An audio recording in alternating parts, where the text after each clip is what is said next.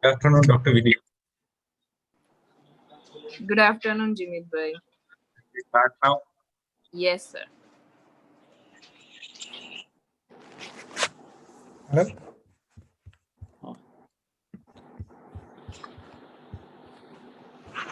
Hi. Good afternoon, sir. Good afternoon, Vidisha madam. Hello, Dr. Malay. How are you? Yeah, fine. How are you? I'm good. You can start the session, Malay.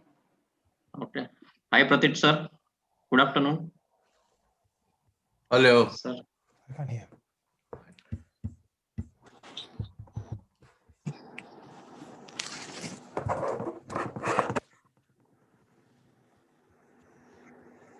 Akash, sir. Dr. Akash Singh is joining. Hello.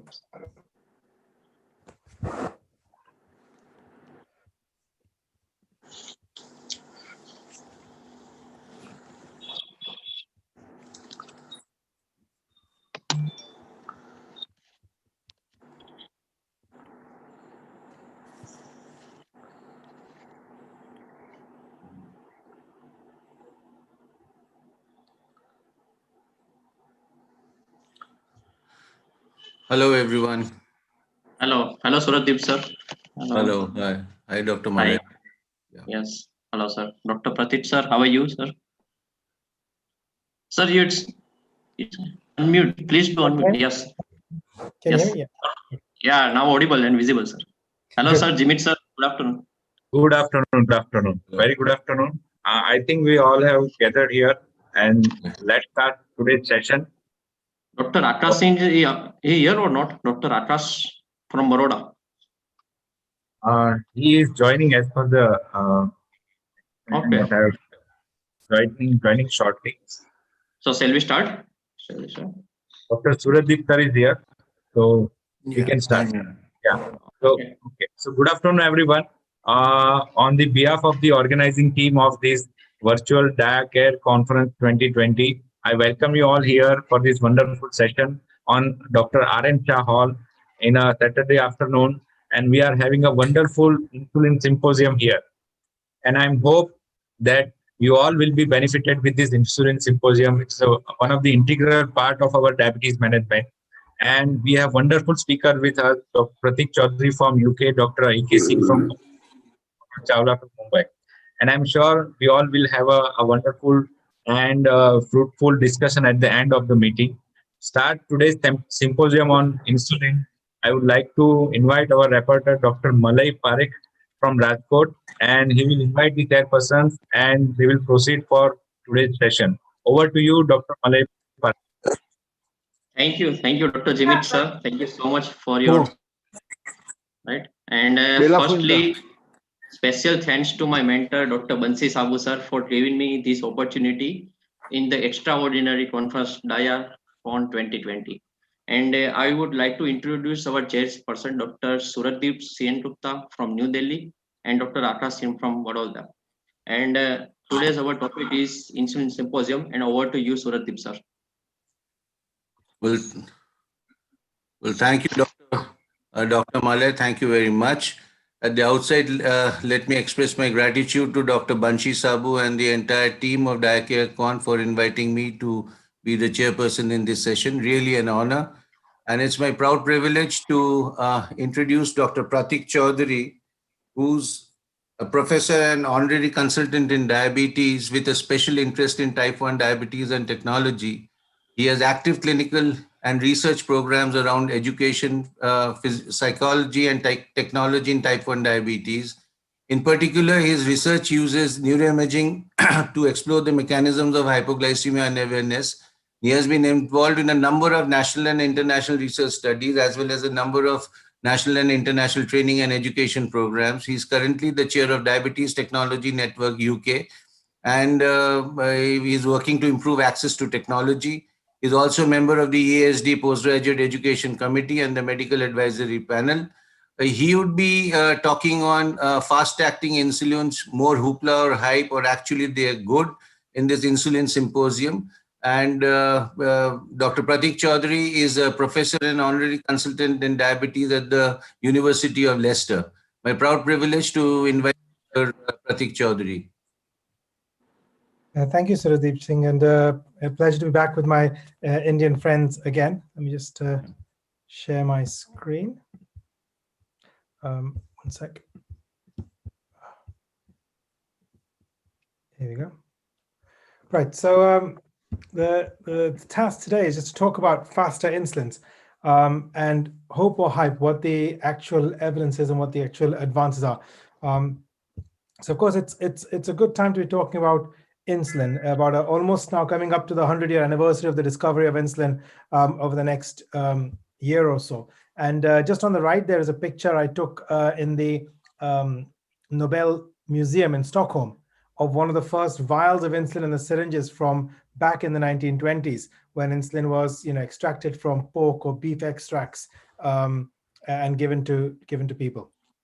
And of course, the chemical structure of insulin was one of the first proteins to be synthesized. The chemical structure you're all familiar with the A and B protein. And then with the analogues, you can move the aspartate or the proline at the 0.28 of the B chain, and that affects the ability of the insulin to dissociate. So what you see on the right-hand side here are actually hexamers. You can see red and blue. These all are 6 insulin molecules with a zinc molecule in between. So that's how the insulin hexamers exist. And the way in which you can get the insulin to act, so whenever you put it in solution, it exists in these hexamers. And the way you get it to act quickly is by altering slightly the structure. So these hexamers dissociate under the skin slightly quicker. So that's basically when you do lispro or aspart, it helps these hexamers to break up quicker, and that's what speeds the absorption. And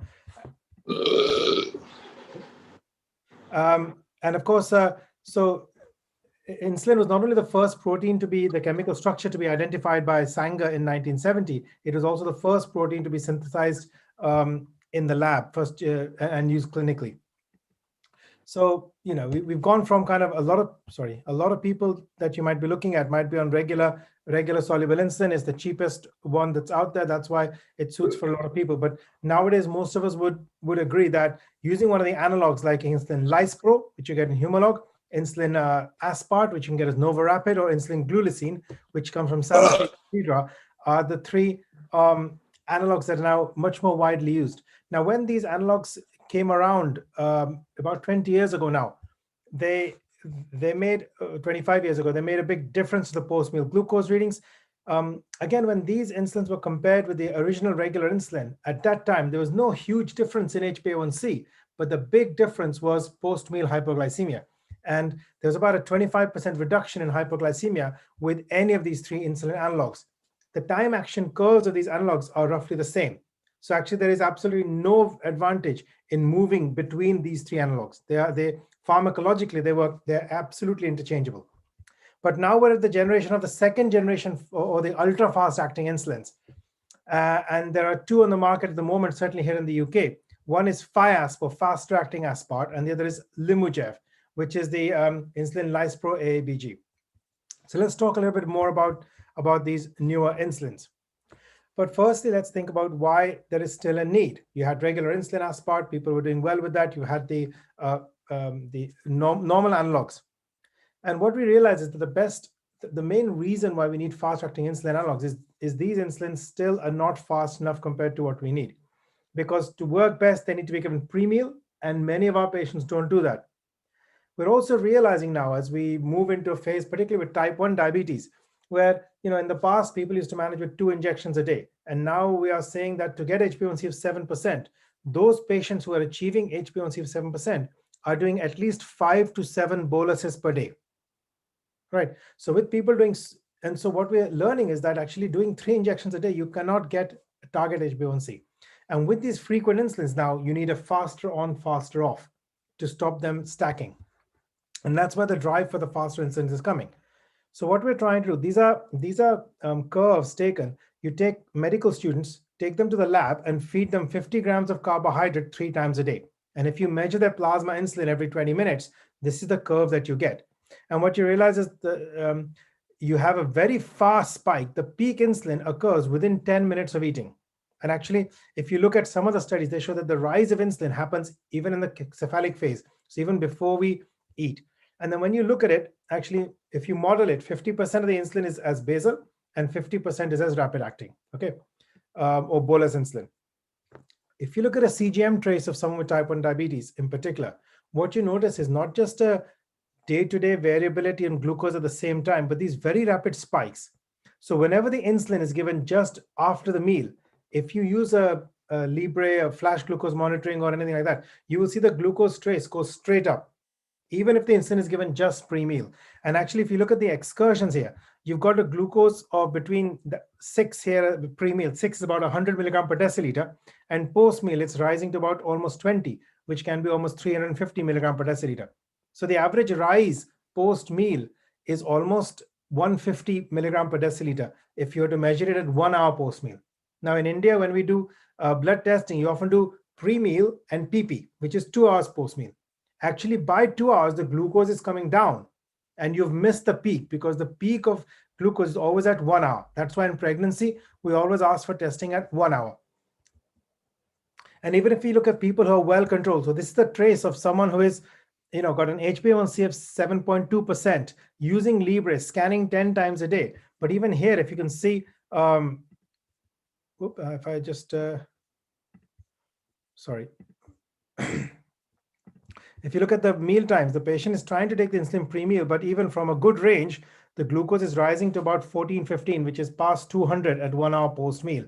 And then if they try and correct that, they come down and it causes post-meal hypoglycemia. So we're seeing this affect their ability to control the glucose. Here again, you've got someone who's in range pre-meal, but post-meal glucose rising to about almost 350. Again, here for the evening meal. So whatever this person does, they cannot control the post-meal glucose, and that's what's limiting the ability of the HbA1c to come down below 7%.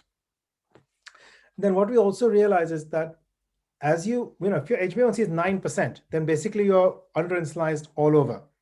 And the big proportion of the high glucose is coming from basal insulin. But as you get people closer to target, you've got them basal enough. Now the big contributor to the overall glycemic profile tends to be more the postprandial glucose. So the better controlled you are, the more important it becomes to get this post-meal glucose in target. And the ability to this, so these are some nice experiments done, which show that the timing of insulin is everything. Many of our patients will be injecting just before they eat or after. They're scared to take the insulin pre-meal because they're worried about hypoglycemia. But if you look at this, here the mean glucose is about 150 pre-meal. And if you inject 20 minutes pre-meal, 20 minutes, you can see the rise there from about 160 up to 180. So the rise is 20 or 30 milligram per deciliter. But if you're injecting post-meal or even as you start eating, the average rise here is almost 100 milligram per deciliter. And actually, there was a randomized study that took injecting pre-meal versus post-meal and found out that with post-meal, not only is the 1 hour peak much higher, but there is a 20% higher risk of hypoglycemia that happens at about 3 hours post-meal. So we know that the optimal timing of insulin is about 20 minutes pre-meal, but we also know that if we go and ask people to inject 20 minutes pre-meal, very few of our patients can do that because they live busy lives. And secondly, will be willing to do that because they're scared of hypoglycemia. Now, actually, realistically, if we know that insulin action doesn't occur within 20 minutes, so if someone hypos between the injection and 20 minutes, it can't be the insulin they've taken. It's going to be exercise or previous insulin that's caused the hypo, right? So if someone hypos within the first half hour post-injection, then that cannot be the insulin they've taken because insulin just doesn't work that fast. In fact, in my clinic, we have a joke running. I call Novo Rapid, we call it Novo Sluggish or Humo Slug because it is slow. And these newer insulins are slightly less sluggish, but there's some advantage. So if you look at this is the data from the type 1 diabetes exchange registry from the US, 25,000 people. And they compared people who are achieving target glucose of 6.5% versus those who are high. And this found that people achieving target were measuring their glucose 5 to 9 times a day, were doing 4 to 7 injections per day of quick-acting insulin. And those people who are running high were doing 2 to 4 injections per day and 2 to 4 measurements per day. The other key difference was 80% of those in good control were injecting pre-meal, whereas only about 50% of those with poor control were injecting pre-meal. Many of them were injecting post-meal. And if you were to ask them, when do you take your injection? And if the patient says, oh, just as I eat or after, ask a second question. So how many times is it more than half an hour post meal that you inject? Because once you said you're going to do it after, then you clean up the bartan, you do whatever else you're doing, and then sometimes you remember to take insulin a little bit later. And that means that people who are injecting post meal are much more likely to miss their bolus and much more likely not to measure their glucose as well. And so although they're taking the insulin, they're not getting the benefit, because if you take the insulin post meal, by the time the insulin starts to work, the sugar is already 80 to 100 milligrams higher. So here again, another study, only 21% were injecting pre-meal. 44% of people, this is a survey from the US, were injecting immediately at the start, and then up to 30% were injecting post-meal.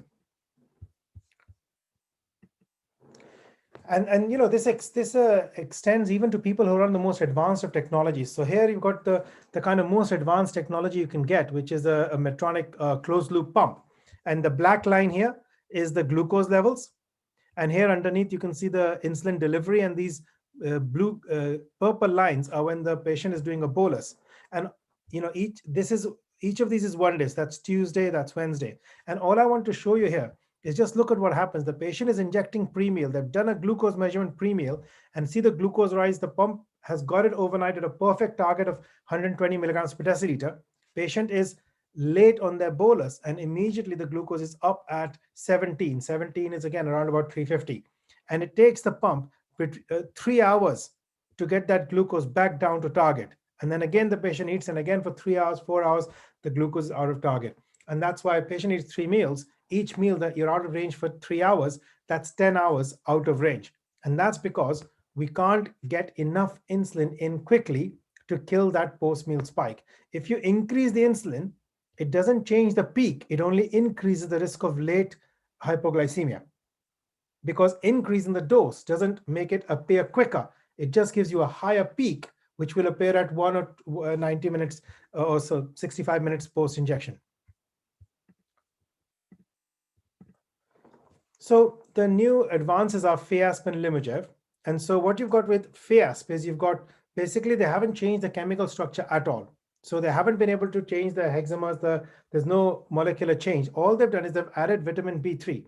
And what this does is this helps the insulin dissociate when it's injected post-meal, injected into the skin. And with Limogev, instead of taking that action, they've added a vitamin C and treprostinil. So treprostinil is a prostaglandin. What it does is it causes local vasodilation. And so when you do the injection, because of the vasodilation, it gets into the bloodstream slightly quicker. Okay, and so so these are two slightly different strategies for increasing the delivery of insulin, the monomers of insulin from the subcutaneous depot. So you take 10 units, it's in the skin, to get it from there into the bloodstream. So these two advances are there. And then just a bit of a mindset. So as you in the insulin, they tried. So this is some data back from Tim Heise, who's worked with Novo on a lot of these studies. And what they've done is you alter the zinc concentration. And as you can see, as the zinc concentration goes down, you remember that zinc was the molecule in the middle of the hexamers. As you bring the zinc down, the dissociation goes up. As you increase the niacinamide, vitamin B3, again, the breakup of the plasma insulin absorption happens better, but you lose stability. So they've done a lot of studies, found out the sweet spot in between of helping the stability in solution, but also being able to get out quicker. And as you look at what happens in the study, the blue line here is faster aspart, and the gray line is normal insulin aspart or Novorapid. And you can see here just a slight left shift of the line. So this is about gaining you 10 minutes in terms of getting to peak insulin 10 minutes quicker. Now look at the timeline here. When I showed you that slide of what happens in the human, normal human, you and I, our peak insulin happens at about 10 minutes post-meal. Even here, the peak here is moving from around about 50 minutes to 40 minutes. So it is still 30 minutes behind what it needs to be, but slightly quicker. And you can see here, the insulin delivery in that first hour is also slightly more. It's about 20% higher insulin delivery in the first hour. So these chemical changes certainly have pharmacodynamic benefits. And actually, when you compare, this is a study again by Tim Heise, and he's compared all the 4 insulins. I want to take this slide a little bit slower. So this is serum insulin. And if you can see, you've got the Aspart and Lispro are here at the bottom in the light blue and the gray. And you can see they're almost exactly one above the other, all the way out to 1 hour post-injection. When you get the peak insulin is around about 0.7 to 1 hour. So that's about 45 minutes to 1 hour is the peak insulin. And roughly it's the same. Here it's showing Aspart slightly higher peak, but in terms of speed of onset, there's nothing between them. You look at faster Aspart, which is the dark navy blue, you can see much quicker. So at 20 minutes post-meal, it's almost double the amount of insulin is there. And if you look at ultra-rapid Lispro, which is Limogev, that is again slightly higher. You can see here the peak levels are the same, but you're just getting that peak. Instead of getting to that peak at 50 minutes, you're getting to that peak at about 0.5 of an hour, which is 30 minutes. If you look on the right, this is a very interesting data when they look at not the insulin levels, but actually the post-meal glucose. And so I want to draw your, let me just, let me draw your attention to the gray line here, because the gray line down here is actually the healthy subjects. So this gray line here is healthy subjects. And so you can see you got a peak insulin very quickly, and then it stays pretty high for about 2 hours, and then it comes down. And now look at what happens with Lispro and Aspart. This is the gray and the kind of light blue here. The peak happens at about 1 hour. It stays high, and both of the traces are superimposable. So it doesn't matter if you use Novorapid or Humalog, you get pretty much the same profile. The Aspart here gives you a lower peak, but it's slightly faster. This is the glucose rise. Sorry, it's not the insulin levels. So the glucose goes much higher if you give them faster Lispro or Aspart, and stays higher for 2 hours. If you give them faster Aspart, the dark blue, you can see the peak glucose is higher than healthy subjects, and later on also the glucose is higher. And then the red is ultra rapid Lispro, and the peak here is actually lower than the peak in healthy subjects.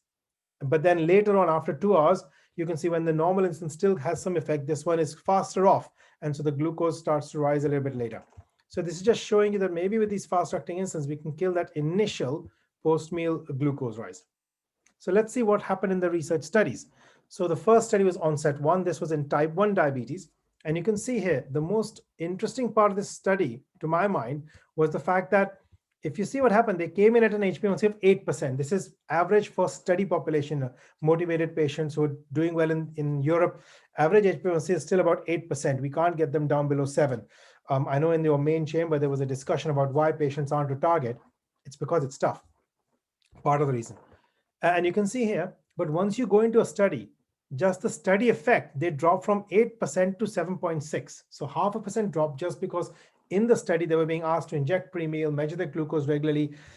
Just maybe because you're in a study, you become a bit more motivated. And actually, through the study, the difference in HbA1c didn't really change much. But here, the dark blue line, which is the faster Aspart, you can see just dropped a little bit more, and in the end ended up being below Aspart. They had a funny idea to try and use the Aspart post-meal, which didn't work because actually that was the worst outcome. And it's very strange that a lot of Novo's marketing has been this insulin can be given post-meal, which I don't understand at all because it's the worst outcome. And we know that even when you give it pre-meal, it's going to be slower than what we need. So I must admit, I find it very strange that it's being marketed as a post-meal insulin. What we can say is when you give it pre-meal, it functions better than normal Aspart. And given pre-meal, it functions the same as normal Aspart given 20 minutes pre-meal, if you give it just before meal. And you can see here with a fixed meal there, look at the increment, the plasma increment after medium bolus at 1 hour, 6 millimoles, 120 milligram per deciliter. So when you give no rapid, your post-meal spike is 120. If you give it 5 hours, then the post-meal spike is 4, which is 80. 80 or this peak is 5. So maybe you're buying 20-25 milligram per deciliter reduction in the peak insulin, but still a rise of 100.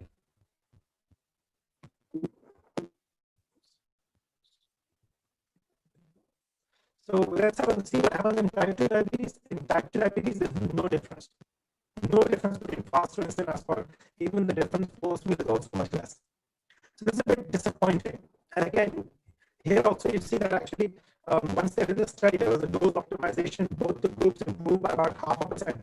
The biggest impact was actually taking part in a study, being asked to measure your glucose more frequently being seen by a study team, and you get a 1% drop in HbA1c, but actually the insulin didn't seem to have any benefit here. Let's see what was the difference in HbA1c. Of course, what are the reasons? If I go back here, reasons why there was no difference in HbA1c is that these are treatment target studies. So in the next cohort, insulin will see a lot of these studies show the same big difference in hypoglycemia. So let's see if that's the same in basal and bolus insulin as well. Actually, if you look at onset 1 and onset 2, there were really no differences in either severe hypoglycemia, 1 hour post meal or 2 hour post meal. The numbers that are so similar, no significant difference in hypoglycemia either. So, when you compare regular insulin, which is ActRapid with NovoRapid, or human S with Humalog, you see about a 20% reduction in hypoglycemia. But with the fast-acting aspart, we didn't see that. Was there any difference in pumps? Again, in pumps, actually, if you look at the blue line, this is a study done in young people, whereas this is an adults with diabetes on pump. Actually, with fast aspart, the HbA1c is a tiny bit higher. No significant difference in hypoglycemia, no difference in HbA1c either. And the hypothesis here was that, we thought this would be where they really benefit because the pump patients are doing low boluses, but there was no difference here either. This was again strange, disappointing. No one's really sure why we got these results. Maybe one of the answers in one of the CGM sub studies. You can see here the post-meal spikes, the blue lines are lower than the gray lines, showing that the post-meal levels are lower. But if you look at the figure D, the other side, you can see that pre-meal levels are always higher. And one of the things we are thinking is maybe that's because if you're using a faster-acting insulin, you have to get a higher basal percentage.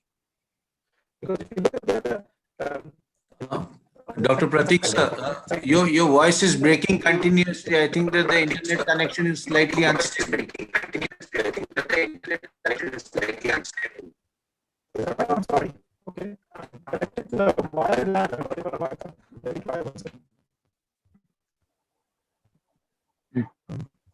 I think with Brexit, the internet connection has also been taken away by EU.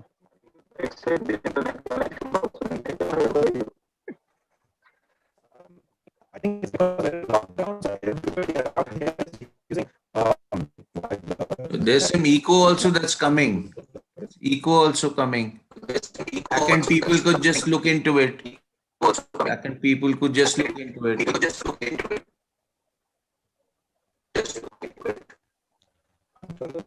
Dr. Sengupta, the echo is even when you are speaking. So I think it's... Yeah, exactly. Yeah, so I think there's something that the backend people need to just look up. Okay, I will call RX team.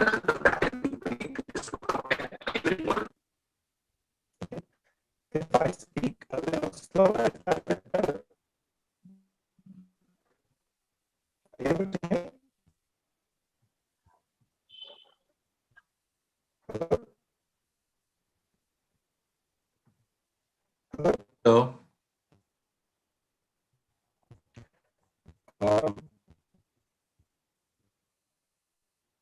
Can you hear me?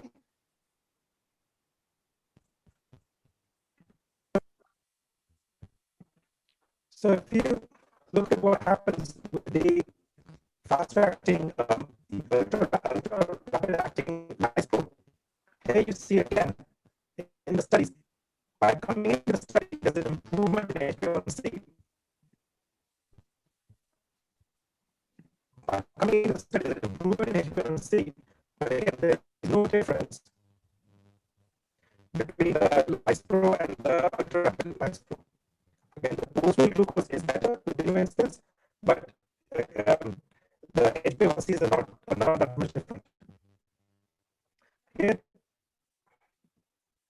there was again in type 2 diabetes, again, no difference in HbA1c, but a low post-meal glucose, and again, no difference in hypoglycemia either. With pumps also not much difference. So I'm just going to go to this one. My thoughts on the data are that the ultra-rapid insulins are less impressive than expected. Maybe you need much more frequent bolusing to get the benefits, and these insulins are better for those people who want to get the tightest control.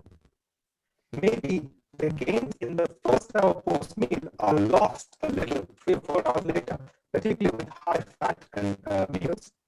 And maybe we need to have a higher basal percentage with these patients. There is certainly better post meal control, and for those people really tight, this is beneficial, but it still needs to be taken premium. And so for any given time of injection, your post meal peak will be 20.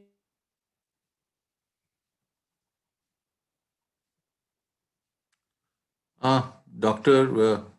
Pratik has locked off. Hello. Yes. Doc- Yes, Suradip. I think connection is lost. Yes, I think. Yes, sir. Yes, sir. Just we are trying to reconnecting Dr. Yeah. Pratik. Yeah. This problem is going on for last 10-15 minutes. I just thought to write to all of you because he is going without knowing that what is going on. We just mentioned that also, sir. Just mentioned. Yeah, I know, sir, but it was not good to interrupt from our side. Yeah. So yeah, and Harshit, what I noticed in between that it was coming that Surjit Sen Gupta is the host now. Then it came Harshit is the host now. So is there anything going on between hosting from Ahmedabad? So look Nothing. into that. so we are live to audience also.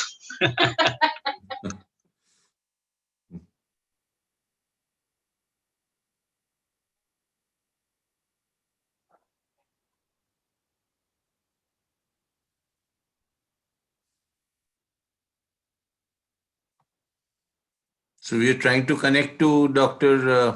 Pratik. Yes, just calling him, sir. Yeah, sure.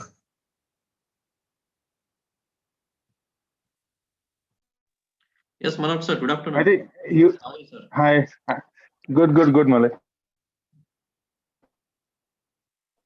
I think Dr. Pratik was almost done with his talk and giving his last slides. So time we can go ahead with AKs.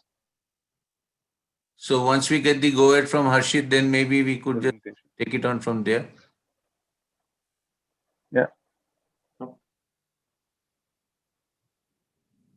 The problem is it's very difficult to find out whose internet connection is poor. For example, right now Manoj goes completely silent. I thought I am gone or he has gone.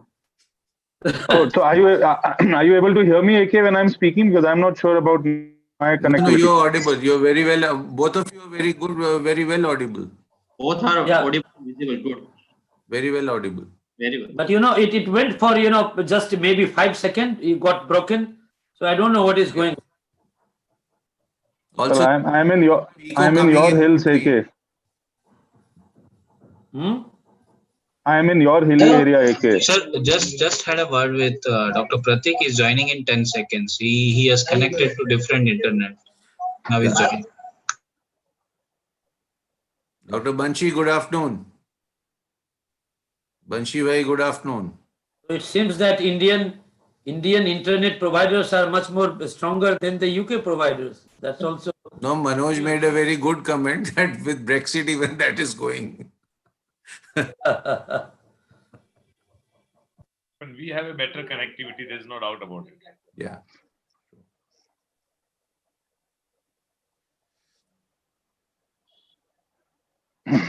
What Manoj we can do is, or AK, should we start if he is not joining? Yeah, Pratik sir joined. Sir, Pratik sir. Yeah. Okay. Yeah. So, Dr. Pratik, you were on the last couple of slides and you were summarizing. Are you? Hi. Yeah, no, that was indeed my last slide there. I'm sorry. Were you able? Hello. नहीं होगा भैया UK Oxford वाला vaccine Pfizer What we can tell him, you please now don't share the slides or don't even show your face. You can just show. I mean, you can just conclude by telling, and then we can have the AK. अरे बाबा Bansi is not here.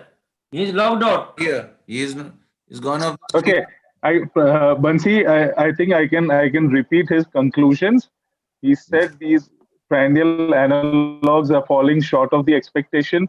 It doesn't sufficiently creates problem in the postprandial period. Maybe patients will require more basal insulin.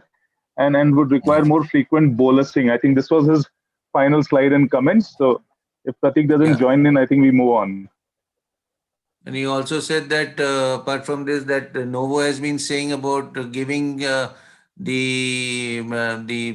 Novo Rapid even post meals. That should not be done because he showed data enough which was. I'm calling Pratik just now and telling him to.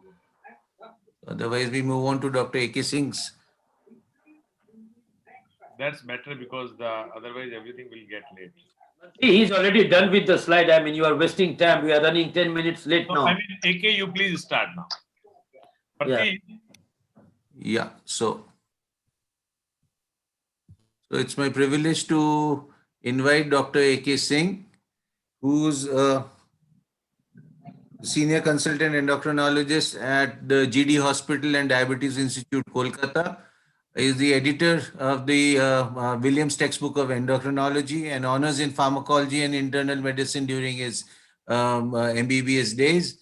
And he has received numerous citations and awards and orations, has more than 100 publications in international and national journals, including The Lancet, BMJ, Diabetes Care, Diabetes, Obesity and Metabolism. And he's been a contributor author for Indian Insulin and Biosimilar Insulin Guidelines, API and RSSDI textbooks, reviewer in the Lancet Diabetes and Endocrinology, BMJ, Diabetes, Obesity and Metabolism, Diabetes Research and Clinical Practice, Diabetic Medicine, and Indian Journal of Endocrinology and Metabolism.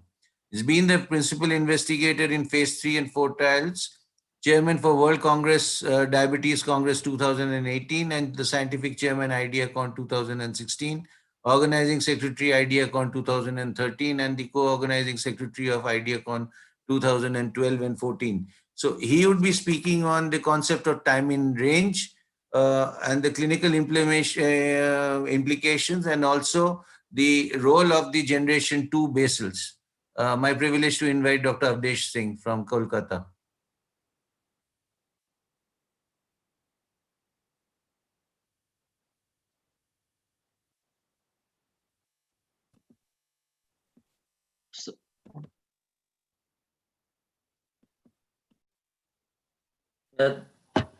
Thank you, Dr. Sen Gupta, for the kind introduction. Thank you, Bansi Bhai, organizer of DiaCare-Con 2020 virtual. It's a privilege to be among all of you. So my job is to take you through a new concept in treating diabetes with time in range. It's very exciting for interventional cardiologists, diabetologists. Now we have put a newer name to people, those who are engaging in intervention in diabetology, and good to see that, we have got something to offer to our patients as the, time passes by. Now, the point is whether, these are highly evidence-based is the point which we need to discuss and rediscuss. And if it is really, important at all, then what is the role of generation 2.0 basal insulin? So where does the basal insulin fits into correcting your blood sugar into time in range? So first, before I start, this is a Sanofi sponsored symposium, and so therefore that's my conflict of interest. However, the entire presentation is absolutely science and nothing to do with Sanofi itself. What I'm going to do is that let's divide this discussion into 4 parts quickly, and just overview of what is TIR. Let me, confess here that I'm not expert on TIR. I have got as a small knowledge as many of you may have. However, what I learned is that this is a new entity which is being discussed. But then again, with a caveat that there are minuscule evidence, it is still in the fetal stage to my eyes as a researcher and scientist. So what all about is being discussed is that we have come from the, the triad of fasting, prandial, and HbA1c to now glycemic hexad, adding, glucose variability or glycemic variability into that picture as a prominent one of the index endpoint for complications of diabetes. But again, I would re-emphasize, this is the weakest link of diabetes complications till date. We have got mammoth evidence to conclude that HbA1c fasting PP is directly related with both macro and microvascular complications of diabetes. If you compare this glucose variability, this is still in the fetal state. However, this is emerging with the upcoming data. Now, if you add hypoglycemia into this triad, it becomes a hexad. As you can see, these are very interesting nomenclature with perhaps little less value, in the current scientific evidence. Now, we have also been taught that glycemic variability is related to increased oxidative stress. Of course, glycemic variability is related with hyperglycemic and hypoglycemic excursion, needless to suggest that. But then we don't have any, the great tool to actually lower glycemic variability. And if still you have got a tool, we don't have enough evidence at the moment to suggest that lowering glycemic variability would lower the complications of diabetes. However, from the hypoglycemic and hyperglycemic context, it is important, and we don't want our patient to either end up in a hypo or a significant hyperglycemia. And therefore, the entire concept of time in range came into the picture. Now, HbA1c is a crude index, and I have been to be a great criticizer of HbA1c when ADA, ESD, and ACE guideline brought HbA1c in their treatment panel to decide whether you need a monotherapy or a dual therapy or a triple therapy, because HbA1c is never a real-time glucose, level of the index patient. It only gives you, past picture. So I consider HbA1c as a past tense, and this time in range as a present tense. And of course, you will treat diabetes on the basis of present tense, not the past tense. We have experience in day-to-day clinical practice. Many of your patients comes back to you with a high HbA1c, with a reasonable fasting and prandial plasma glucose. So, by considering that his HbA1c is high, I'm going to increase the dose despite the fasting and prandial is good. Perhaps answer is no, because there are a lot of, issues if you really target HbA1c for the immediate management of the plasma glucose, whether it is fasting and prandial.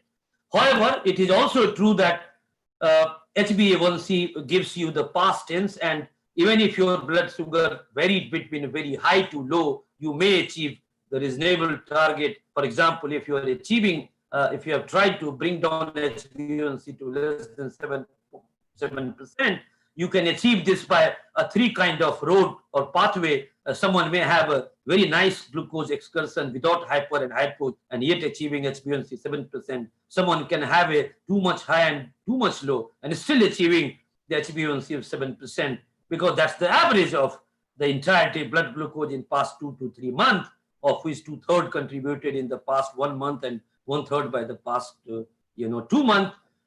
So therefore, there are many ways to reach to 7%, but the entire target is to not to go into too much low and high, and therefore this concept of time in range came into the picture. The story goes back to 2019, and there were experts across the world, those who sat together, and at ATD 2019 this concept was carved out, and over the last 1 year now it has came into the limelight, and different guidelines in the world recognizing this importance of continuous glucose monitoring and time in range. But then, as I said, as a caveat, it is still in the fetal stage, and we need a lot to generate data to really go for all out with regards to the time in range. So what is this time in range? Quickly, that you need to have your blood sugar between 70 to 180, 70% of your, in the 24 hours of your entire day. That's a very simple idea. Keep your blood sugar by 70 to 180 range. Now, if you're exceeding that range, then you have got two kind of hyperglycemia, level 1 and level 2. As you can see, 181 to 250 is level 1, and more than 250. The idea is not to cross the level 2 hyperglycemia. You may have even level 1 hyperglycemia, that would be fine, especially in those having a comorbidities or elderly people. But then you shouldn't go into this yellow range of level 2 hyperglycemia. Similarly, as you know, hypoglycemia definition has been brought down from 70 to 54 recently. Naturally, that's why there is a level 1 and level 2. Level 1 is between 69 to 54 and level 2 is less than 54. So the entire idea of this time in range is to have a real time evidence of blood glucose ranging between 70 to 180. Now these time in range varies with the different population, and this is how it was proposed, that you can see here in type 1 and type 2 diabetes. Ideally, you should have your time in range more than 70% of times between 70 to 180. And as you can see, this is more stricter in someone having a gestational type 2 diabetes with pregnancy. As you know, as we learned from the HAPO study, that every quartile of increase in blood sugar is associated with increase in perinatal complications. So therefore, the time in range concept is very strict for pregnancy, diabetes, and gestational diabetes, whereas it is again little bit flexible for those who are older or higher risk. So this is how the time in range is being discussed in the modern treatment of diabetes. Now then, why it is important? So as you can see that this data, as I said, very beginning, and I would like to re-emphasize that this is still in a fetal stage. It looks little bit intimidating that really, if you are having a time in range, your risk of retinopathy is increased by 64%, nephropathy by 40%. This is not the real data. This data has been, derived from DCCT trial, happened, a couple of decades ago, on the basis of that. So this is a epidemiological calculation of a randomized controlled trial. This is a statistics, not the real data, which suggested that with the TIR of 10%, you increase retinopathy and nephropathy. You can see neuropathy data. You can see there are two reference here, which is, this neuropathy data is in a CKD patient with 100 patients data. So the only one study here is with neuropathy, which was published in BMJ. So you can see here, open, and this is a data of 100 patients in patients with CKD. In CKD patient, HbA1c is never a great tool to look for.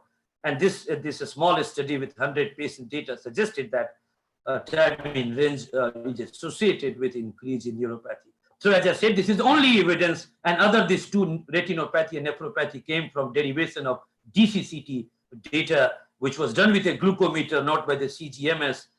So this is still in a fetal stage, very simple. And when it comes to carotid intima media thickness, that's even a poor evidence for any hard endpoint outcome. Nevertheless, this is gaining momentum at the current point of time, because the fact remains is that TIR is the real-time glucose control compared to the HbA1c, which is past tense. So what are the global guidelines which has looked into this? And because of those data, as I said, which was a consensus at ATD in 2019, has been now looked upon. ADA has talked about this, but this is not also brought into the guidelines directly per se.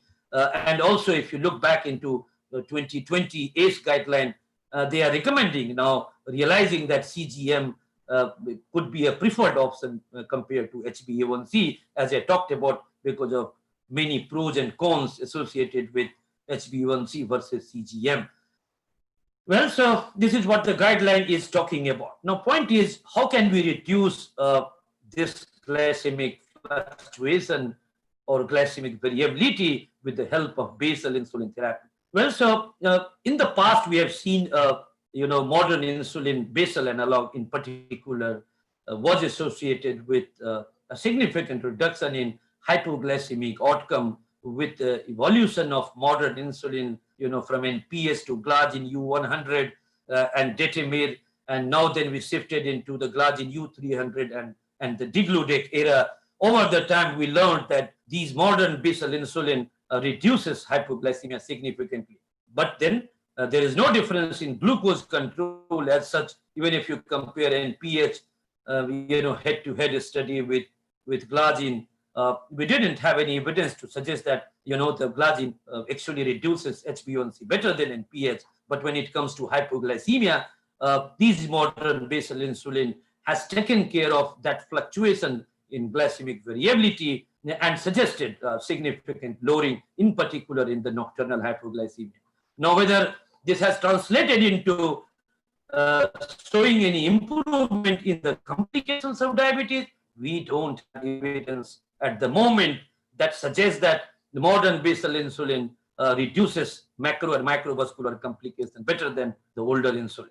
So that's the most important point. This suggests that although these modern insulin has lowered glycemic variability quite significantly, but that didn't translate into further reducing the complications of diabetes. That's why I suggested that glycemic variability and complications of diabetes is a weakest link at the moment, to go a little far on looking after this part. However, the hypoglycemia reduction is, of course, the very important in taking care of your patients with either type 1 or type 2 diabetes.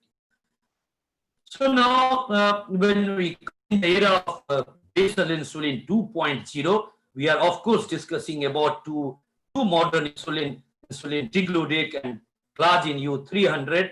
So this is a slide in front of you where 2 PK/PD study was conducted with the 2 insulin manufacturer, Novo Nordisk and Sanofi. These are the company-sponsored trial PK/PD studies of digludec head-to-head compared to glargine, done in patients with type 1 diabetes with a euglycemic clamp. And surprisingly, both this study suggested completely diagonally opposite result, while the Sanofi study find digludec 300 better than digludec U100, at least with regards to the glycemic variability. And in contrast, if you look into the Novo Nordisk study, they suggested that digludec U200 is better than glargine 300 with regards to reduction in glycemic variability. Now, the point remains is that you need to understand that in the Novo Nordisk study, it was digludec U200, which is not available in India, which was compared to glargine 300, whereas in Sanofi, it was digludec U100 versus glargine U300. There are a lot of differences between these 2 PK/PD study. I'm not going to detail, but as a clinician, we were surprised to see that how 2 different PK/PD study conducted by 2 pharmaceutical companies went in opposite direction. Where is the science? So recently, very recently, in fact, a couple of days back, this paper came out in Diabetes Care, and this is not sponsored by either Novo Nordisk or Sanofi. They further did a PK/PD study and compared glargine 300 to insulin digludec U100, and this study find that glargine U300 had 23% lesser variability compared to glargine digludec U100. So that's an independent PK/PD study, not related to any pharmaceutical company, that suggested that digludec is having little larger peak compared to insulin glargine U300. So that's the first independent evidence that suggested that maybe glargine U300 could have a better lowering of glycemic variability. Now, as a clinician, this is for research purpose. As a clinician, we want to know whether this difference in reducing variability translates into reducing hypoglycemia. That's what, as a clinician, we are concerned. So let's look into how does insulin digludec compare to glargine U300 with regards to the glycemic variability. So we do have some small evidence, generated very recently. So this is very small data of 30 type 2 diabetic patients having CGM for 5 days, as you can see, and put into either glargine 300 or insulin digludec 100, and the time in range was the primary target of mean percentage of remaining between 70 to 180. And you can see in this study, both insulin was looking like a mirror image to each other. However, if you closely look, there is certain difference, especially in the nocturnal timing, and this data suggested that glargine U300 had a much better percentage of patients between 70 to 180, especially during the night time. And as you can see, the p-value of anytime hypoglycemia, nocturnal hypoglycemia, and severe hypoglycemia was significantly better in glargine 300 compared to degludec. But again, with a caveat that this is a type 2 diabetic patient study, and this is not a guarantee. If you want to do this kind of a study, please get it done in type 1 diabetes. So this can give you a hypothesis, but not a original proof with 30 patients data. The next study also came into the limelight with another set of 24 diabetic patients. Very small study. You don't expect CGM study to be a big study. So again, a smaller study, 24 study profile, and again, replicating those findings that nocturnal hypoglycemia seems to be significantly lower in insulin glargine U300 compared to insulin degludec. The third largest evidence perhaps is this one. This is a real world data called One Care, a study in roughly 100 patients. So this is much larger with regards to the CGM study, and this was presented at this year at EASD. And you can see these are the patients who were switched from conventional insulin to the modern basal insulin analog, either glargine 300 or insulin degludec 100. You can see roughly 100 patient data in each arm, so roughly 200 patients profile. Primary endpoint was having a percentage of time in range between 70 to 180, and here is the result in front of you. So when you look into the TIR, it basically remains similar, when you are comparing two insulin together. However, if you closely look into this data, it gives us a hint that during the night time, somewhere between 12 a.m. to 6 a.m. in the morning, the nocturnal blood glucose range was much better, between 70 to 180 in insulin glargine U300 arm compared to degludec U100. So that's one of the good evidence right now in real world setting. But then again, as you know, the caveat of a real world study giving us a hint that insulin degludec U300 is not at all inferior to insulin degludec. This would be my conclusion. I would not say that they are greatly superior, but I would say that insulin glargine U300 is as good as and not at all inferior to insulin degludec when it comes to bringing down the TR between 70 to 180 through these CGM studies. Ladies and gentlemen, to finish my presentation, as I said, glycemic variability and time in range has been associated with significant fluctuation of blood glucose. I don't agree whether it is really related with diabetic complications still in fetal stage. TR is important, but it is difficult to measure because we don't have every patient who are willing to go for a CGM or even SMBG with 7 to 8 blood glucose monitoring in a day. So difficult to practice, but then it's good to know how is the blood sugar in the real time manner. The second generation insulin 2.0 insulin glargine U300 and degludec, of course, has shown a better, flatter glycemic profile compared to the older insulin, and that's the reason why they have shown a significant reduction in the nocturnal hypoglycemia. And right now, the recent data, although in a smaller scale, does find glargine 300 may have little better outcome compared to the insulin degludec. However, these are the smaller evidence. We need to have a larger study, which is right now undergoing, comparing between glargine U300 and degludec with regards to the TAR in the randomized double-blinded trial. That will finally answer that X is better than Y or Y is better than X. Thank you very much for your patience listening. Thank you very much, Dr. Avdesh Singh, for bringing out the comparison between the modern generation basal analogs. I don't see any questions in the chat box. I think we'll thank you for a very marvelous presentation. If there are any questions from the panel? No. Thank you very much, Dr. Singh, for a very marvelous presentation. Thank you, sir. So, is my co-chairperson here, or then I may ask him to introduce Dr. Manoj Chawla, the last speaker of this insulin symposium. He's not here? Sir, please unmute. Please unmute. Sir, Akash Kumar Singh, please unmute. Yes. Now it's audible. Doctor, Dr. Manoj Chawla is a well-known speaker. Everybody knows him. He is a director and consultant diabetologist at Lina Diabetes Care and Mumbai Diabetes Research Center. He is a consultant diabetologist at Asian Heart Institute and Research Center. He is with SN Raheja Fortis Hospital, Mahim, founder president of United Diabetes Forum, which is a large body of diabetologists in India. Honorary visiting faculty at D.Y. Patil College. He is a RSSJ fellow and principal investigator in various trials, and he is a speaker in almost all the diabetes and endocrinology related conferences. So I welcome him to present this lecture. Dr. Chawla would be speaking on insulinization in type 2 diabetics with Thank you. basal and during the COVID-19 pandemic. Thank you.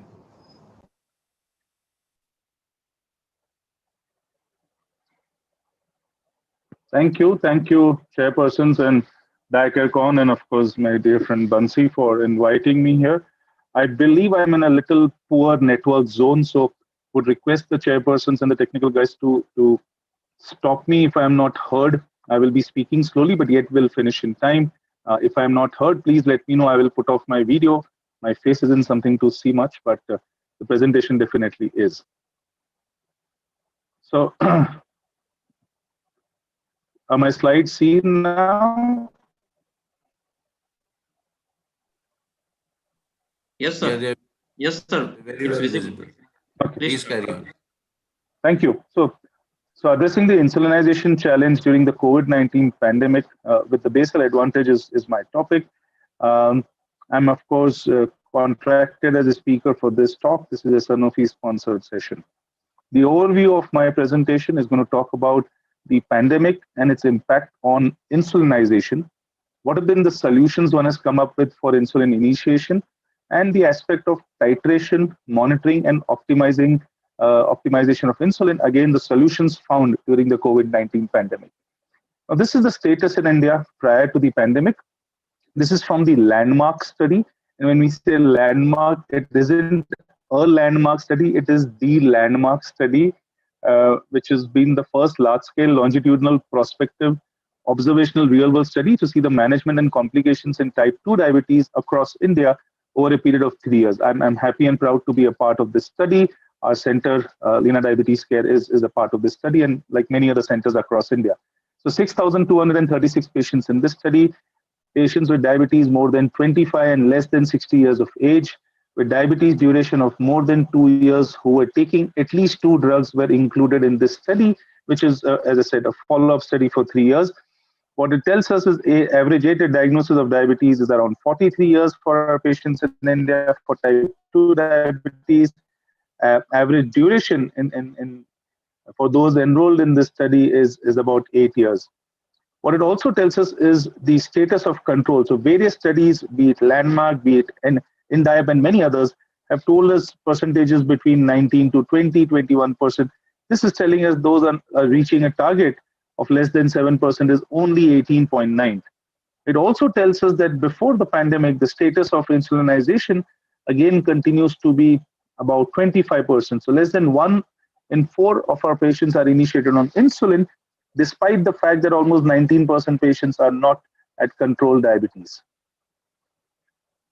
Now, COVID-19 and its connect with diabetes, it has posed many challenges. People with diabetes are at increased risk of severity and mortality from COVID-19. A lot of predictive analysis models which spoke about what would happen during the pandemic.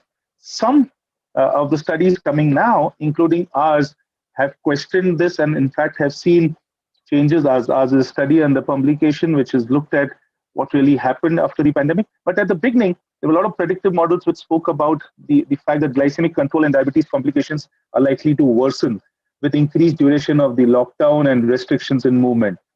The risk and severity of COVID-19 in people with diabetes can be reduced with general precautions, good glycemic control, and proper monitoring.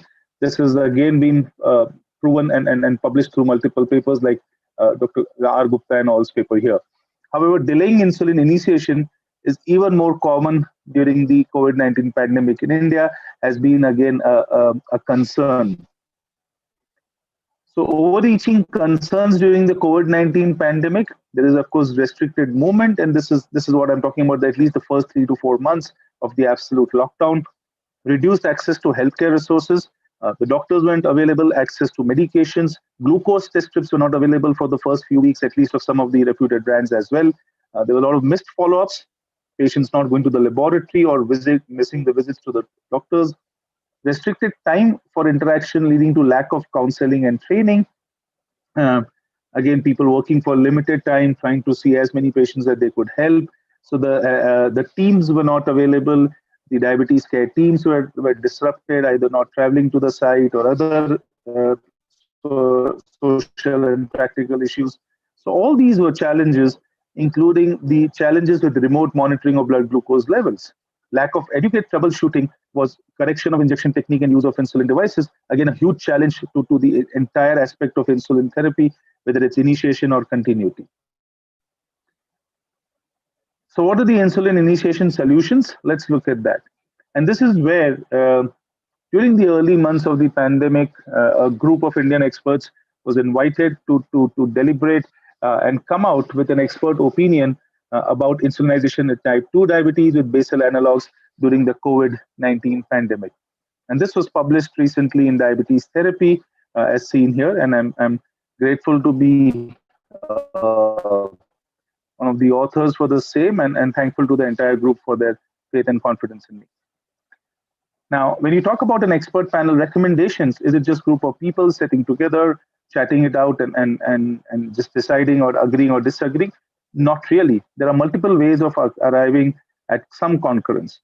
One of the ways is the RAM method, which is the R&D, which is research and development, or the University of California at Los Angeles appropriateness method, the RAM method, and I'll speak more about that.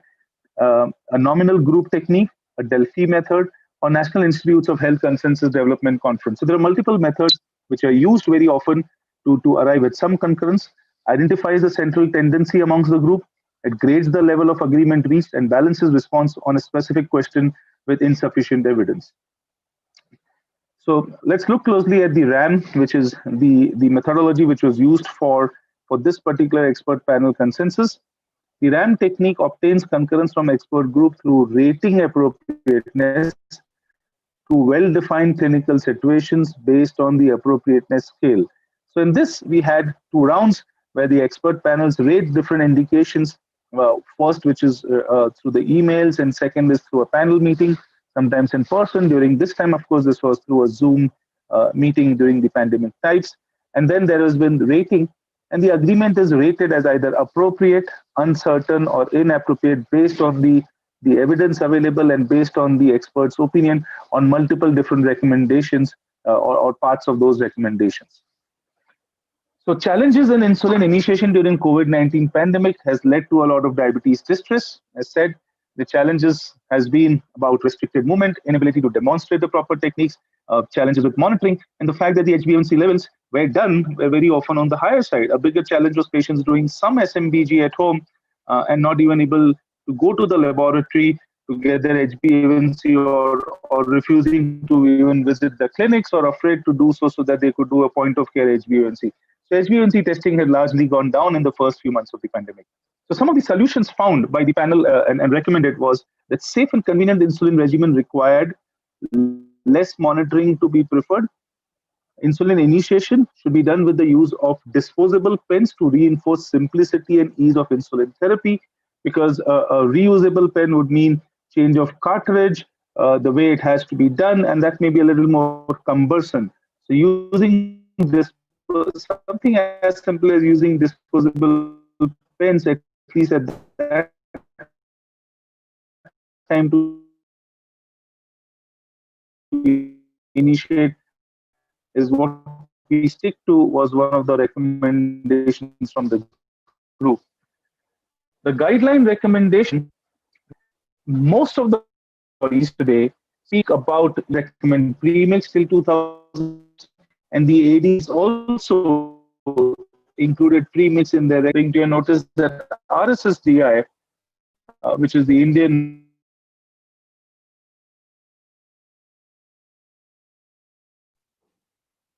Dr. Manoj, your voice is breaking. Dr. Chawla, your voice is breaking. I think, sir, please unmute. Manoj, sir. Please unmute. Please unmute. Unmute yourself. Sorry. I'll share again. I think I got locked out. Let me share again. Yeah. Was I heard till the time that I was? Sir, if you face the problem, I can share your PPT. No, I'm sharing the PPT. It is okay. Yeah. Okay. Yeah. So you were out here only. Yeah. This time. Yeah. Right. So I was talking that ADA 2021 also recommends basal insulin as the most convenient initial insulin regimen in patients with type 2 diabetes. The basal insulin is simplest and most convenient to initiate. That's the ADA recommending the same. The B Smart guideline, again, a part of the initiative itself, also mentioned that basal only regimen is the most convenient initial insulin therapy. You also had another recommendation by Dr. Sanjay Kalwa and group, which was published way back in 2016, which spoke about basal insulin involves only one injection per day, and you do not require adherence to inflexible meal patterns or quantity or composition, and hence again recommended to be the convenient way for initiating insulin. Now, this was a presentation, so this was a publication which happened in June, in fact, which was something which was an initiative which drove this expert panel to come out with the Indian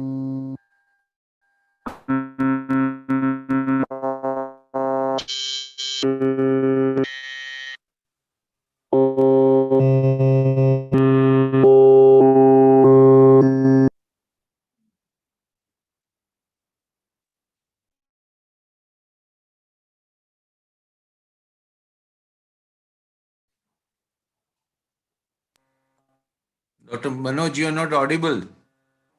Not audible. Can you hear me now? Yeah. Audible now. Yeah. Okay, because I got a signal that the host has muted me. I don't know why the host is muting me, but I got a signal that the host is muting me. Sir, there is a internal issue from your side, so that's why I muted. Can I proceed? Yes, sir. Yes. Hello. Clear, sir. Yes. You can proceed. Okay, so this was the Earl Hirsch's presentation publication, which spoke again about that basal insulin should be. So we know about the ADA ESD recommendation about after metformin that looking at the comorbidities and choosing different drugs. But here again, the Earl Hirsch's publication was very clear that when you have HbA1c more than 9%, do not wait insulin initiation and use basal line as the second line after metformin to avoid complications in our patients. Now, basal insulin can additionally address the glycemic variability in TR, and this slide was also shown by Dr. A.K. Singh, so I'll skip that. But it clearly speaks about the fact today that when we use insulin, we need to look at options today which are also showing improvements in glycemic variability and reduction in TIR. I think the concept of GV and TIR is a little beyond just in its fetal stage or infancy, but big thing to crawl and walk, definitely. I don't know how long it will be before it stands up and starts running, but definitely a clinical consideration for most to have to consider drugs, not only insulin, but all drugs which are getting evidence for reducing GV and improving the TIR.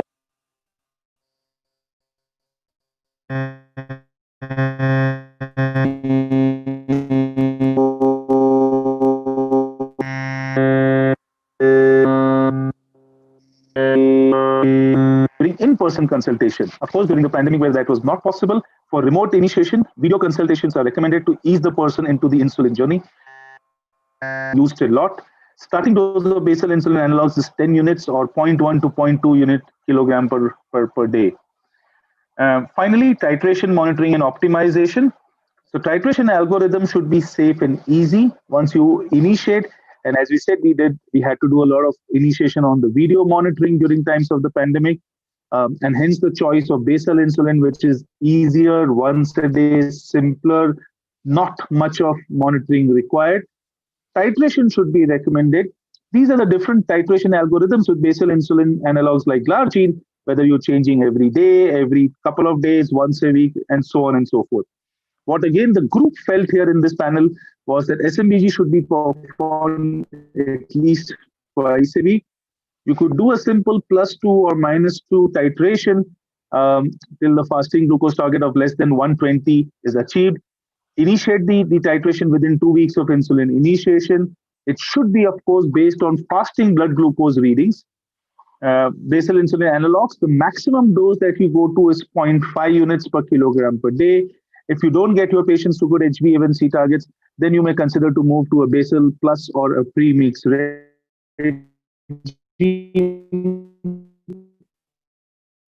And we stuck to 0.5. There are some reports of 0.7, especially with the second, but this expert panel group felt like glargine 300.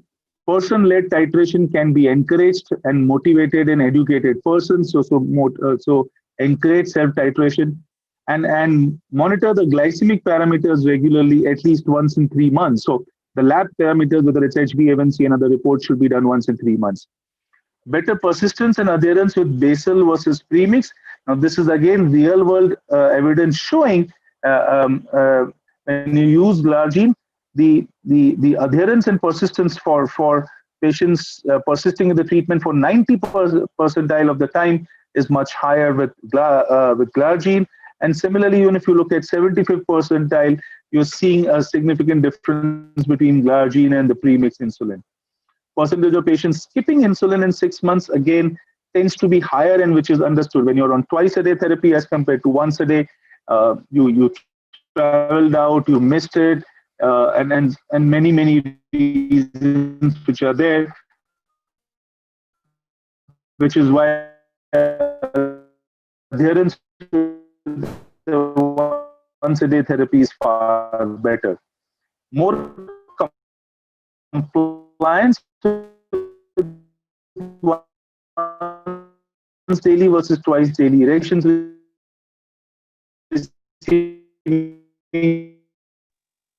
once daily insulin had approximately 44% more adherent days compared with basal improves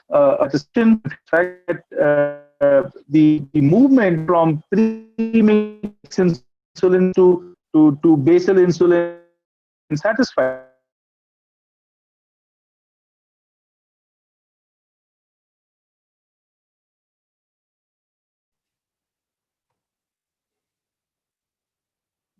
Your voice has stopped. I mean, Dr. Manoj, can't hear you.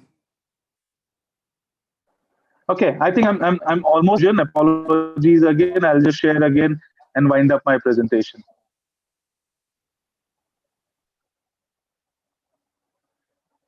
Okay, here we are, and we move ahead. So this was a study which spoke about shifting from premix to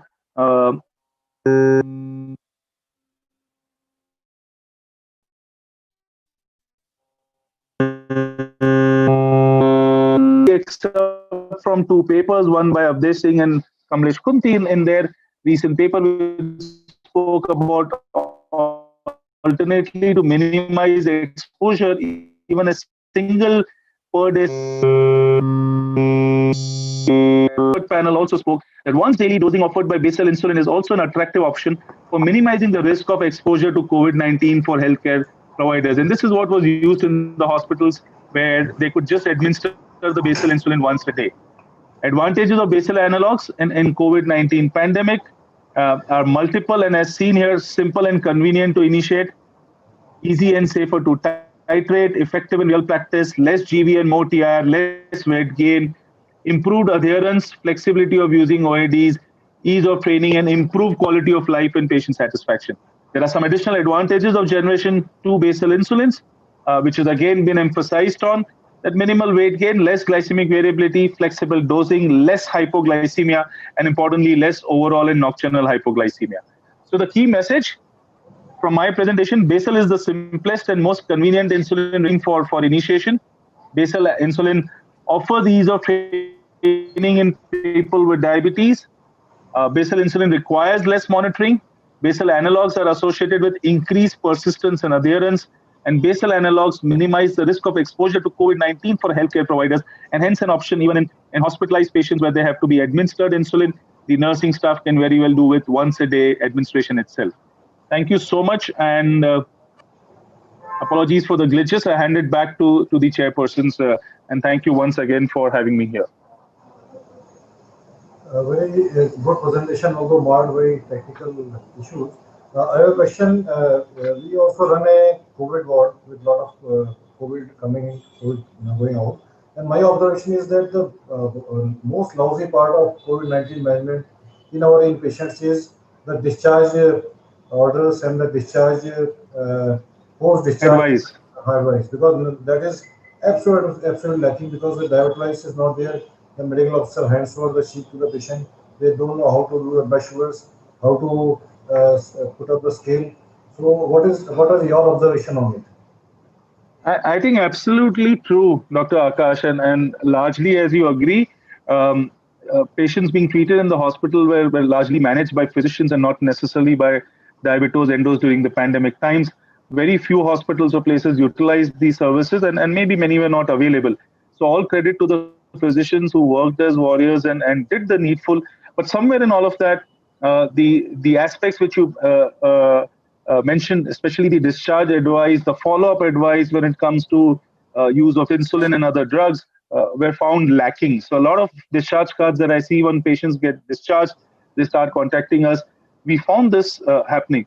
But one thing I also saw with change in the past, where physicians used to use simple methods of treating diabetes in the hospitals, was using regular human insulin 3 times a day was the standard old means. And as a diabetologist, endocrinologist, every time one would frown that how you're not using a long-acting insulin, how will you reach and cover the fasting sugar? But that seems to have changed.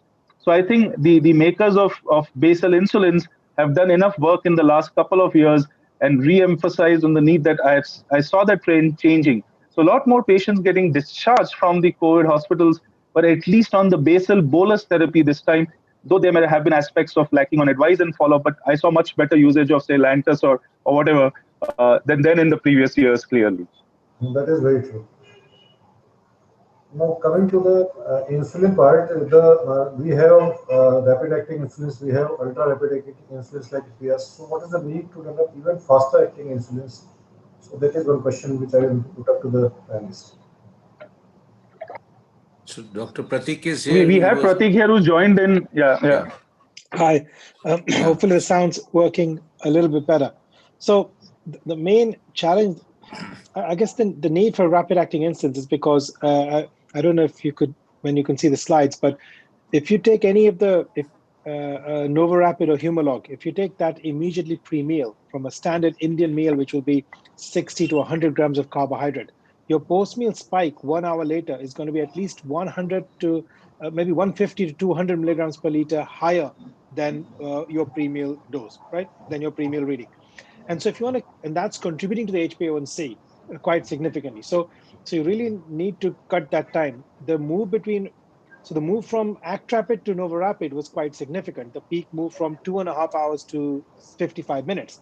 The move from NovaRapid to Fias, or the move from Humalog to Limogev, is actually only 10-15 minutes. And that's why I think the studies aren't showing that much difference in the impact. So there's definitely a need to move forward. But at the same time, we need to be careful we don't lose the duration of action afterwards. Because more we are learning with the higher fat meals that nowadays the modern lifestyle is giving us, even if you kill the post-meal glucose, the sugar will remain high for longer. So certainly we see here when we use a lot of CGM, if you have a high fat meal, a Chinese, typical Chinese meal, or even here if you have an Indian takeaway or a pizza, which is high in cheese and oily feed, the glucose goes up because of the carbohydrate, but then it stays up because of the fat. So actually, we need this combination of, you need a fast on, but the ability to stay on for longer to help with the glucose control for the insulin treated patients. Yeah, so one thing, if I can come in here, Pratik. Sorry, can I make a comment, Dr. Singh Gupta? Yeah, please carry on. So actually, there is a problem, especially when it comes to the Indian pattern with these faster acting insulins, which may cover the postprandial a bit better, but definitely they do not last till the next meal. And this happens more between the lunch and dinner, which in the Indian context is a much larger gap. Lunch is still at 1 o'clock, 1:30, and dinner very often goes to 9 o'clock. Very late. So I have a lot of type 1 patients who actually use different regimes, and they prefer to use regular human insulin at lunchtime so that they don't have to take another shot in the evening, but they prefer to take the analog faster acting ones at breakfast and dinner. So people really actually find out today with CGMs and individualize and use it to the best of their advantage, which is fair. I think absolutely, and that's one of the suggestions I made. That I think when we heard the data, I was expecting that we would just move all our type 1 straight to ultra fast acting insulin. Actually, the uptake of FIAS has been less than 10% here because actually we didn't see the benefits. Many people we moved came back because it didn't work for them. It works for people who are taking 5-6 shots of and eating small regular meals, and they need 5-6 shots a day where you need on and off. But for your average person who's going to do not more than 3 or 4 injections a day, I think still Novorapid, Humalog, the standard analogs are working much better. One thing they have done out here is they're marketing Fiasp at a lesser price than Novorapid and trying to right? see. Yeah. In the continuous infusion pump therapy, does these ultra fast acting insulins matter? No, so the data for onset 1 with onset 5, which had FIAS, so again, we thought those people use dual wave boluses, might be giving more frequent boluses. The data showed no difference, right? So there's no change in HbA1c.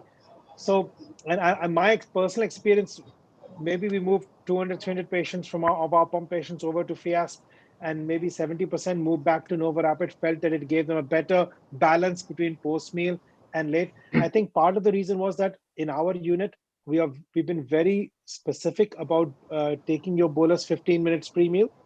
And every visit we reinforce that. So the patients were used to doing that. So maybe they didn't see. So maybe the advantage of these insulins is, so here we have a lot of people in care homes, maybe with dementia, who you can't give insulin early because you don't know what they're going to eat over the little ones.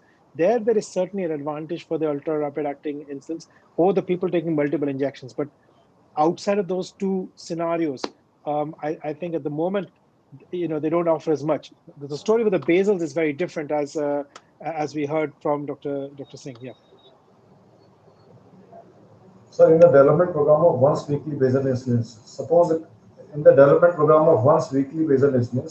patient is prone to hypoglycemia or goes into hypoglycemia because of some other reason like sepsis and all.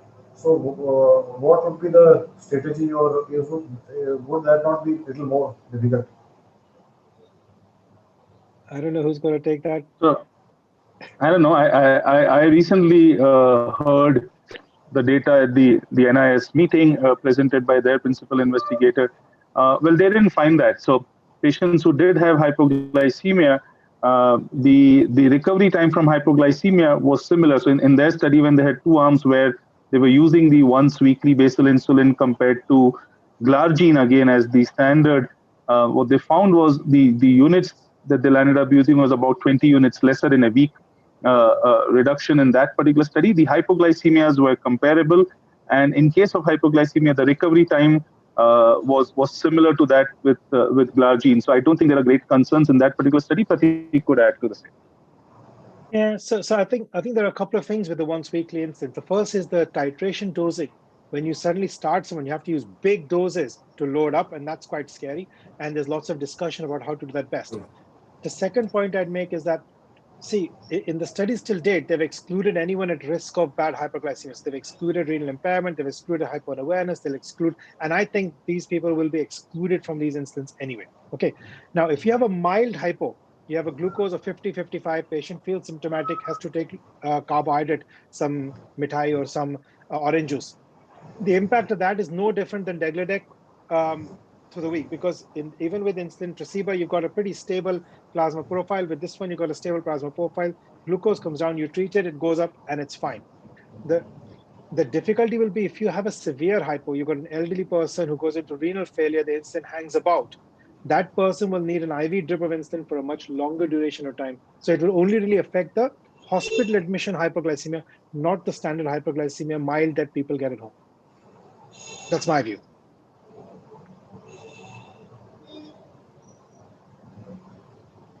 I don't see any questions in the chat box. So if there's nothing else to be from any panelist, any question, please? So then thank you, Dr. Chawla, for a very wonderful presentation. I'll now hand it over to the organizers. Again, thank you, Dr. Banshi Sabu and team for inviting us to be chairpersons there. Thank you very much. Thank you. Thank you. Thank you very much. Thank you, Thank you, and Subhadeep. apologies for the technical Thanks, issues. Manoj. Thank Pratik. Now Pratik is joined from Shrey, you know. I had to find my son's login. There was some issue with my machine. Yeah. But now this shows that Indian internet is now better connectivity. Better than London internet, yes. Bansi, just for the record, as I told you, I'm right up in the hills and still managing. So I'm in Darjeeling, and yes. I know you are in Darjeeling. Okay. Right. Bye, everyone. And thanks, Dr. Akash Singh, for this wonderful. So now who is the next reporter, Vidisha? Dr. Rikin Shah. Thank you. Okay. So thank you, Pratik. Thank you, Sen Gupta. Thank you, Dr. Malay. Thank you, sir. Thank you, sir. Thank you, sir. Dr. Thank you. Have a good day. Jimit, you please take over. Jimit is there already. Sorry. Thank you so much. We had a wonderful session on insulin in this afternoon, the first morning session, and we had a great and fruitful discussion here. And thank you so much, all the speakers, specifically Dr. Pratik Chaudhary from UK, Dr.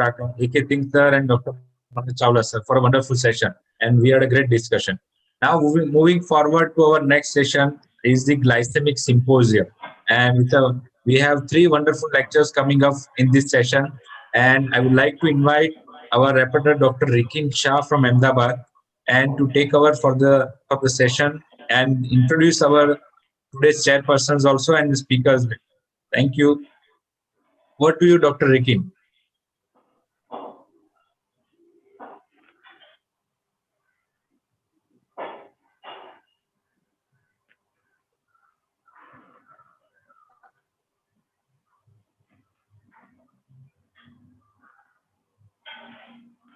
Is not there.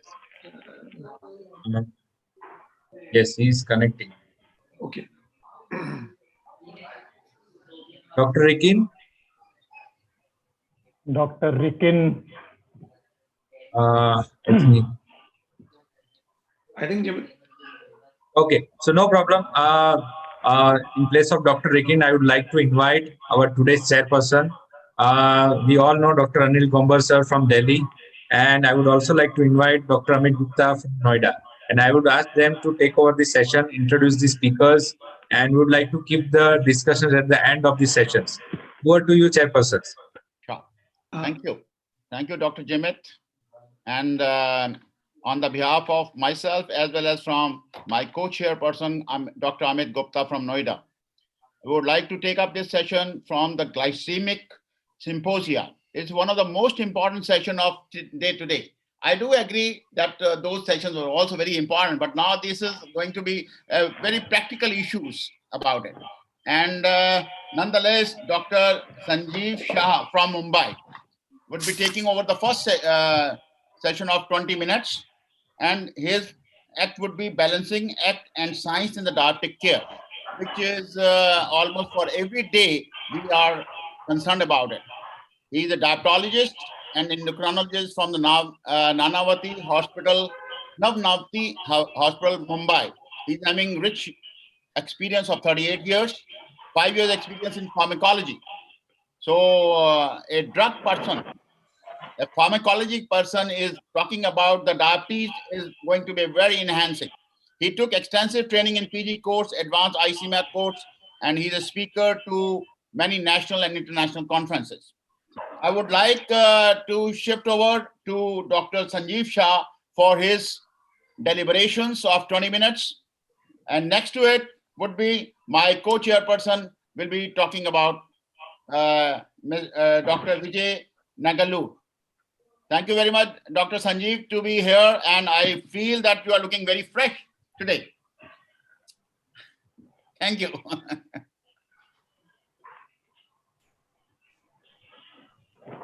Yeah, over to Dr. Sanjeev Shah. Yeah, host has to allow me to share the screen.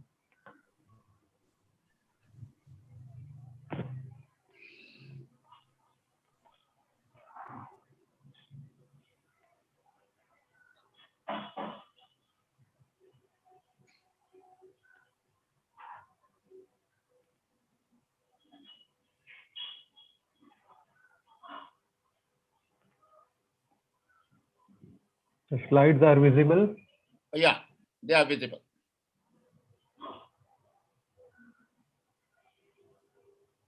Dr. Banshi Sabu is also visible on your screen too. Thank you, Dr. Bansi Sabu and Diacon team for inviting me to share a new topic and a novel ideas on balancing the art and the science in diabetes care.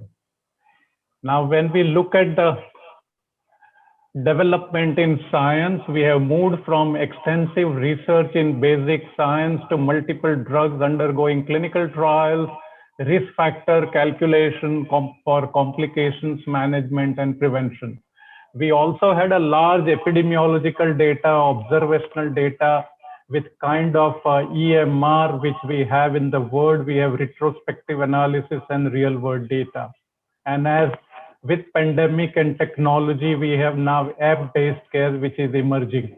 So science has progressed significantly across all these 8 domains. But if we look at the art of diabetes care, the knowledge and the patient education program are not up to the standard required. Physical activity, discipline, and dietary compliance in the hands of patient is far from optimum. Home glucose monitoring has not reached every single diabetic patient. Leave aside, we have no way to look at compliance in medication, though the cost has been partly taken care by generics and branded generics. But you know about the quality of those medicines.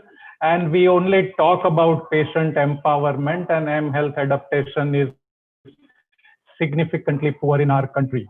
If we look at the patient-centered practices, patient's ability to participate in large part of his care is still lacking, partly based on the cultural and ethnic background, the personal belief system prevalent in our country, his own habits and practices, and many more reasons which come in the way of a patient managing diabetes. On the other side, physicians are too busy. Large majority now practice diabetology. I can say every street and corner has diabetes specialist available. Each one has too many patients with limited time allotted to each patient. As Dr. Sabu and Dr. Shashank sometime back mentioned about where is the time. We don't spend time with the patient. We spend time in meeting and many more things. There are still limited sources to manage all kind of compliance, what is necessary from a patient. Now looking at the core part is what makes blood glucose level rise and Dr. fall. Sanjeev, can you show, Sanjeev bhai, आपका slide show पर नहीं है. Can you do it on slide show?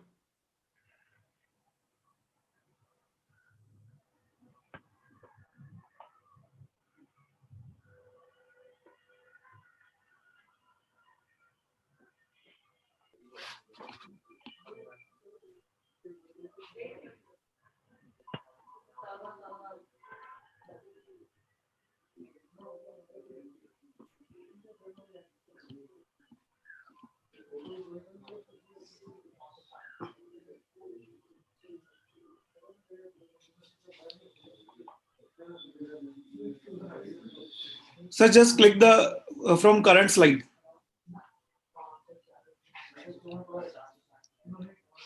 The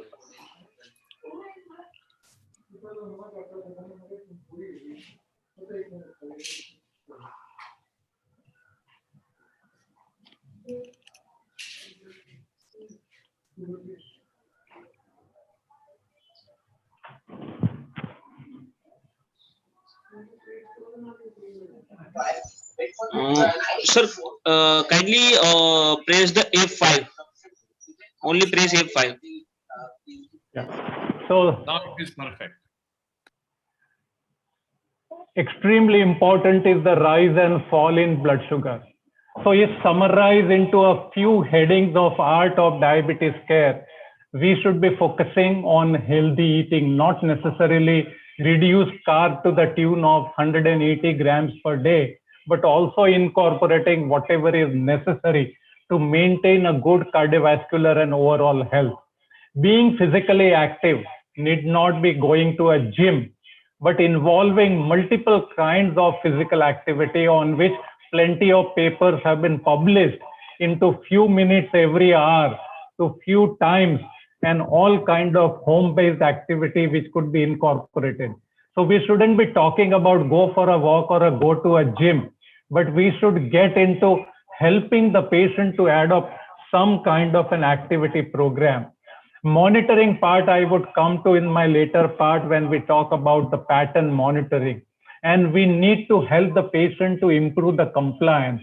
Compliance in multiple papers in relation to antihypertensives and statin is frequently 1/3 of the doses are being missed. I am not sure about anti-diabetic medication, but a simple investment in a pill box is extremely important. Forget the sensor in a pill box and an app keeping a reminder or a pill count. Reducing the risk, problem solving, healthy coping are all important parts of a care. Let's look at the 7 targets and 7 points of art I am going to discuss in relation to reaching and achieving a goal of A1C less than 7%. As we discussed earlier, why many patients do not reach particular target. The first is a learning from UKPDS, which looked at why a single agent therapy fails. For example, at 6 and 9 years, large majority required insulin on sulfonylurea. So that's not the right drug. Only metformin is also not the right drug. So the art of using an oral medication is which one should be the first drug, which combination, in which sequence, and how to switch over from one drug combination to another drug combination is an art to be developed. The second drug has remained as a competition and the algorithm is evolving. As use of first agent was consistent all these 4 decades, metformin is now being challenged. Use of which second agent was always a part of debate in all conferences, and a combination is now commonly practiced. We just now 1 hour back listened to an elegant talk by A.K. Singh on CGMS and time in range. What is wrong in relation to the peaks and valleys which people observe? Are we able to identify the dietary factor or the selection of a medication, what we select to prevent the peaks and to prevent hypoglycemia? The timing of insulin we just discussed few minutes back in insulin treated subjects, as Dr. Pratik from UK highlighted on designer insulin and trying to prevent the prandial peak. So we need to take care in individualizing the treatment in people. The second important point in the diabetes management is science of hypoglycemia. Now we know about how the hypoglycemia happened, but we recognized only when CGMS was being implemented that how frequently hypoglycemia happens. So the art of preventing hypoglycemia is extremely important in treating a diabetic patient. And as far as possible, in susceptible population, we should try to avoid sulfonylurea and select DPP-4 inhibitor, pioglitazone or SGLT2 inhibitor. In all those who can afford, we should use designer insulin, basal insulin, and Indian manufactured biosimilars are going to be in the market. But the most important being, we are not teaching a careful titration of insulin to the people based on frequent home blood glucose monitoring. At the same time, instead of up titrating insulin, we should also focus on ability to adjust the diet of a patient when we are treating them with insulin. So the important point of decision points are whom to treat with insulin, how early to start insulin, which one to select, how to intensify and how to monitor are extremely important. The number of injections, it is not the doctor who decides. In our setting, patient decides. Mealtime dosing convenience, science has given an answer. We should inject few minutes before, which large majority of the patients do not inject many minutes before an injection meal time. Finally, in all this SU treated and insulin treated patient, point number 4, extremely important, is 360-degree view of daytime glycemia. You don't need an extensive CGMS. Carefully recorded blood glucose pattern is very important. At the same time, to match data on carb intake, medication taken, physical activity, and an impact of stress. All this are to be matched with reading and a life event. One should identify all the pattern of glycemic excursion and the glycemic fall together with all influential factors. So you need a good diabetes educator, good support team in the clinic to figure out all this pattern and design, implement appropriate action. But performing ongoing self-monitoring of blood glucose is extremely important. That's what is going to improve HbA1c by more than 1%, as shown in multiple papers. Point number 5, when it comes to a treatment, weight is also extremely important in diabetic people. If a patient increases 1 kg weight, the benefit of reduction of 1% A1C may get lost. As you can see, increase in 10-year cardiac risk score, independent of comorbidity per kg weight gain, increases much more in women. So when you are treating women, you should take care that they do not gain with a kind of treatment. So we should frequently implement weight loss strategy in large many diabetic women. We should also consider the weight reducing agents. As you are aware that AAC guideline algorithm recommends use of GLP-1 receptor agonist and SGLT2 inhibitor as a second and third line agent after metformin. Why this is important? Because an excess weight to start with before a diabetes starts is considered as a weapon of lean body mass destruction. As we can see that tissues of lean body mass do not have any energy storage capacity. So patients who do not have adequate fat storing cells will obviously have lipotoxicity and lipoapoptosis. This is what is our initial triggering events at the time of onset of diabetes.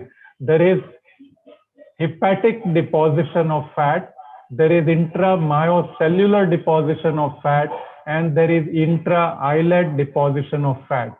And all this collectively is considered as defect in the intracellular lipid homeostasis. This has been studied much more earlier, and the patient who has so much of white adipocytes, higher visceral obesity, are at increasing risk of developing a complication. The science is going to give you a new generation of drugs like leptin analogues, but we have a simpler modalities to prevent ectopic deposition of fat. That is what our patients are going to afford, and not going to afford a leptin analog or high profile GLP-1 receptor agonist or many more other future therapies. This was beautifully shown in an example on diet. I will tell you only about a direct trial which was done in a general practices of United Kingdom. And they implemented kind of an intensive diet. Patients enrolled were with less than 6 years duration, and they could achieve diabetes remission.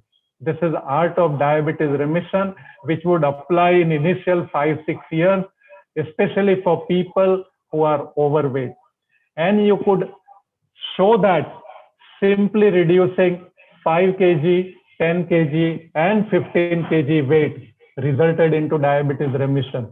And such weight loss could be beautifully maintained for a period of 1 year. If we look at the data of more than 15 kg weight loss, 86% went into remission. More than 10 kg loss, 73% are in remission. And between 5 to 10 kg, which is so simple to achieve, 34% went into remission. This is by 12 months. This is what can be implemented so easily without using an expensive medication. You need a team, you need an effort, you need a motivated patient.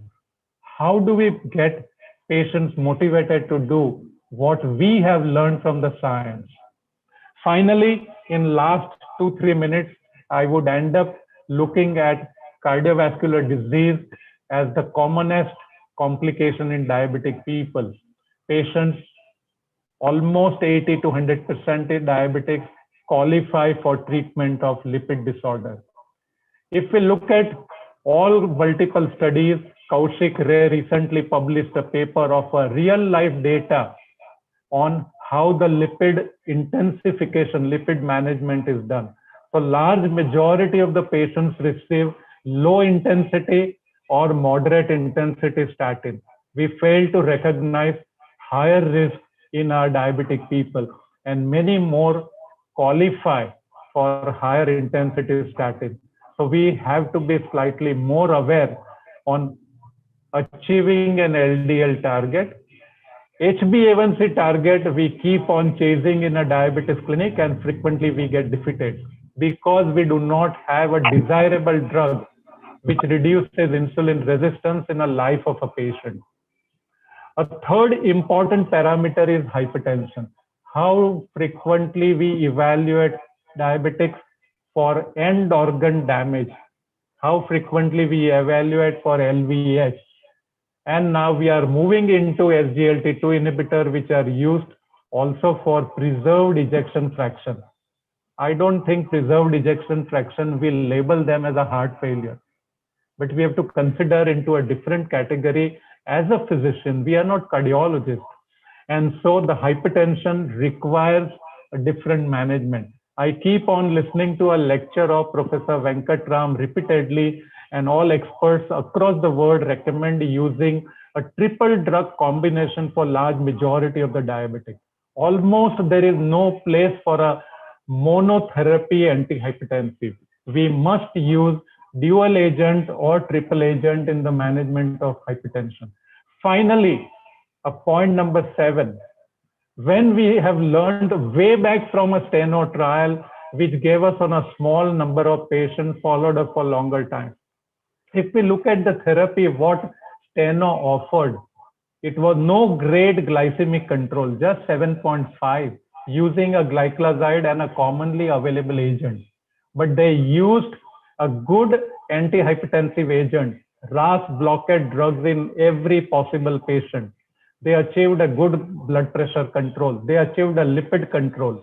So, and they used an antiplatelet agent.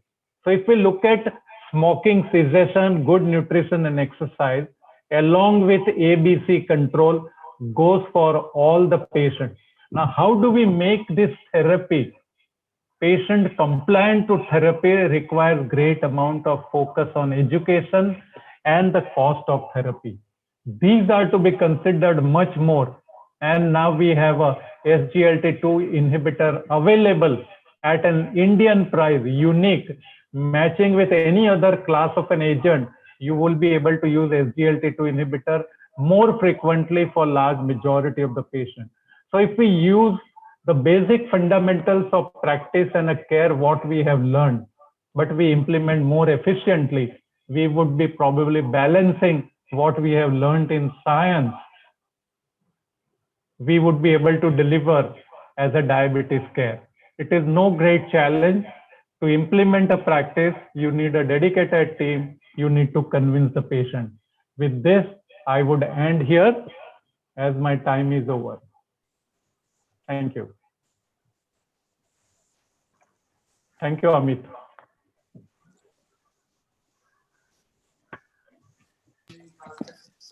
Dr. Anil, you are mute, sir. You are muted. Thank you, Dr. Sanjeev. You have given a very elaborate talk, and you have very rightly said that managing diabetes is not just science, it is an art as well. And I am sure that there are going to be many questions on this, which we will take during the discussion session when we will take the discussion together for all the three talks. And with this, I would like to invite our next speaker, Dr. Vijay Nagalore, for his talk. And he will be talking about the 2 decades of evolving therapeutic targets in diabetes. And I think it is very important to understand that what has changed in the last 2 decades. And for this, I would like to invite Dr. Vijay sir for his talk. Dr. Vijay Nagalore is a well-known person in the field of diabetes. He is a leading diabetologist of the country. And he has a vast clinical experience as well as the research experience. And he has various publications to his credit. He has various awards to his credits. And without wasting much of the time, I will request Dr. Vijay Nagalore sir to proceed with his talk. Welcome. Thank you, Amit. Thank you, Dr. Bansi Sabu, for the kind invitation. And I'll share my screen now. Yes, sir, please. Yeah. So my talk is 20 years of evolving therapeutic targets in the diabetes management, how it has changed over the last 20 years. Now we have seen here, the initial part of diabetes management was only question of survival. And that time we had only insulin available.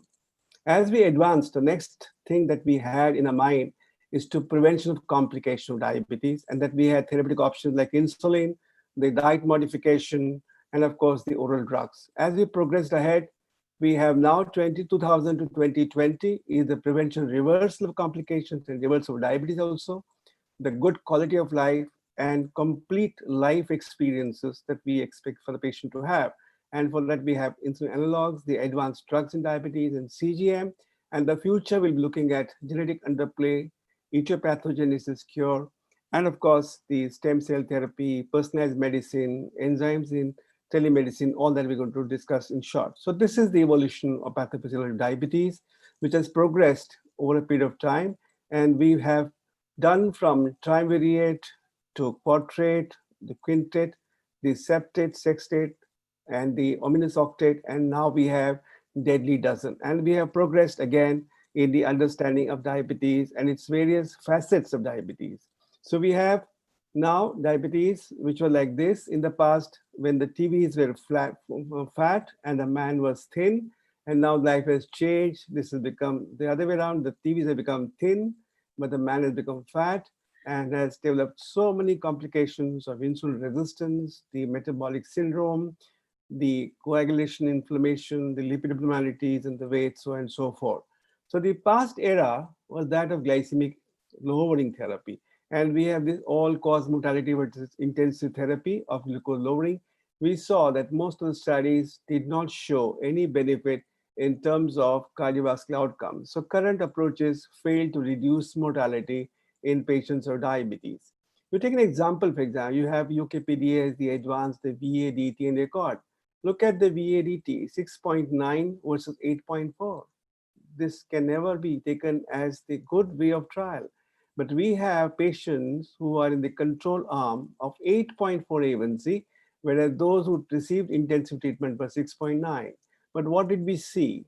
This was a maximum difference of 1.5 A1C that we have seen. And with all this, there is no change in the primary outcome. There is no change in the death from a cardiovascular outcome. Also, there was any small difference in the reduction of microvascular complications that we see some 18 or 20 patients who reduced microalbuminuria in the VADT trial. So that is what we have observed with intensive glucose therapy. The follow-up of all these studies, whether it's accordion, advance on, or a VADT follow-up, none of them have shown any benefit. None of them have shown any legacy effect anywhere, despite of the intensive glycemic control. So therefore we doubt whether it's legacy or a legend in these patients. The intensive glucose treatment, the meta-analysis, have not shown any benefit. There's no reduction in the MACE, hypos and weight gain was a concern, and some reduction in the microvascular complication was seen, otherwise no benefit. So we had these drugs, 5 drugs in the few 70 years. Now in the last 12 years, we have 25 drugs but we know the story of rosiglitazone, which brought in the industry to have the study for the cardiovascular safety. And therefore, the safety became the predominant outcome of all the studies versus the efficacy that we used to do in the past. So the efficacy used to look at the benefit of therapy, and we used to see number needed to treat, but now we look at no harm to be done, so we look at number needed to harm. So there's difference, and this is what the FDA wants, and this is what the new studies are. So with that in mind, these studies came into picture. From 2008, more than 190,000 patients have been enrolled in the various outcome trials, and we know these are the various trials right up to the SOUL trial, which is semaglutide by oral route in patients of cardiovascular risk prevention. So these are the various trials that we have from the year 2007 till 2024, and the first of that kind is a DPP-4 inhibitors, which it looks at the CVOT outcome. And you see almost all the studies have not shown any superiority in the outcome. And if you look at the hazard ratio, for example, for a heart failure, the saxagliptin showed increased risk of 27% with a p-value of 0.007. The examined study also showed a similar trend, though the p-value was not significant, and the TCOS and Carmelina were neutral from that point of view, and Carmelina showed some 10% reduction without a significant p-value. So this is the story of DPP-4 inhibitors, which did not show any cardiovascular superiority. In fact, few of the drugs showed increased incidence of heart failure in patients of diabetes. So after the years of frustration, finally, some good news has come. And these are the various studies which have really revolutionized the treatment of patients of diabetes management. Looking at GLP receptor agonists, there are the 8 trials which are listed up here. And if you look at the MACE outcome, the 4 of these trials, for example, the leader, the SUSTAIN, the HARMONY, and REWIND showed some kind of a benefit in kind of MACE. If we look at the death by cardiovascular disease in the GLP analogs, leader trial showed a significant of almost about 22% benefit, and you have p-value of 0.007, which is highly significant. If we look at stroke in the GLP receptor agonist, it was only the SUSTAIN trial and the REWIND trial which showed a good response in the stroke by GLP therapy. This is probably because these drugs reduced blood pressure significantly. So the reduction in the hypertension probably is responsible for such a beneficial effect of the GLP receptor agonist in terms of stroke outcome. If you look at the kidney as an outcome in these trials, especially the leader and SUSTAIN, again, you see all the benefits in both the leader trial and the SUSTAIN trial, all the points before the line of unity, except for the renal death, the point was beyond the line of unity. Otherwise, by and large, both these drugs have shown some kind of renal benefit as well. So first time we have seen the molecule which had the cardiovascular benefit, especially the atherosclerotic benefit, and also the renal benefit in this study. The first of its class as an oral drugs in GLP was also now approved by US FDA, which is again a semaglutide, and this has an availability of less than 1%. It has a special type of absorption enhancer called SNAC, and it is 1% of the drug is only absorbed. Now the study is also underway, SOUL study, determining its effect on heart disease. So this is again a special kind of technology which helps these proteins to get absorbed in the GI tract. Now we have the new kids on the block, the SGLT2 inhibitors, and these have been great drugs because when it was presented in 2015 at Sweden, Stockholm, at the EASD meeting, the excitement was so much that people continuously started clapping after listening to this particular trial. And you look at any outcome, primary outcome, death from any cause, death from a cardiovascular disease, and of course the hospitalization, heart failure, which reduced almost by 35%. So just significant first time results showing the cardiovascular benefit really brought so much of enthusiasm in the minds of doctors and the patient alike. So we know that the heart failure is pretty common. 3 out of 10 patients have heart failure, and it's 2 to 3%, and it is 2.5 times much more common in patients of diabetes to develop heart failure.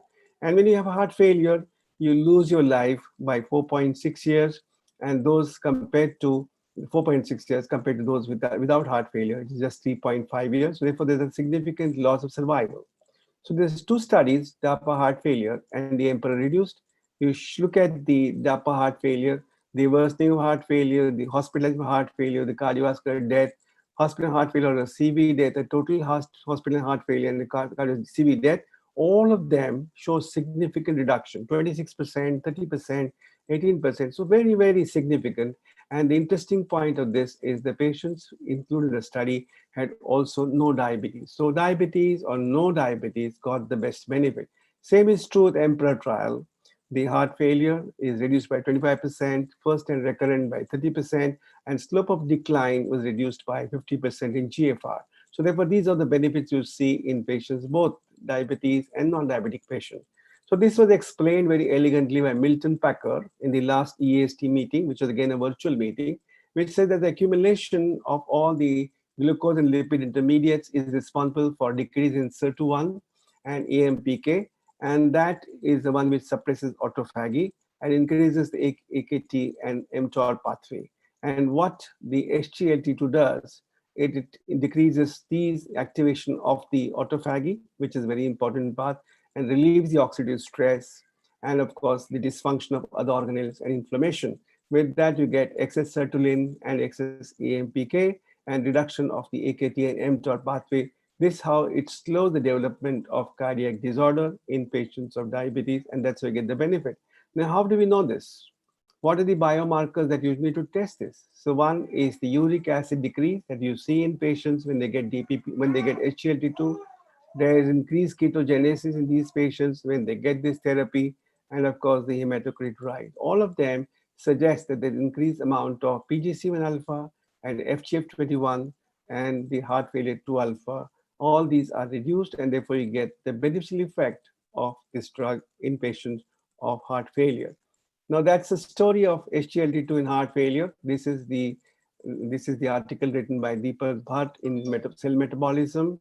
And what he says is the foundation of therapy is the ARNI, is the ACE inhibitor ARBs, MRA, the beta blockers, and now the dapagliflozin, and of course empagliflozin. So what was initially a heart failure prevention, now is heart failure treatment, where the patient has diabetes or no diabetes. This is the offer, this is what we can offer them. Look at the kidney benefits, whether it is CKD or DKD. The Credence trial, of course, has shown the benefit, but this only included type 2 diabetic patients. It showed all the benefits in the kidney impairment.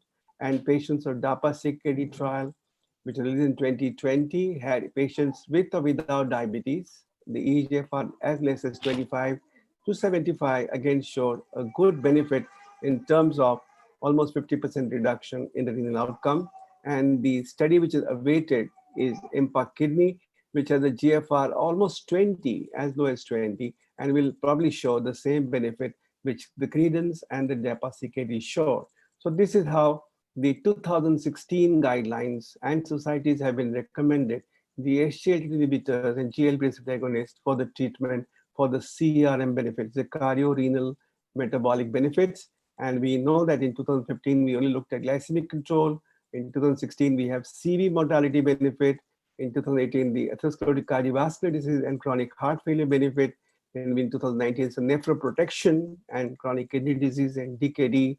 And 2020, we have independent of A1C, atherosclerotic cardiovascular disease, heart failure, and chronic kidney disease, all of them showing the benefits. So you don't have to have diabetes to get these benefits. Even without diabetes, also you get similar benefits.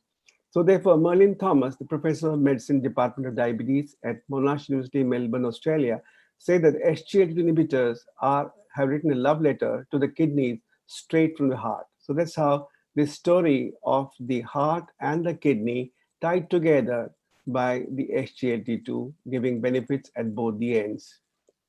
As we progress ahead, the history of insulin also has shown a progress from 1910 right up to 2017, when we had a lot of newer insulins have coming. The Ideglira improved, the fast-acting insulin Largene 300, and a once-weekly insulin. We had discussion in the previous session about the once-weekly insulin injections. So this is again also improvement in the insulin analogues. the flatter insulin and also very rapid acting insulin both have shown equal improvement. Talking about the basal insulin, we have seen that we have progressed from the NPH insulin that was first discovered by Hagedorn. Then we had the first generation of the basal insulin, that is euglargine 100, then euglargine 300, and we have degludec 100, degludec 300, which has a profound and a long-term action with this particular drug.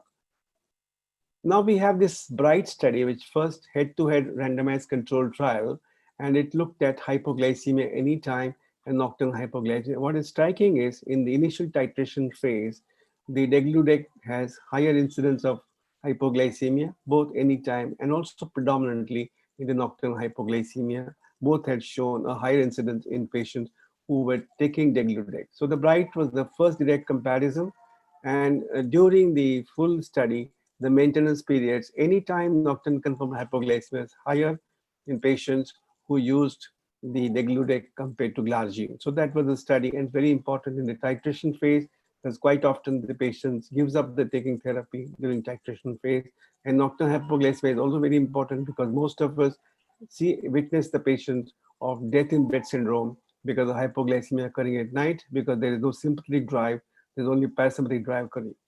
The microbiome also has come in a big way. The unbalanced microbiome is responsible for the change in the microflora in the intestine. The fecal transplants have been shown to improve the insulin resistance. Some Chinese study looked at it, and there's a French study which is now looking at the increasing microbiome diversity to improve type 2 diabetes. So it's again a new feather in the cap. So this is the later development that we see. This is what was taught to us in the bedside medicine. Then we have patient-centered care. Then we have team approach with multiple people putting the heads together. Now we have a lot of guidelines telling us how to treat. There's also a precision medicine which is coming in a big way. And that is again through the internet, taking into the artificial intelligence, which is how we are using to treat this patient. So personalized medicine is also come as a big emerging approach to disease treatment and prevention that takes into account variability of a gene. And these are the neonatal diabetes, the congenital hyperinsulinemia, MODY, all these diseases are being treated with this in mind. So the artificial intelligence is also using decision support system, using robotics and independent decision maker. In the absence of clinician, the patient can get the benefit of this independent decision maker, and therefore the patient can get all the benefits which are possible, especially when the rising incidence of diabetes and paucity of doctors. This has made a great change in the patients managing diabetes. And a lot of studies have shown that a doctor following the patient showing a lesser response compared to the artificial intelligence using to control the patient's diabetes.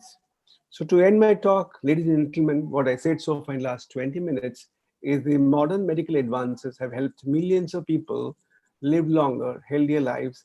And all these improvements were decades of investment in the medical research.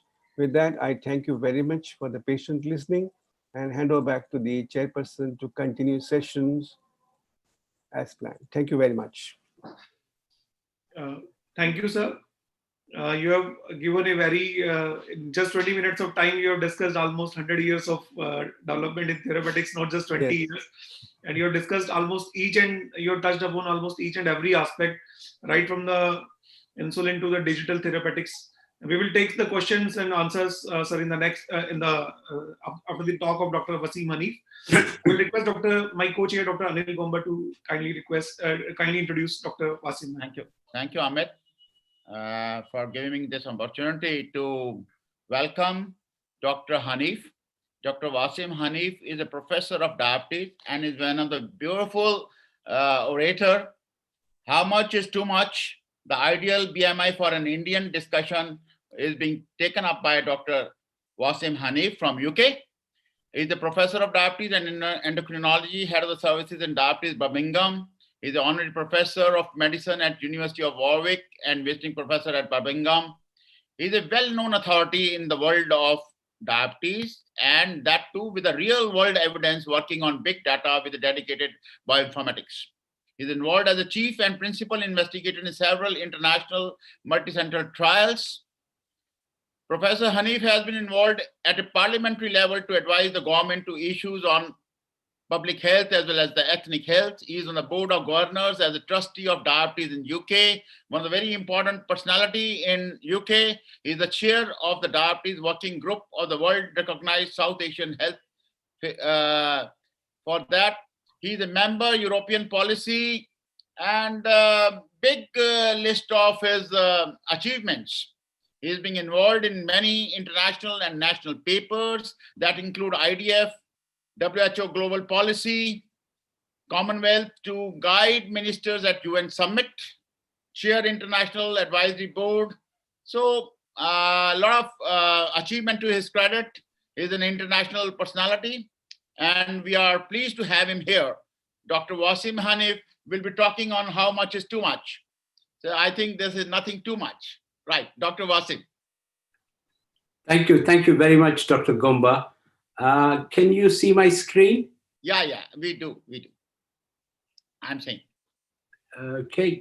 Sir, please share your screen. Got a very good personality now. Are you able to see my screen or? No, sir. Please share your screen, sir. We are. So there is a green icon. Share screen. Yes. Yeah. Are you able to see it now? Yes, sir. That's better. Cheers. Thank you very much, Dr. Gomba, for your kind words, and thank you, Amit, for chairing the session. And I would like to thank the organizer, especially Dr. Sabu, for inviting me. Now, what I'm going to be talking today is to try and take a little bit of muster out of this thing about how much is too much, an ideal weight for an Indian. The reason I'm going to be giving this talk is because I was kind of involved from Diabetes UK and other things in the direct study. And as you know, the direct study and the remission of type 2 diabetes has become extremely topical globally. And I think it's a very, very important issue. Now, one of the main principles of direct study was to help patients lose weight, 10 kilograms, 15 kilograms, and that causes remission of diabetes. So beautiful study showing a huge amount of weight loss can cause remission of diabetes. Now, when this study was actually is now being implemented across the UK in a NHS diabetes remission program.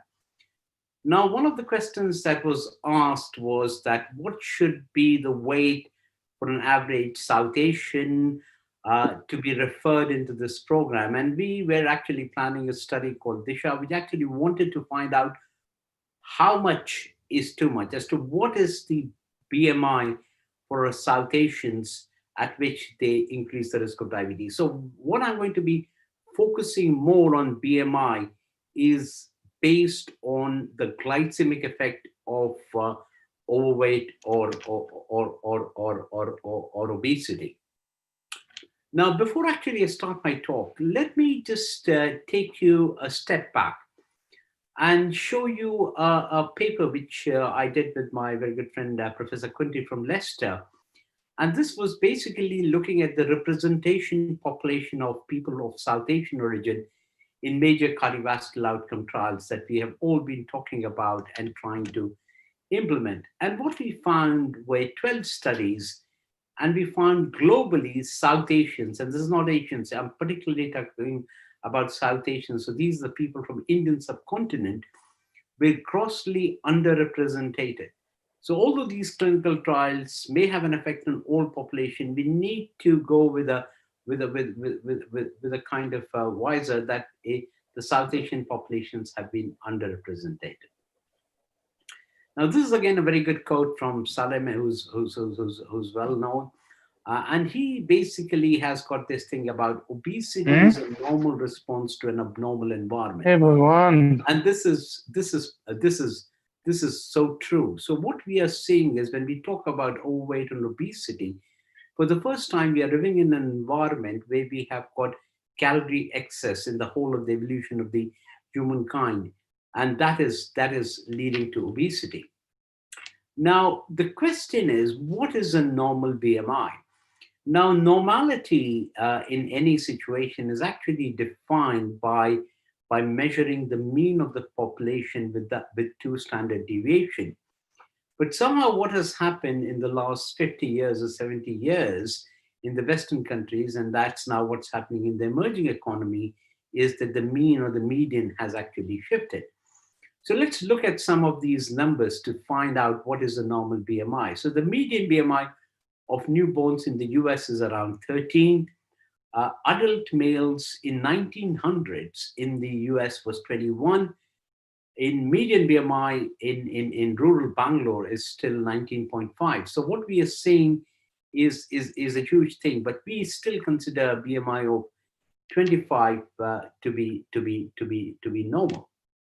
But before we actually start looking at obesity, we also need to know the importance of underweight or undernutrition and the effect it has both in terms of morbidity and mortality. And this brings up to what you call the J-shaped curve of obesity. What it actually shows is the ideal BMI is somewhere between 18.5 to 25. Anything below that or above that increases the risk of dying. So it's a very kind of a narrow escape that, or a narrow margin that you need to have your BMI within range. Now let's look at the definitions for obesity, and you're all aware of it. Underweight is 18.5, normal weight is 18.5 to 25, overweight greater than 25, less than 30, and then you've got obesity, class 1, 30 to 35, class 2, 35 to 40, and class 3 is above 40. Now, there have been definitions both by the Royal College of General Practitioners, South Asian Health Foundation, as well as the International Obesity Task Force that have seemed to define obesity in Asians as BMI greater than 25 and overweight as greater than 23. Now, when we talk about the sequel of obesity, we talk about a lot of things. Now, most of these sequelae, be it pulmonary, gastrointestinal, obstetric, or musculoskeletal, these usually tend to happen in people with a BMI greater than 30 or 35. So you need to have a lot of weight before you starting seeing these sequelae. But when it comes to metabolic sequelae, and especially this is probably different in a South Asian context, these sequelae tend to happen at a much lower BMI. So it is important to differentiate the two. Now, this is a very famous picture. I always say to Professor Yachnik that if he got a pound every time this picture would have been shown, he would be $1 million now. But the point here is to show that South Asians per se tend to carry more body fat compared to the same BMI in white Europeans. Now, this is a study which we actually did with, and this is a population from Leicester comparing South Asians with white Europeans. And here what we were looking at is only a single determinant. That is your risk of developing type 2 diabetes or hyperglycemia, not other sequelae or complications of diabetes. And what this study showed was a BMI of 30 in white Europeans corresponds to a BMI of 22.6 in South Asian males. So you could see once your BMI crosses 22.5 in a South Asian, your risk of diabetes, developing diabetes, is as high as a white Europeans with a BMI of 30. Now, this is a paper which we did basically based on the thin data, basically comparing the BMI for people with type 2 diabetes based on their ethnicity. And what we found in this very large study was South Asians had a lower mean BMI when compared to white Europeans or even Afro-Caribbeans, again, suggesting a point that South Asians develop diabetes at a much lower BMI. But what was also interesting in this study was that when you look at grade 3 obesity, that is BMI greater than 40, or grade 2 obesity, BMI greater than 20, the representation population of South Asians is much lower, which basically means that South Asians per se don't become very obese, but once the BMI reaches about 30, 35, they probably, the beta cells fail and develop diabetes and stop gaining weight. So there are very few South Asians that we see in our clinics with a BMI greater than 40 or 45 or 50. The ones that are there are usually people who have got short stature. So they carry a huge amount of weight, when compared to white Europeans or Afro-Caribbeans. And this is something very important because it helps us to understand why South Asians don't become grossly obese. Now, this is a very interesting paper, and this is a concept I'm going to be talking about a little bit more. This is from Venkat's group from the US. And what he actually is the question about when you talk about diabetes prevalence based on ethnicity, and you look at normal BMI, overweight, and obese, what is shown is that when you look at the people of the Indian subcontinent, they usually tend to be mostly represented in what you would call normal weight BMI. So the normal weight BMI with type 2 diabetes is a very interesting concept, and that is perhaps different from a conventional understanding of obesity and type 2 diabetes. Now, this is another paper of ours where we actually looked at the mean BMIs, and this we looked across the age groups comparing white Europeans and South Asians. And what we have found is that the relationship between BMI between white Europeans and South Asians tends to become more blurred as they age. So what it means is in elderly South Asian population, they tend to develop diabetes at a much, much lower BMI than white Europeans. So as South Asians get older, the risk of developing diabetes with normal weight BMI actually tends to increase. Now, one of the most important things that we have somehow made to understand is type 2 diabetes and obesity is very much linked, and it is all has got to do with weight. This might be true partly, but not entirely true. So when we look at the genes that kind of mark for obesity and those for type 2 diabetes, there is a lot of discordance. There are only about 2 or 3 genes that have got a concordance with obesity and type 2 diabetes. In general, there is a bit of discordance. So what is about the South Asians that makes them develop diabetes at a lower BMI? Now, this is a hypothesis that has been suggested by a number of people, and this has got to do with 2 things. The first is it has got to do with the adipocyte cell size. So in South Asian, the adipocyte cell size is much larger when compared to white Europeans. So this is what we would call a hypertrophic adipocyte. So the fat is stored in a single adipocyte that tends to grow in size. The Europeans tends to have a smaller adipocyte in terms of diameter. So this is what we call a hyperplastic adipocyte. So the Europeans may have a lot of adipocytes, but of small size. So why is this important and what it leads to? So this means the envelope or the subcutaneous storage of white Europeans is much larger than that of the South Asians. And because of that, we have what we call the core defect or the fat overflow hypothesis. Because the South Asians are not able to have a lot of subcutaneous fat in their adipocyte, the excess fat tends to overflow, and it tends to deposit in the visceral tissue and in the liver, causing all the consequences of diabetes, right from insulin resistance to hyperglycemia, increase FA, atherosclerosis. So the core defect perhaps is in the fat storage in the South Asians, and this fat storage deposit may also lead to beta cell dysfunction. So why are we seeing this amount of diabetes in a South Asian context? And is this type of diabetes is different? And do we need to target something else other than just obesity? Now, this is a paper that was published in Diabetic Medicine.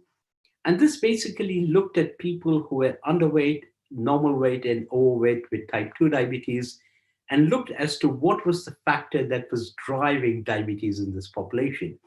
Whether it was insulin resistance, this was measured by the C-peptide, or insulin resistance is measured by HOMA, or was it the beta cell dysfunction that was measured by C-peptide? And what it found was that when it came to underweight and normal weight, it was not the insulin resistance, which was pretty much the same, but it was the beta cell dysfunction that was driving the diabetes. And this is something which is very, very important and has been neglected for a very long time in an understanding of type 2 diabetes and obesity from a South Asian context. There have been a number of publications from various groups, and these have all shown the evidence of reduced beta cell function in Asian Indians with mild dysglycemia, beta cell function being the most predominant factor in Asian Indians, even at the stage of pre-diabetes. So there have been a lot of publications coming in this area. And we also see that if you look at the HOMA insulin resistance as it tends to develop, the beta cell dysfunction in an Asian Indian context tends to develop even with mild dysglycemia, which is not something we see in the white Europeans. They tend to develop beta cell dysfunction at a much, much, much later stage. So even with mild dysglycemia, you're seeing a reduced beta cell dysfunction. So this brings to me this very interesting comparison about the tale of two Indians. So our conventional understanding or the Western understanding of type 2 diabetes is pretty much based on what we call the Pima Indian model. Now, there have been lots of publications from Professor Mohan's group and others, which is looking at what you call an Asian Indian model or from Chennai. So the prevalence of diabetes in the both group above 55 years is very high, greater than 50%. But the obesity profile is different. The Pima Indians is very obese. The Asian Indians is relatively thinner. If you look at the glucose profile, it is higher 2-hour plasma glucose in Pima Indians, while the Asian Indians, it's the fasting plasma glucose. Pre-diabetes, 2/3 pre-diabetes are IGT in Pima Indian, while in Asian Indians is IFG. And insulin resistance is 2 to 4 times higher in Pima Indians when compared to Asian Indians. And if you look at the insulin secretion of beta cell dysfunction is much lower in the Asian Indians. And this is shown when you look at the diabetes prevention study.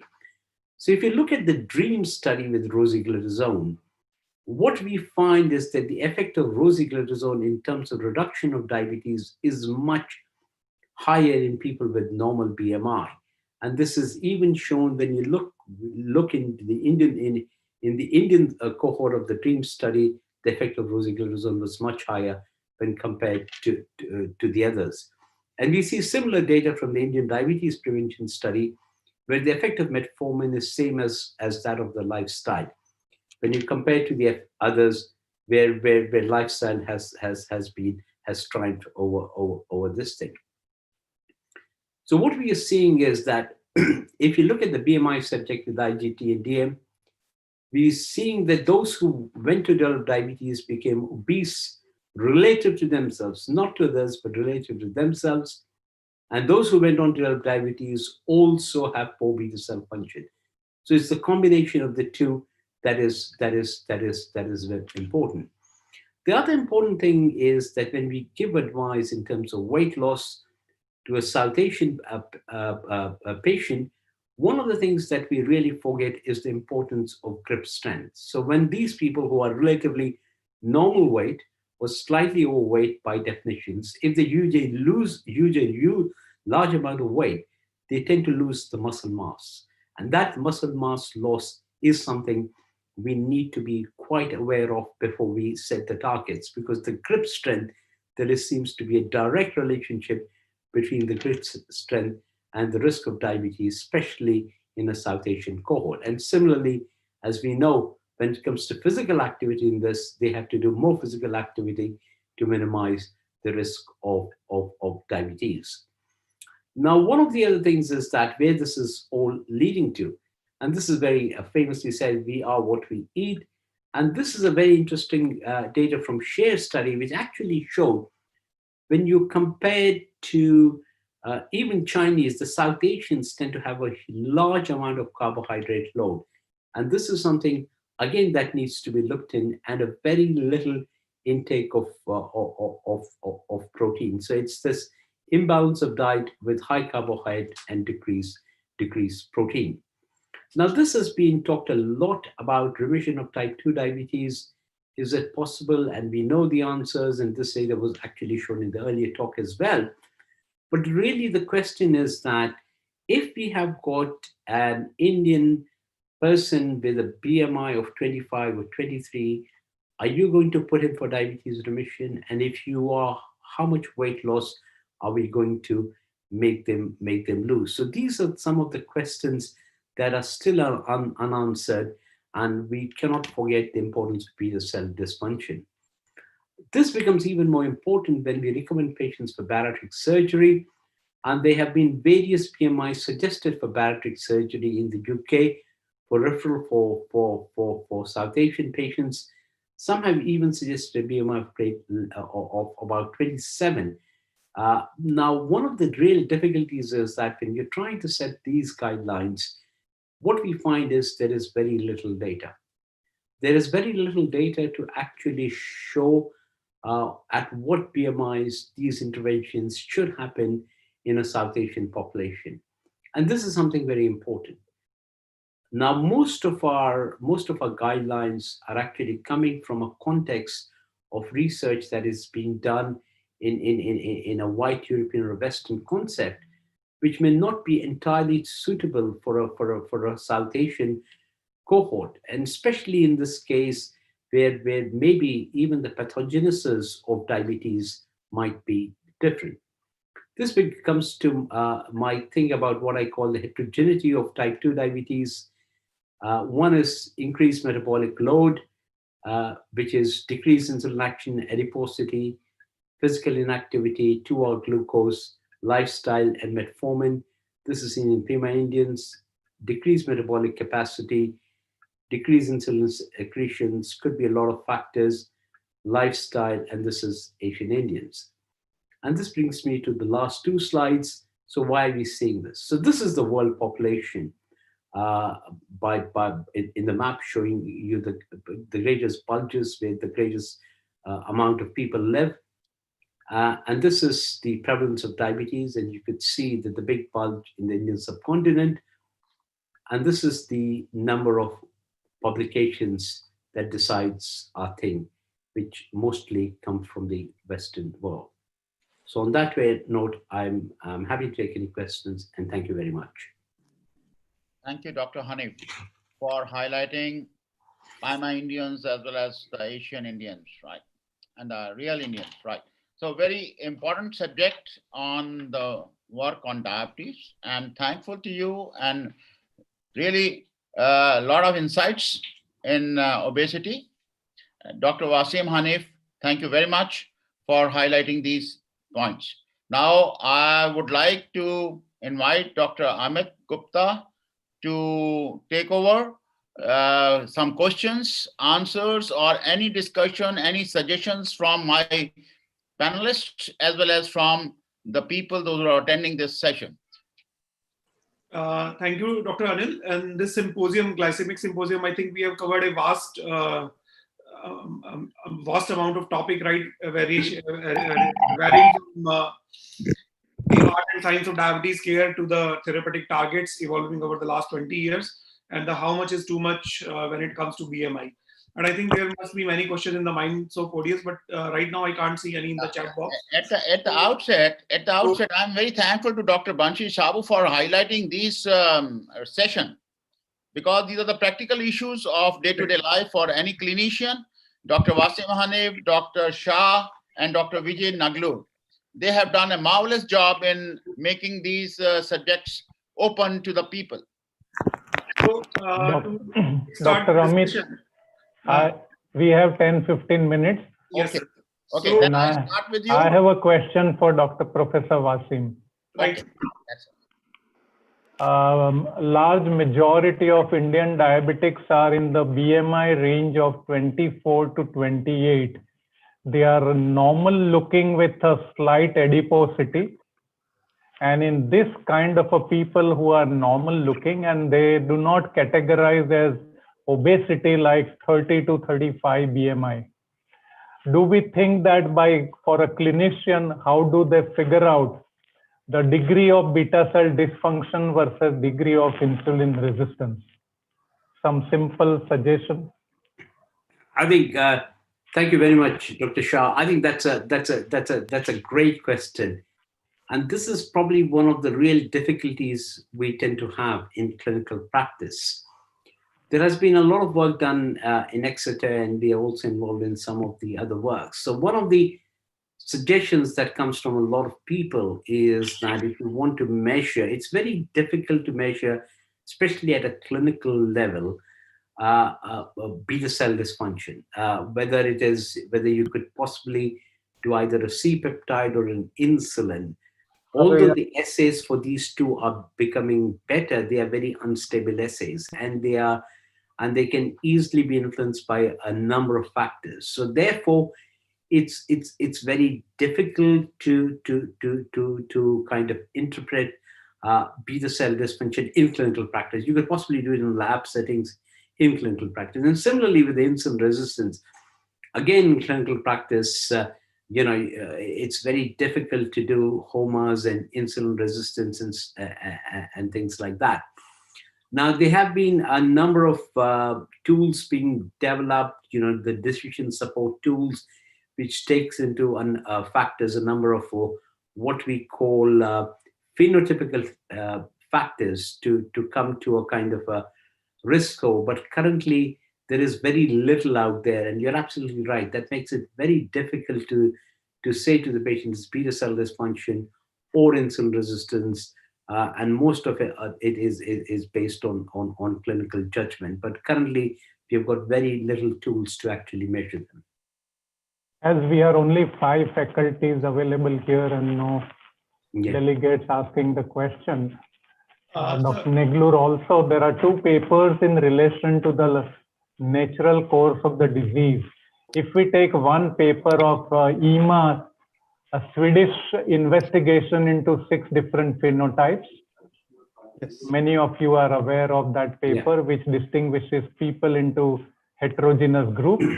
And a second research paper published from Chicago, which looked at 10 years trajectories of HbA1c, and they showed that first year with a very extraordinary 6.5 achieved, which I don't think is so difficult, had less cardiovascular disease. But they have observational data of 10 years real world trajectories, and they correlated with investigation. Can we predict how do we get people to a best HbA1c year after year based on BMI or based on phenotyping, what is possible in a standard clinic? This is a question for me or Dr. It's a comment or a question for both of you. Okay. See, there was a study done to look into which of the patients who would do well on A1C, and what are the factors which decide that a given A1C, how it is going to change over a period of time. So one was what is called trajectory of A1C. If you look at the A1C over a period of time and follow these patients regularly, if the A1C doesn't increase at a greater pace, it seems that these patients obviously have a better beta cell function, and therefore they won't progress. And as you said, there's various ways of classifying diabetes. The newer one based on how they progress. A similar attempt is also made by Dr. Mohan to classify his number of patients based on the similar lines, which was done in the Europe, the classification of diabetes, and also showed the same thing. There are people who have a kind of a mild diabetes, the people who have got high insulin resistance, people who have got severe insulinopenia, and therefore having a kind of very rapidly progressive diabetes. So all this is based on the genotype of a given patient, which decides how the patient would progress given over a period of time, and of course the change of the A1C, which ultimately eventually contributes to all the micro and the macrovascular complications of diabetes. So I think it's difficult to predict, looking at the patient in the beginning itself, how a patient would behave. But this is one way. And second was the BMI. The lower BMI of the patient was kind of a factor which suggested that this patient would not progress rapidly. So these are the 2 things which was presented in that paper. One was the rate of progression of A1C, and secondly, the BMI to begin with. So BMI comment by Dr. Wasim. Yeah. So no, I think that's a fair assessment. Now, one of the difficulties, because we hear a lot about precision medicine, and there's a lot of work going on in the UK. We've been involved in some in Leicester, and there's some work going on next. Now, one of the biggest difficulties we have with both the Swedish paper as well as the American paper is that these are actually based on large data sets. Now, it's very difficult to actually kind of classify based. So these are mostly observational studies. Now, I think there has been a lot of progression done in terms of MODI, or the genetic descriptions, where we are able to classify people with one particular type of diabetes. Now, when it comes to the whole spectrum of type 2 diabetes, we generally see that type 2 diabetes, say in a 90-year-old, is different from that in a 40 or 35-year-old South Asian. Now, currently, we don't have the tools to actually be able to predict very accurately as to how these people will progress into diabetes. Now, personally, I think that will probably come from genetics, but my hope in genetics and type 2 diabetes has not been great. But it could also come from better measurements of C-peptide and insulin. If we are able to get better assays, better measurements, and better understanding, then perhaps we will be able to classify patients quite early on in the disease and project their trajectory as to what we are doing. Currently, we have got a number of variables where we are able to make more of a clinical judgment, but not make an accurate prediction as we could do with other tools. Thank you, Dr. Hanif. I think we should move on to some other questions too. Because Dr. Anil, I would just like to make one comment on this, that one of the biggest challenge in our clinical practice is that we are not able to identify that which patient is likely to take which kind of course. Absolutely. So this is totally unpredictable. And as discussed by Dr. Vijay in his talk, it is in the future we are talking about the prediction models and many things which just Dr. Wasim Hanif has talked. So in the future, it may be quite possible that by looking at the big data, we may be able to identify and predict the models in which we can predict that this patient is going to progress faster. This patient is likely to develop certain complications like renal complications. So we can actually focus on that particular point. And rather than focusing all patients and putting all our energy equally in all the patients, we can actually be able to identify a subset of patients which will actually benefit more with the intensive glycemic control or a different kind of approach. I think the AI is going to play a bigger role in that in the coming future. I believe Dr. Vijay will agree with that. I think, yes, you are right. The artificial intelligence is going to take a big step, and especially with the precision of medicine, pharmacogenomics, and identifying which patient would respond to which drug, which patient would have a side effect, for example, aspirin causing bleeding. All this can be identified ahead of time. So your decision of treatment will be much more precise. That's why it's called precision medicine. And of course, the artificial intelligence, the internet have done a great impact. And also decision monitoring system also, which I mentioned, also has a model where it takes care of the patient subsequently when initially is seen by clinician, when clinician has no time to follow up these patients. And these decision makers, the independent decision makers, can do a lot of things, especially in hypertension and diabetes. So I think the artificial intelligence is going to make a big headway in management of the patient, especially the chronic disease and the nature of the disease being very unpredictable in terms of its progression and the complications. I agree with Dr. Vijay. I agree with Dr. Vijay and for highlighting. I think now the days are to come for artificial intelligence also in diabetes. And big way, as a small, quick questions to. Yeah, shall I just come in, Dr. Gomba, very briefly and a point. I think it's very important. I completely agree with Dr. Vijay. But I think one of the things which is very important and needs to be highlighted is that, if you look at decision support tool or artificial intelligence, what comes out is what you put in. Now, one of the currently the difficulties that we're having is in the understanding of the whole type 2 diabetes and obesity model. Most of the research is coming from the West. And that does not include the whole global population, especially from the South Asian context. And what we've been trying to do is to highlight that once we start getting these decision support tools, it should cover the whole world population, because then only you will be able to have good decision support tools and good artificial intelligence, or else the models will not work. Thank you.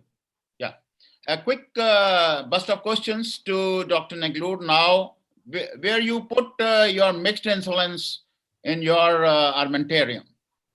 Yes, the mixed insulin has been very popular in India because we have a prandial sugar control is a major issue.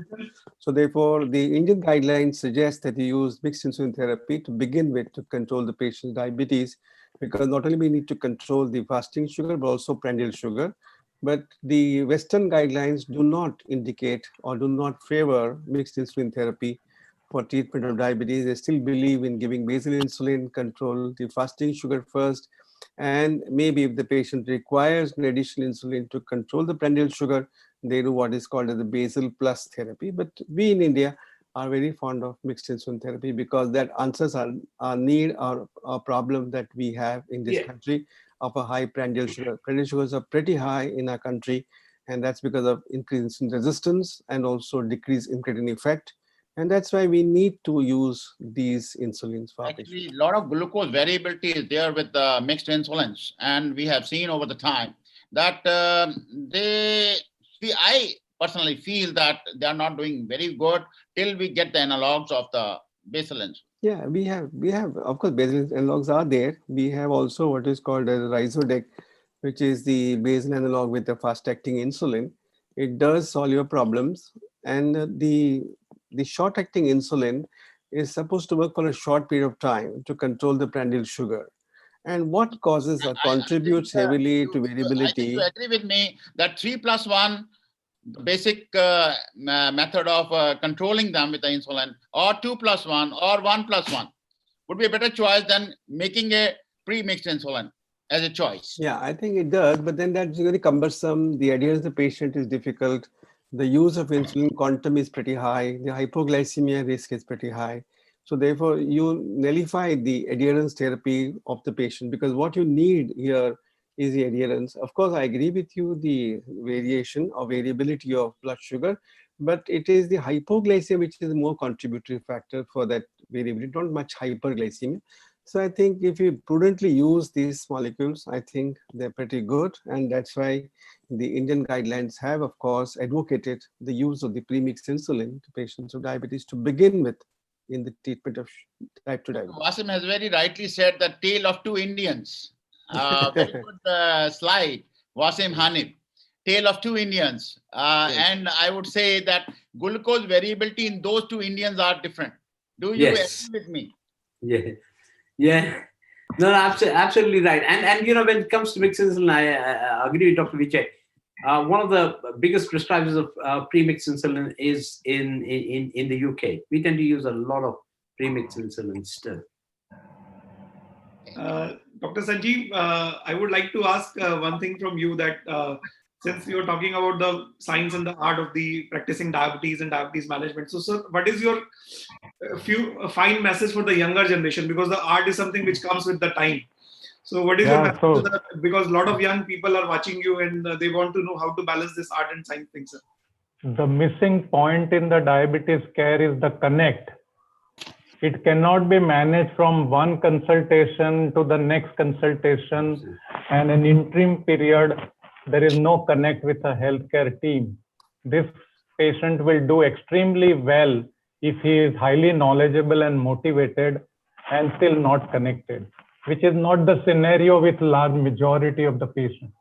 So they need a frequent hand-holding, frequent guidance, frequent advice. So that connect element, whether you do insulin titration, you do recognition of hypoglycemia, or you improve a dietary compliance, or you talk about alternative exercise. So connect is the word, connect with a patient. That doesn't mean the doctor has to connect, but even sometimes and frequently a healthcare team. So we should design a model of a care, a package system in which all those things are being incorporated and implemented. a small thing. Yeah, you have to connect yourself with the disease. You have to connect yourself with the diabetes, right? That's very nice. You did mention about the ectopic fat. Except visceral fat and abdominal fat, everything is okay. But which is the most important fat which can produce more of Indians into a glucose variability? Dr. Shah. So personally, I think that the fat that the Indians probably need the most is the brown fat, which is the missing fat. So Dr. Because if you have the brown fat, North Gujarat. if you have the brown fat, that is the metabolically the most active form of fat, and that has been shown that even 1 gram of extra brown fat makes you lose weight by 1 kilogram. So it's the lack of the brown fat that drives it. It's not the other fat; it's the lack of the brown fat. I think So how are we closer to the browning of a white fat? Are we closer? Yeah, you can eat brownie instead. I think to answer the question, Dr. Anil, I think a big applause to all of them. Oh, thank you. A big applause to all of them. Thank you very much. Thank you, Bansi bhai. Thank you. Thank you, Bansi. Sir, I think we have some more time to continue. No, it is. I tell my co-chairperson Amit to. Thank you, Dr. Anil. All this. Yeah. Thank you, Dr. Sanjeev. Yes, Amit, Thank it you, was Bansi. really Good to thanks, see you. Dr. Sanjeev bhai and Dr. Vijay Neglur. Thanks, Ricky. Thank you, Bansi bhai, for the invitation. Thank you very much. Dr. Vijay, it was very great, 20 years of all the glycemic therapeutic targets which you were talking about. In 20 minutes. I was just saying that we just saw your paper of sweetening 16. So in just last 12 years, we have multiplied from 8 to 16. Yeah, yes. Thank you very much. Thanks, Dr. Wasim, from joining. Thank you, Bansi. Thank you, Dr. Bansi. Thank Okay, you. see you soon. Thank you. Nice Thank meeting you, everyone. all. Thank you, Amit. Thank Thank you, you, Anil. Amit. Thank you, Wasim. Thank you, Vijay. Thank you, Bansi bhai. And of course, Sanju bhai. Thank you. Wishing Hanif the best of luck with COVID-19 too. And Happy New Year. Happy New Year. Now it is COVID free Happy New Year. COVID-19 with new strain. I know. Thank you. All of you. Thank you, Dr. Banshi. Thank you. Dr. Sabu. Thank you. Thank you. So for the next symposium, we have reporter Dr. But before that, I will request technical team to show some of the slides of industry.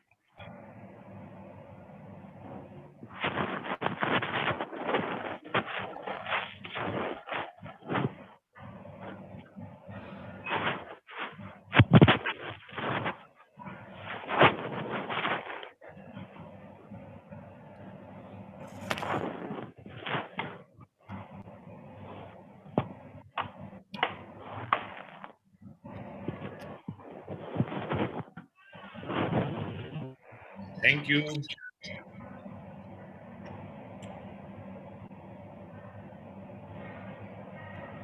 Dr. Shruti join. Dr. Shruti, Dr. Divya and Dr. Mayuya is there already.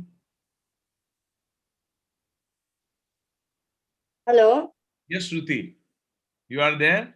Yes, sir. Good evening, sir. How are you? All good. Good to see you. So now you introduce both Dr. Divya and Dr. Mayuya from Sonipat and Bardhaman. So over to Shruti. Yes, moving on to our next really important topic on diabetes and women. Women are really the caregivers in the Indian society, so it becomes a very important task for them. So let's move on to the next topic. And our chairpersons for the day are Dr. Divya Saxena, who is from Sonepat, Haryana, and she is a very senior diabetologist, and Dr. Maya Sigdar from Bardhaman. Over to you, ma'am. Thank you, Shruti. Thank you so much. Hello, Dr. Maya. Yes. Yeah, thank you, Shruti, for the nice introduction. And I thank Dr. Bansi Sabu sir for giving me this opportunity to be a part of his program. And I wish him all the best. So I think today this symposium is for the females, and we should celebrate all of us for the females only. So this is now I think we should introduce our speakers for this session.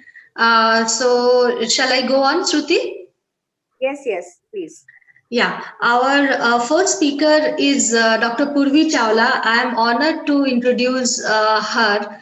Dr. Purvi Chawla is a very known face to all of the national conferences, and it's my pleasure to introduce her. She is the consultant diabetologist and director of clinical research of Lina Diabetes Care and Mumbai Diabetes Research Center. She is the honorary consultant diabetologist in Bharatiya Arogya Nidhi Hospital and Mahabir Hospital, Mumbai. She is also the co and sub investigator in several global and national clinical trials at BACS Municipal General Hospital, Diabetes Center Research Center, Mumbai. She is the organizing secretary of Women and Diabetes 2020 and organizing committee member in Challenges in Diabetes in 2019 to till now. She is also a RSSDA social media core team member. Dr. Purvi Chawla is a joint secretary of Santa Cruz Medical and Social Association, and she is the winner of RSSDA USB Award for Best Innovation in Diabetes Care in Challenging Situation. She is also so many things are there for her. Yeah, and I hope all of us, anyway, we know Dr. Purvi Chawla very well, but now Dr. Purvi Chawla, it's all about all yours. Stage is all yours. Thank you so much for that very kind introduction, Dr. Sigdar and the chairpersons. And a big thank you and cheers for Dr. Banshi Sabu, who has not given up even in the last weekend of the year with this smashing conference, Diacare Con. Yes. Extremely privileged and proud to be here. So thank you for that invitation. The entire team is very, very dedicated and fantastic. Yeah. With that, let me start. Sure.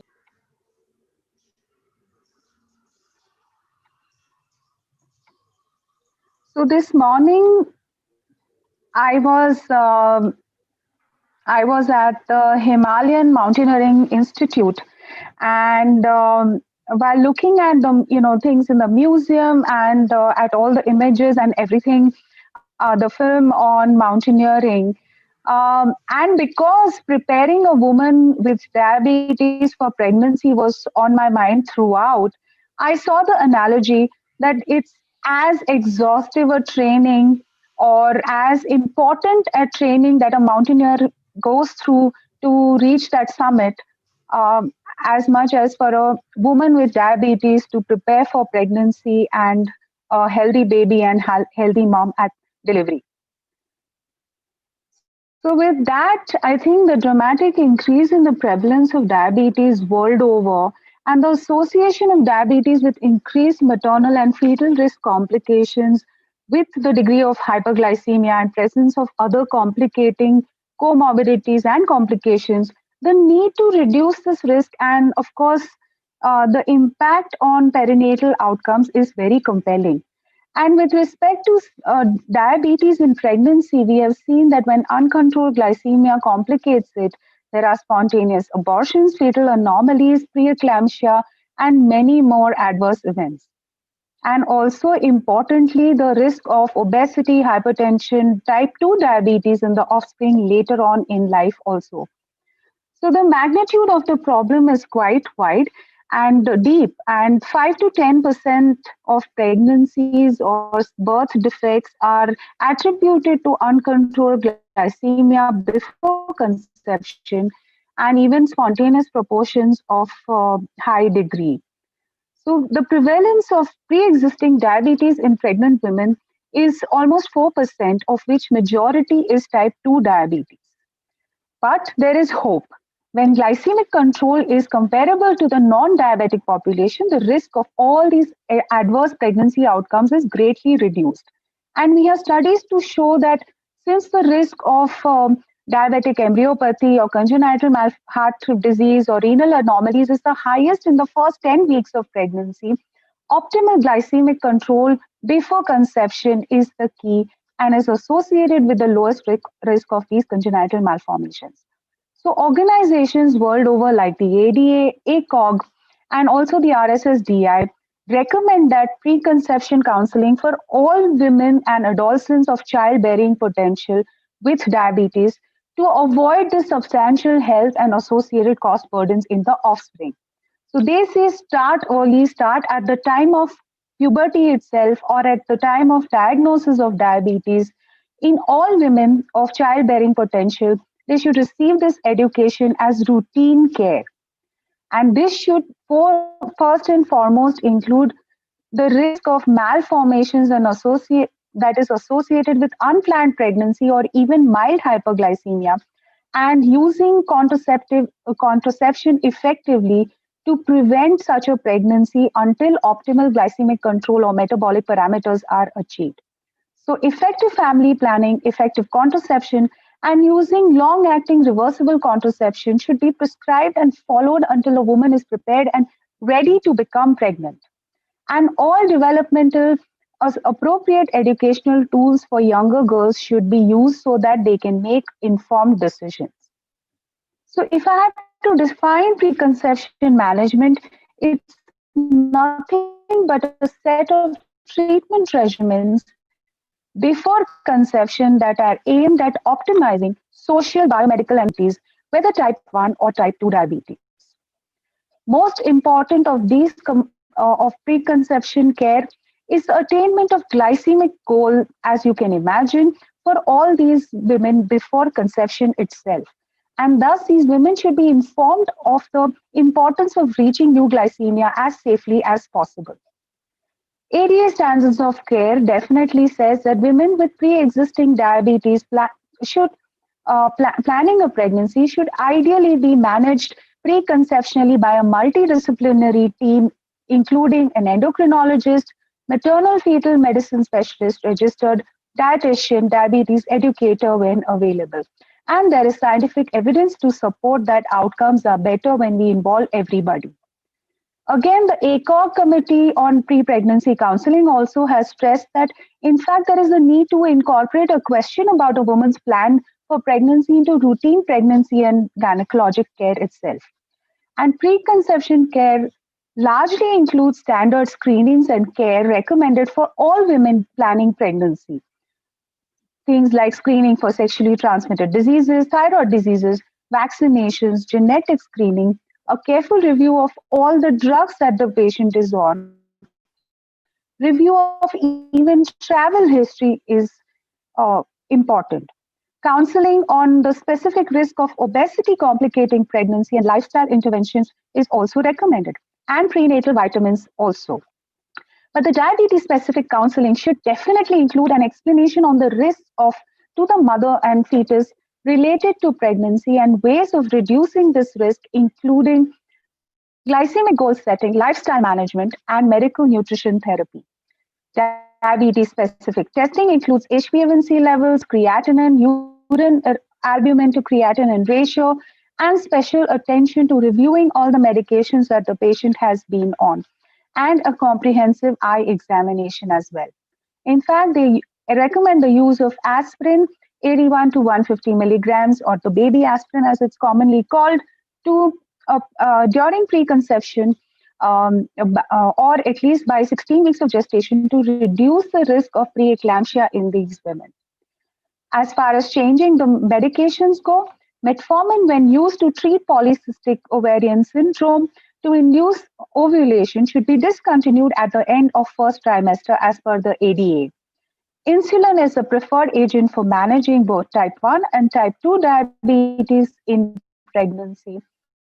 And hence, it's recommended that patients who are planning to conceive should be shifted to insulin therapy as much as possible.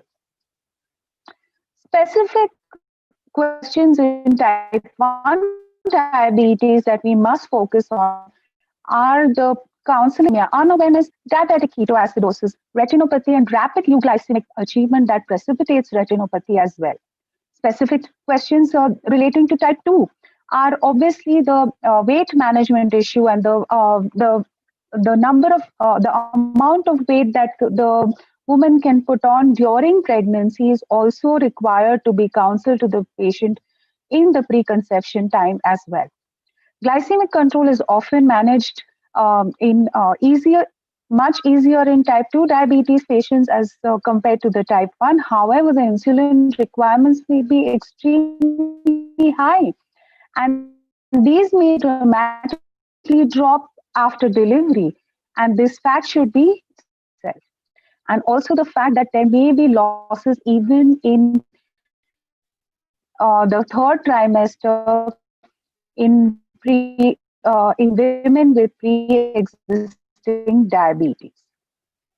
With that, they also suggest that there should be extra focus on nutrition, diabetes education, and screening for diabetes because of the stricter and tighter control of glycemia in women with diabetes. They tend to eat consistent amounts of carbohydrates to match insulin dosage and avoid hypoglycemia or hyperglycemia. And this has to be counseled through a dietitian who is well experienced and qualified so that she can plan a food meal plan for the patient, uh, counsel the patient for the insulin to carbohydrate ratio, and also determine the weight gain goals for the patient. Comorbidities and complications of diabetes, we know they exist, and the patient needs to be thoroughly aware of the same and the fact that there can be progression of diabetic retinopathy. Hence, detailed eye examinations are also regularly recommended as per the ADA, and pregnant patients with diabetes and hypertension or significant proteinuria, a BP level of above 135 by 85 millimeter mercury should be treated aggressively to get targets less than 120 by 80 millimeter mercury. Again, we need to be careful about the drugs that we use to treat hypertension during pregnancy, and ACE inhibitors and ARBs, statins, all are contraindicated during pregnancy.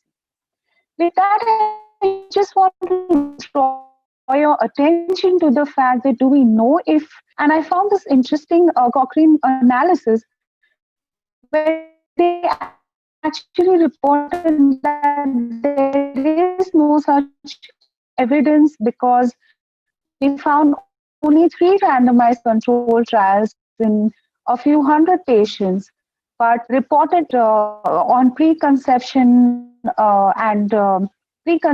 counseling and the risk of outcomes. And I thought that was quite comprehensive. They found that majority of the studies found that up to 62% of the type 1 patients were seeking preconceptional care. Of type 2 diabetes patients were seeking preconceptional care. And preconceptional care in type 2 diabetes women was sought only when the women were slightly elderly or they were obese or they already had some complication ongoing.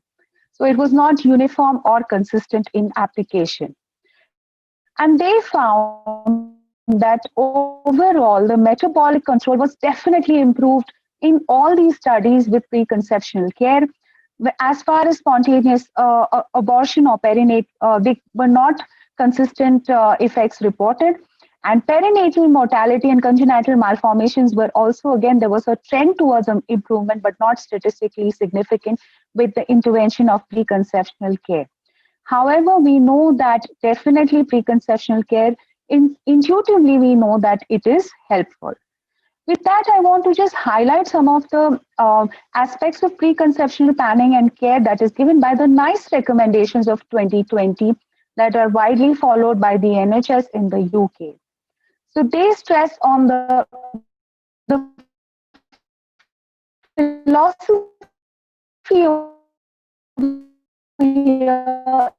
is slightly different than the ADA or the RSSDI ESI, and I want to just highlight that. So they also stress upon the fact that we must explain to the woman with diabetes that if they have good glycemic control before conception and throughout pregnancy, that will definitely reduce the risk of complications as well. And when women with diabetes are planning a pregnancy, their families must have all the information as well about how diabetes and pregnancy are related. So they stress a lot on the counseling aspects and all the different aspects like hypoglycemia, unawareness during pregnancy, how nausea and vomiting affects blood sugars, or the risk of a large baby impacting the delivery outcome, or the need for screening for complications, importance of maternal blood glucose control during the labor, possibility that the baby may have complications in the first 28 days after birth, or the risk of the baby eventually developing diabetes, obesity, and other health problems are also to be highlighted right at the time of that preconception counseling. They also go on to emphasize the importance of planning for pregnancy as compared to unplanned pregnancy and that extra effort and time that will be required to manage diabetes during pregnancy.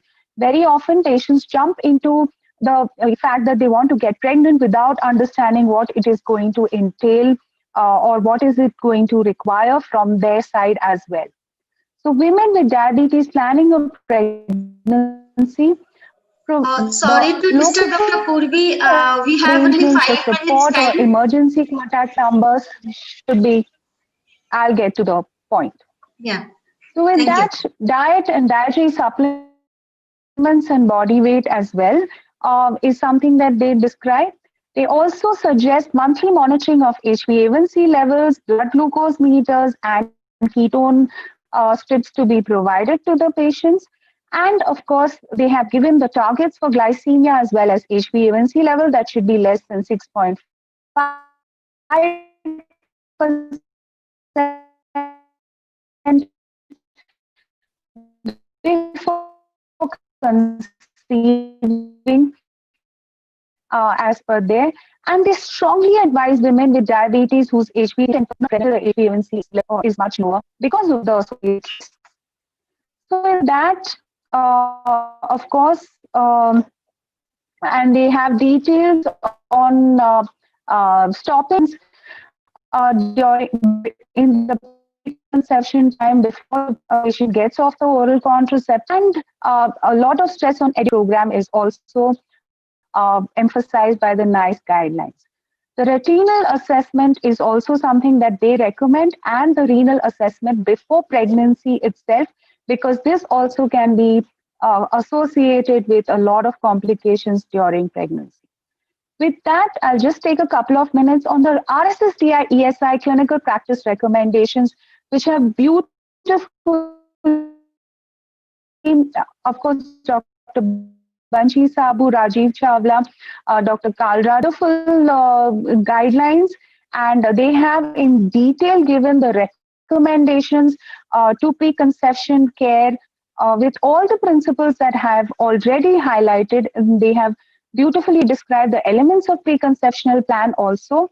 And they have suggested that conception should be planned only when the HbA1c levels are less than 6.5 or 7% to lower the risk of congenital anomalies, and have described the glycemic targets that have to be maintained for such women with diabetes who conceive. So they also suggest that switching over to from oral agents or non-insulin injectable anti-diabetic agents to insulin prior to conception while minimizing the risk of hypoglycemia is recommended by them. And for that, the details on the drugs to be used, on the insulins to be used are also given here. Of course, screening for complications is one of their suggestion as well. And the stoppage of all the contraindicated drugs like ACE inhibitors, ARBs, statins, lipase inhibitors, all should be stopped, and the recommendation with what drugs to be used for treating hypertension in pregnancy with pre-existing diabetes. They also specify that these women are to take folic acid at 5 milligrams per day until 12 weeks of gestation to reduce the risk of having a baby with neural tube defects, and weight management is also one of their purview. However, the Ministry of Health and Family Welfare guidelines only touch upon this and do not give any more details. Hence, our main guideline to follow is the RSSDI ESI clinical practice recommendations. With that, I just want you to leave some thought on the continuous glucose monitoring that is available so widely and freely in India. So, as much as possible, we should use it because it has been reported to have positive outcomes. Of course, not to replace SMBG, but to be used along with it to improve glycemic control as well as the outcomes, especially in type 1 diabetes. So, the take home message is that preparing a woman with diabetes for pregnancy is with complete and consistent preconception care with focus on counseling about planning pregnancy only when metabolic parameters are appropriate for conception and the risks of unplanned pregnancy with uncontrolled glycemia. Diet, exercise, weight management, optimal anti-diabetic therapy with insulin and metformin for achieving glycemic targets and HbA1c level to be optimized, optimal blood pressure and lipid management, discontinuation of harmful drugs like ACE inhibitors, ARBs, and statins, supplementation with vitamins and folic acid, screening for complications like retinopathy and nephropathy, and SMBG in tandem with CGM to be adequately explained and implemented. Thank you so much for that patient hearing, Team Diacare, and I'll be happy to stop sharing my slides and Thank you, hand Dr. over to the Purvi. chairperson. Thank you so much, Dr. Purvi. It was an excellent deliberation. We have many questions, but we would like to take it at the end of the session. So I think, Dr. Divya, you want to introduce Dr. Shalini? Yeah. First of all, good evening to all of you, and I'm really sorry for the delay in connection. There was some network error in my network. So I must thank Dr. Banshi Sabu, first of all, at the outset to invite me and to giving me an opportunity to join this academic session and for this wonderful academic event also. I must congratulate for a wonderful organization and the best possible coordination between the organizing team. So the next speaker going to be is Dr. Shalini Jaggi, and she doesn't know any introduction. She is going to talk on what is the window between cardiovascular complications and diabetes. Dr. Shalini Jaggi is a consultant diabetologist, director and Life Care Diabetes Center, New Delhi. She is a consultant diabetologist, Apollo Cradle Hospital and Clinics, New Delhi. She is a member Executive Council RSSDI National and Joint Secretary RSSDI Delhi Chapter.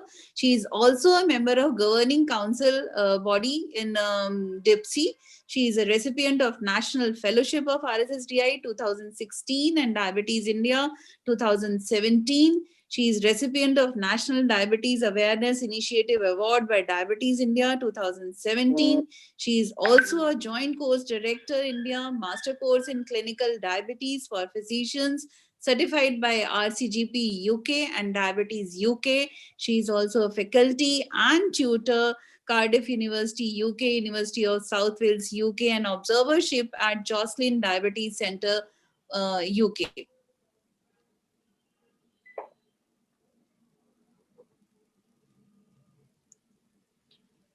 So I would invite Dr. Shalini Jaggi for her deliberation on the topic. Over to you, Dr. Shalini. Thank you so much, Dr. Divya, for that wonderful introduction. That was actually too comprehensive. First and foremost, many thanks to my senior, my elder brother, Dr. Banshi Sabu, for giving me this opportunity to talk on a topic which is very, very close to my heart. Gestational diabetes and anything. This is something which is very, very important in today's context. And the task given to me today is to talk about why gestational diabetes is important, not only for the mother and fetus for that immediate pregnancy outcome, but also how and why it serves as a window of opportunity for prevention of cardiometabolic disorders. So are my slides visible? Yes, Shalin. Yeah, it's visible. Great.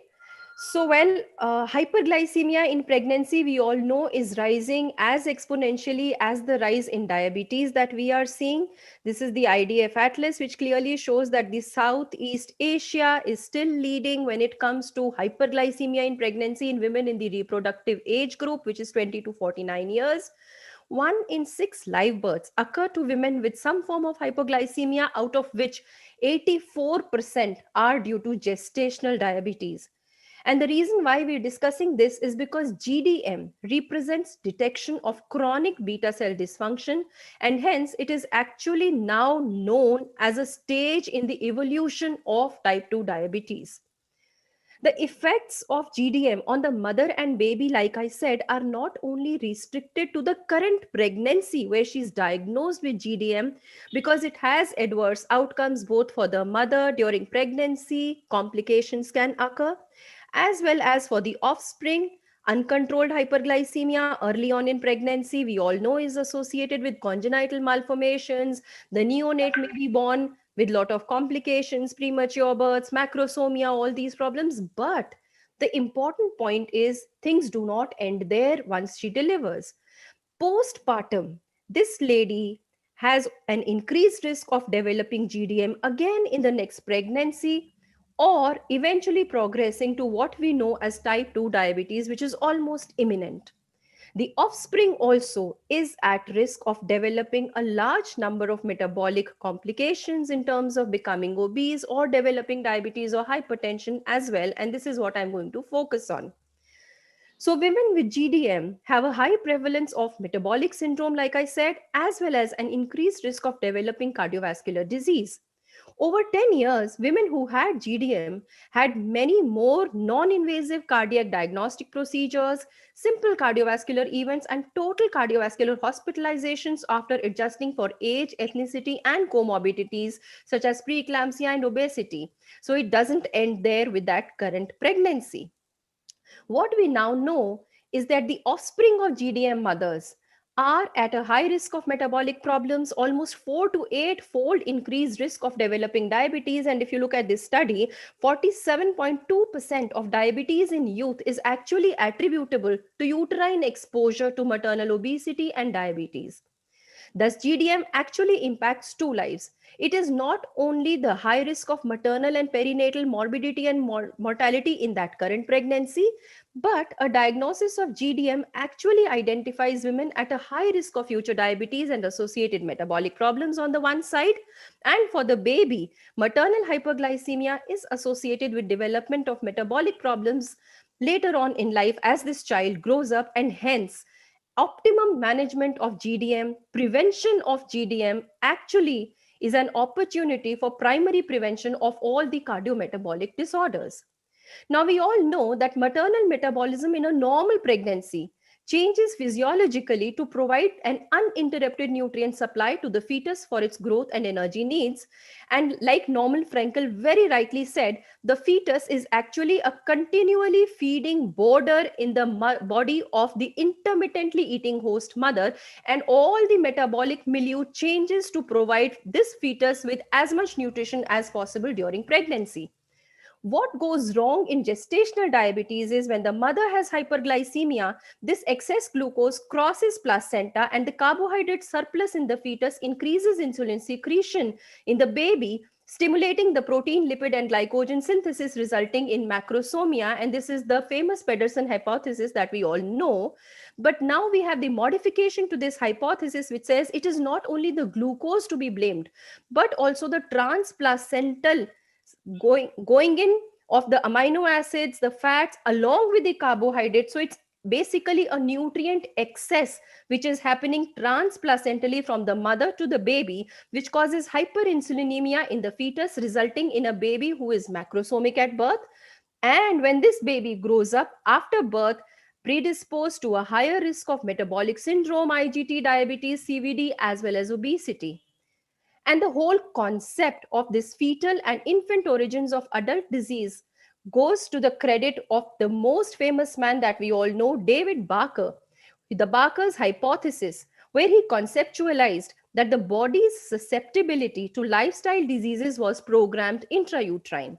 So what exactly is this fetal origin of disease hypothesis? Well, this states that susceptibility to cardiovascular disease, susceptibility to type 2 diabetes, and insulin resistance syndrome is actually programmed in utero as a response to fetal undernutrition. Exposure to any stimulant during this critical period of development in pregnancy may actually influence later metabolic or physiological functions in adult life, and hence an adverse environments in the fetal life or early childhood eventually leads to increased risk of disease in adult life. So maternal undernutrition on a background of maternal body composition which is not right, or inadequate maternal dietary intake, faulty uteroplacental blood flow, placental transfer, or fetal genome eventually may predispose to fetal undernutrition on the one side, leading to hypoxemia, metabolic changes, or endocrine changes which cause fetal programming in such a way that there are structural changes within the organs of the baby, poor childhood growth, and predisposing this baby to metabolic and endocrine dysfunction. So the developmental origin of health and disease rests not only on the development later on post birth, but also on the genes that the baby develops and the intrauterine environment. So it is basically the genetics that load the gun and the environment that triggers it off. Gestational programming is the process whereby the stimulus, which is hyperglycemia when we're talking of GDM, or any kind of stress that occurs at the critical or sensitive period of fetal development. And this permanently changes the structure, physiology, and metabolism, predisposing this baby to cardiovascular disease, to metabolic disease, to obesity, to diabetes in adult life.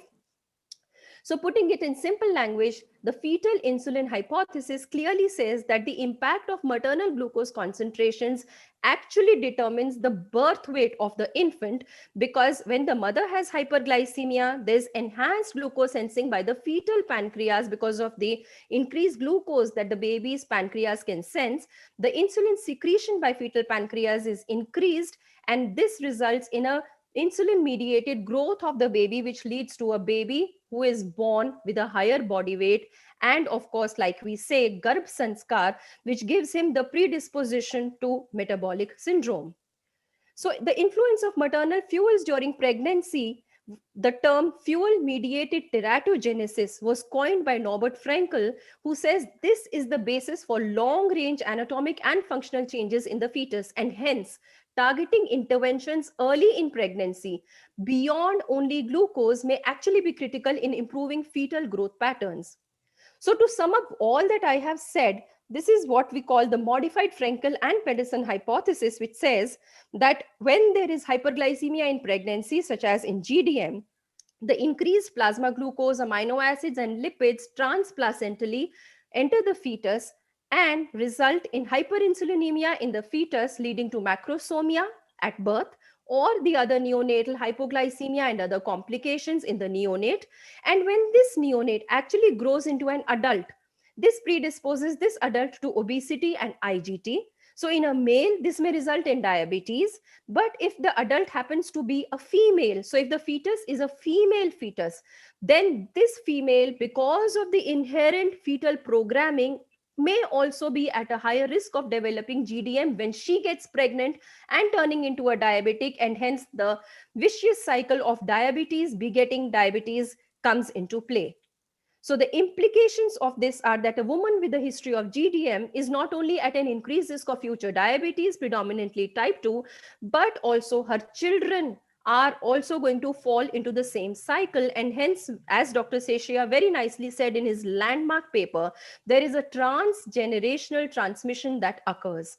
So on the one side, we have gestational weight gain and maternal obesity in GDM, which lead to in utero overnutrition of this baby, which predispose to epigenetic changes in the genes, causing an alteration in the physiology, such as predisposing this child to insulin resistance and beta cell dysfunction, which increase the risk of obesity, diabetes, CVD in the offspring, and result in an intergenerational effect and long-term NCD risk. On the other spectrum, we also have poor nutrition poor maternal nutrition, which reduces the birth weight of a baby, increased appetite in the early postnatal life, the famous thrifty gene hypothesis, which leads to a rapid postnatal growth, altered leptin synthesis and secretion is increased, leading to visceral adiposity, leading to peripheral insulin resistance, and again, this results in NCDs. So we have the developmental origins of health and disease, the DOHAD hypothesis, which says that environmental exposures can lead to establishment of epigenetic modifications such as histone modifications, DNA methylation, non-coding RNAs, and the persistence of these modifications in later in life may actually condition this offspring to develop all these metabolic disorders that we are talking of in future life. Hence, the consequences of an intrauterine exposure to hyperglycemia, as occurs in gestational diabetes, hyperinsulinemia, inflammation, and oxidative stress, which all are the hallmarks of GDM, is actually associated not only with anatomical malformations that the baby may be born with, but also with hypothalamic dysfunction and obesity in the offspring. And furthermore, there may be behavioral and neurophysiological defects in the offspring, which may only manifest only in childhood, adulthood, or even old age. So it is not only the organ development, the current pregnancy, the future risk of diabetes, but also now we know have data which says that the delayed neurocognitive development, neurodegenerative diseases may also have their roots right in intrauterine exposure. So the sterile inflammatory insults of GDM, they dysregulate expression or activity of different signaling pathways in the placenta, in the adipose tissue, and in the skeletal muscle. All of these leading to different kinds of alterations and malfunctions in the tissues, which eventually lead to adverse offspring outcomes, which may be short-term in the form of macrosomia or increased fat mass, or long-term risk of obesity, diabetes, and metabolic syndrome. So friends, GDM may play a crucial role in increasing the prevalence of diabetes and obesity, not only for the mother herself, but also for the fetus. And hence we know this is basically what lays the seeds or the roots for origin of cardiometabolic diseases. Suboptimal in utero environment affects different organ systems, as you can see here, and this eventually leads to all the cardiometabolic disorders that we're talking of. Now we also know that diabetes in pregnancy can have an impact on the lung health of the offspring, and this is what we now know as the developmental origins of even respiratory disease. So any form of hyperglycemia in any trimester, when the baby's lungs are developing, can also lead to various chronic lung diseases, and the newborn may have functional defects and mechanisms when the mother has gestational diabetes, leading to newborn respiratory conditions and even chronic lung diseases such as wheezing and asthma.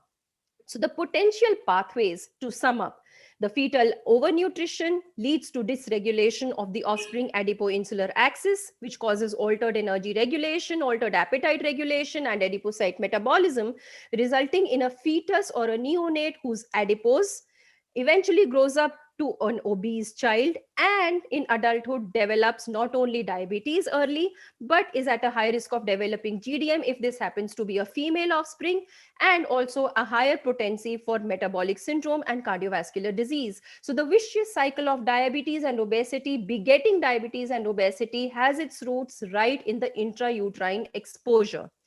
Therefore, this cycle of metabolic disease epidemics, where you have the genes, where you have the epigenetic environment, all these are consistent. And the effect of possible interventions to break this cycle can expected to actually yield best results only if the intervention occurs right in the periconceptional and the prenatal period, rather than after the child is born, because the exposure, the damage has already Sorry been to done. disturb, Dr. Shalini. We have only 5 minutes time for you. I'll finish it, Maua, don't worry. So what actually happens is, all these interventions, if we need to have them really viable, then the intervention time has to be in the periconception period or in the prenatal period, rather than when the child has already been born. Because like I said, the Garbha Sanskar, which means the fetal programming that the child has already gotten for metabolic disorders, then becomes very difficult to manage. And hence we all need to understand that GDM plays a crucial role in increasing the prevalence of diabetes and obesity, and hence universal screening and prompt management of all pregnant women for GDM is very, very essential. And this is why it has to be taken up as a public health priority when it comes to a country like ours.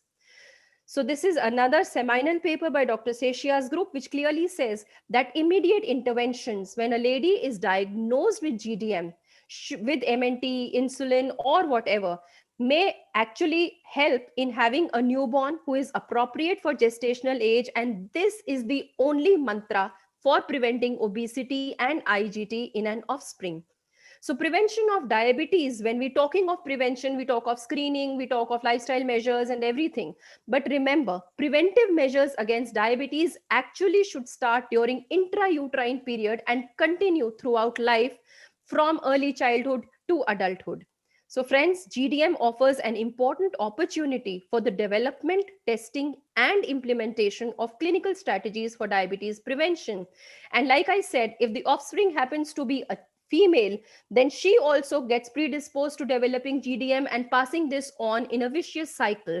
So it all starts with a healthy pregnancy, a female who delivers a baby with a low birth weight or a large for gestational age birth weight child. This same child is then in adult life carrying an elevated risk for obesity, diabetes, and hypertension, or even CVD. And this definitely translates into an intergenerational transfer of all these risks from one generation to the other. So maternal health is definitely a link to stopping this entire epidemic of NCD. And hence, the only solution is having a baby born with an optimal birth weight, who is not genetically programmed or exposed to all these different influencers that I said during pregnancy. So the goal of early GDM screening and management is not only to improve the imminent perinatal outcomes, but also to prevent long-term maternal and fetal effects. If glycemic control can thus be maximized to an extent where the fetus does not recognize that the mother has any form of hyperglycemia, then I think that is the optimum treatment of the mother during pregnancy. And that, my friends, would be the first step in preventing obesity and diabetes in this offspring. So the GDM is actually a window of opportunity to provide maternal care services to reduce traditional maternal and perinatal morbidity and mortality indicators and address the intergenerational prevention of NCDs such as diabetes, hypertension, and cardiovascular disease. To conclude, we as clinicians are afforded the rare opportunity to alter the natural course of disease and change the future health of women and their offspring today. So GDM definitely offers a window of opportunity for us to intervene if we want to prevent cardiometabolic disorders in both the mother as well as her baby. And I end with Dr. Seshia's words that where he very clearly says, to achieve a diabetes-free generation, we all need to focus on the fetus for the future and not the mother alone. With that, I rest my case. Thank you very much. Thank you, Shalini. Such a wonderful talk, such a well explained talk. And we also got the new meaning of Garv Sanskar. So thank you for that, Shalini. So thank you. I think we will take the questions at the end of the session. So now we have our next speaker, Dr. Neeta Deshpande. I think Dr. Neeta Deshpande doesn't need any introduction. All of us actually know her. She is the professor and HOD medicine of Dental College, Belgaum. She is the diabetologist and bariatric physician from Belgaum Diabetes Center. She has several presentations on obesity and diabetes in national and international meetings. She has many publications in peer-reviewed journals and textbooks. She is the past chairman of Karnataka RxSDI. She is the principal investigator of several clinical trials across the country.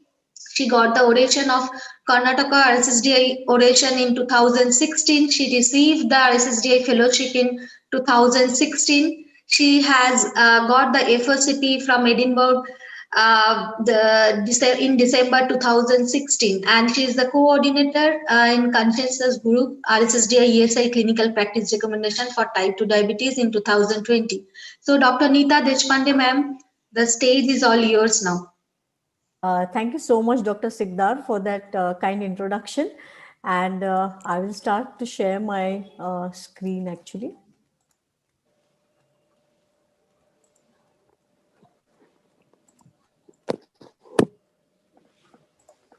Yes.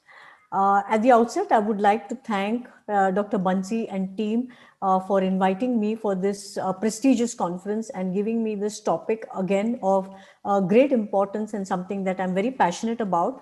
And that is about type 2 diabetes management and do women need a different approach. In the last couple of years, a lot has been spoken actually about whether women actually need to be treated differently, whether the management is different. And a lot of data has been coming in from a long time, but yet the guideline, it hasn't made it to the guidelines.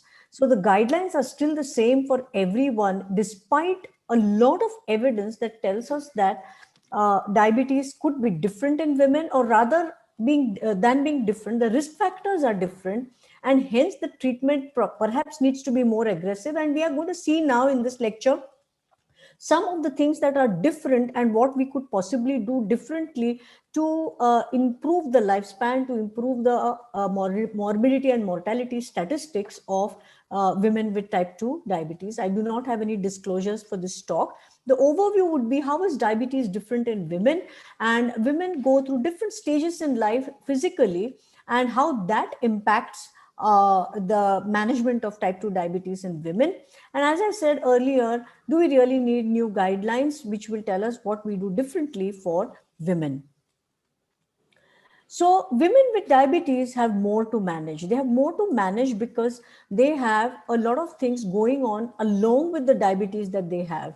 They probably sometimes have to grapple with adolescents because you have young diabetics. They have to grapple with reproduction, then with menopause. So those set of problems come along with diabetes and may affect diabetes. So they already have a lot to do, lot to manage, and along with that, a chronic disease like diabetes. We also know that diabetes increases the risk of heart disease, which is the most common diabetic complication in general, by about 4 times in women, whereas it is 2 times in men. So here itself, you can see that women could die more of heart disease when they have type 2 diabetes, and the outcomes are worse. And it is actually the leading cause of death among women with diabetes. That's the heart disease part. And also, women are at higher risk of other diabetes related complications such as blindness, kidney disease, and depression. There are many studies to corroborate this. Now there are other problems now that happen, like more than 50% of women will get a UTI in their lifetime, and the risk may be higher if diabetes coexists. So this again is going to have a lot of problems, and this is going to have also a bearing on the kind of drugs that you're going to give these kind of women, knowing this statistic. Also, we know that women suffer from PCOS, and that has a clear link with diabetes. So what can we do differently for this subset of women? Then there are changes in hormone levels, in and around the menstrual period. This again can cause problems. So do we need to look at this again differently, when we hardly ever ask a diabetic woman who walks into our office whether she's actually expecting her menstrual period or is in the middle of the menstrual period, which could be affecting her sugars. But yes, we need to probably look at that as well. Again, there can be sexual dysfunction in women because of a variety of reasons, vaginal dryness being one of them, making intercourse uncomfortable and making life a little difficult for women because of this particular thing. Nearly 42% of women with type 2 diabetes report sexual dysfunction. So these are the different kinds of problems in a nutshell, which I can say. I'm going to introduce to you some other problems also that diabetes women can have. Because of all this, look at this study. What did it say? This study found that women with type 2 diabetes treated with a structured personalized care approach Keeping in mind all the things that I have just mentioned, for 6 years, these women had significantly better mortality outcomes than women who received routine standard care.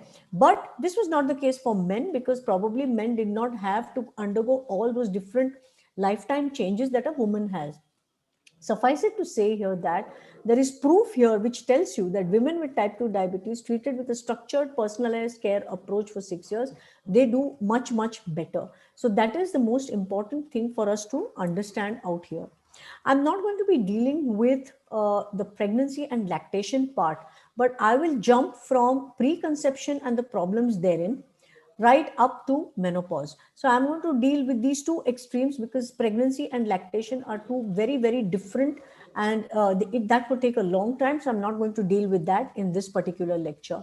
So preconception that is there needs to be started early in diabetic women to prevent fetal loss and congenital malformations. Again, that weight loss part is there. So we have to emphasize lifestyle modification preconceptually, not just treating gestational diabetes or a diabetic woman with pregnancy. We are not going to do just that. What we are going to do is we are going to ask a person, that is the in thing now, and that is what ought to be done, that we make sure that they are metabolically normal prior to conception. So that is the way that we're going to ensure what Shalini was talking about, that we ensure all of this, that a normal fetus, a normal mother, normal next generation. So that all starts preconception. In addition to all of this, metformin and drugs that are weight neutral, such as DPP-4 inhibitors, SGLT2 inhibitors, GLP-1 receptor agonists, maybe we would like to use them because preconception you want them to be at an ideal weight. So here again you can see that the options are different when it comes to a woman, especially if she's planning conception. So different stage of life, different way of managing the diabetes. So if it is PCOS associated dysglycemia, you know that we all use metformin, and we know what metformin does for PCOS and how it is going to change the hormonal milieu. That is what we know. So what I'm trying to do is I'm just giving you a snapshot of the choices that are open to us at different stages of a woman's life when she has type 2 diabetes, and it could be different from general diabetes. You have to focus on these particular problems. So the practice calls for adolescents, girls with PCOS, or girls who are just married and want conception. Weight loss is key for them. Lifestyle modification is of course important, and the drugs that you see up on the screen there, the alpha glucosidase inhibitors, basically either weight neutral or weight reducing drugs would be ideal for them. Physical activity and the other part of lifestyle modification is of course very, very pertinent for this particular. So now I said I'm jumping to menopause because I'm not going to take care of treatment of diabetes during pregnancy and lactation, because that is something very specialized for a different lecture. So it is, let's come to menopause. Now, you know that type 2 diabetes people, majority of our population is in the menopausal age group, and this is where we have to grapple with so many different problems along with type 2 diabetes when a woman has menopause.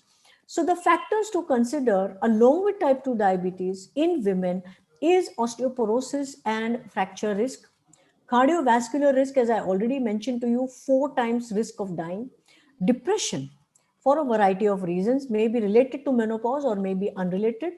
Then rising fat and obesity. We know that as a woman ages, she accumulates more fat than a man does of the same age. And this obesity is going to worsen the diabetes problem. And then again, the carcinogenic potential. So we have to deal with all of these factors when we're talking about women with type 2 diabetes who have attained menopause or are perimenopausal. So let's look at osteoporosis and fracture risk. Now look at some of these statistics which I'm going to show you. Once a woman has had type 2 diabetes for a decade, if everything else is equal, she has more than a 30% increased risk of major osteoporotic fracture and more than a 90% increased risk of hip fracture when compared to a woman without diabetes. Clearly, type 2 diabetes with women have serious problems and they are different from women without diabetes and different from men with diabetes, and probably need to be treated as such. Now, women who have had diabetes for longer than 10 years have an elevated risk of major osteoporotic fracture that is underestimated by the FRAX tool or by the WHO fracture risk assessment. So when you assess them in the usual way that osteoporosis is assessed, you're probably underestimating the risk, and you have to keep that in mind when you're designing therapy for a type 2 diabetes woman who is perimenopausal. So PPAR gamma agonists, okay, ad hoc study in the found that there was increased fracture rates in women on rosiglitazone. Subsequent studies showed both rosi and pio to have a increased osteoporotic risk. Animal studies have shown that these drugs increase osteoblast activity and bone formation and increase bone marrow adiposity. What about metformin? Metformin leads to activation in bone marrow progenitor cells and primary osteoblasts and induces differentiation and mineralization. So there's evidence for all of this. Sulfonylureas are neutral to bone health. Incretins now have an important role in bone homeostasis. Vildagliptin given 100 milligrams for a year showed no change in bone markers or calcium homeostasis. These are some studies which have come up. SGLT2, no significant changes in markers of bone resorption and formation. Now, the thing is that when you look at all the clinical trials, a lot of these parameters are not studied separately in women. So we don't have a whole lot of data, but we have pointers towards it. And perhaps it is time to include many more women and study all these risk factors more in depth. And that's how we will then come out with the guidelines for women, is what I think. Now coming to the second part of it, and that is the cardiovascular risk. I already told you morbidity and mortality due to cardiovascular disease is increased in women with diabetes, and they have double the risk of recurrent MI compared to men, and CCF is also 4 times more likely in diabetic women. And 65% of diabetics die from heart disease or stroke, and diabetes increases the CAD risk 3-fold to 7-fold in women versus 2-fold to 3-fold in men. And you can see that this is all the references are there put up for your observation over here. So every year heart disease kills 50,000 more American women than men. So the data is very clear that women are suffering more if they have type 2 diabetes from cardiovascular disease, and perhaps it's time to be more aggressive. So are women with diabetes at greater risk for CVD, and why? That is the question. So studies have demonstrated that diabetes greatly attenuates or may even reverse the protective effect of female sex on the CV risk. Now, this is some meta-analysis which shows you that there's 44% greater in women, in diabetic women than in diabetic women. So men. So these are all the events that you can see. The coronary heart disease is 44% greater. And so there is enough evidence to tell us that cardiovascular diseases are more in women, more aggressive in women, causing more morbidity and mortality in women, and they are more likely to die, as I already told you. And these are all the different kinds of references and the different kinds of evidence that is available to you. This is the Framinghart study 30-year follow-up, and you can see CVD events in patients with diabetes aged 35 to 64, and for every parameter you can see that the ratio of women is much more. The risk ratio for women is much more than men. You can see it across the board of any kind of cardiovascular disease.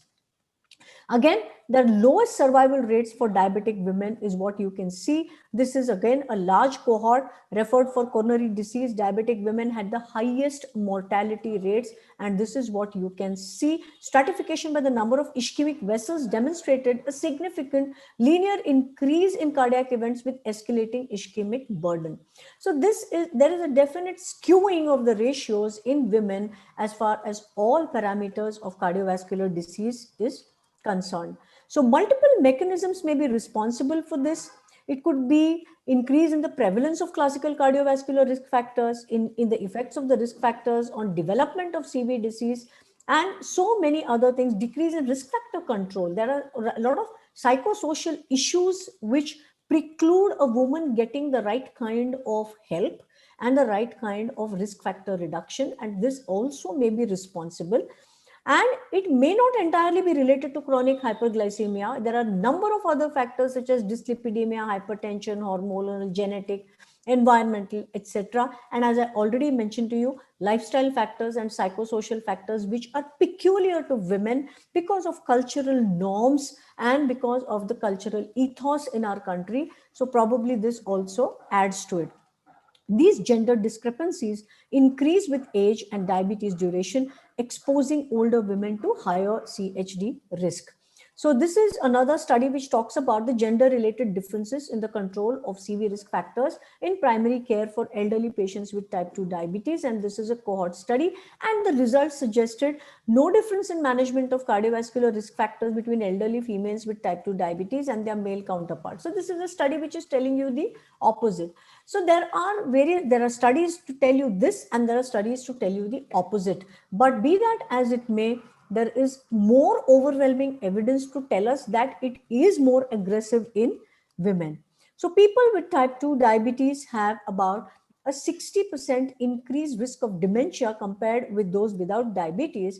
And what you find is that apart from this, the diabetes itself confers a greater risk of developing heart disease, stroke, and now vascular dementia as well in women compared with men.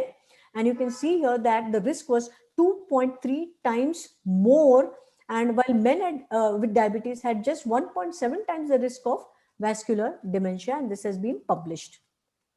What about the ARIC study? The metabolic syndrome severity scores increased rapidly during the transition from premenopause to perimenopause to menopause, and then slowed down during the first years of menopause. This was an analysis that was done in the ARIC study done 3 to 4 years ago.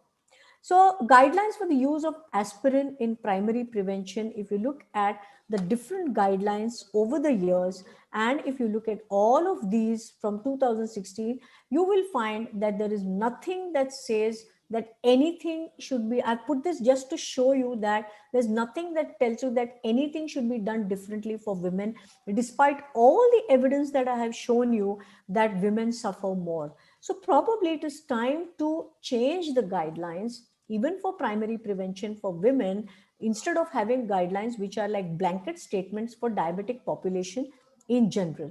So that brings me to that same question: should we be treating women more aggressively for severe risk factors?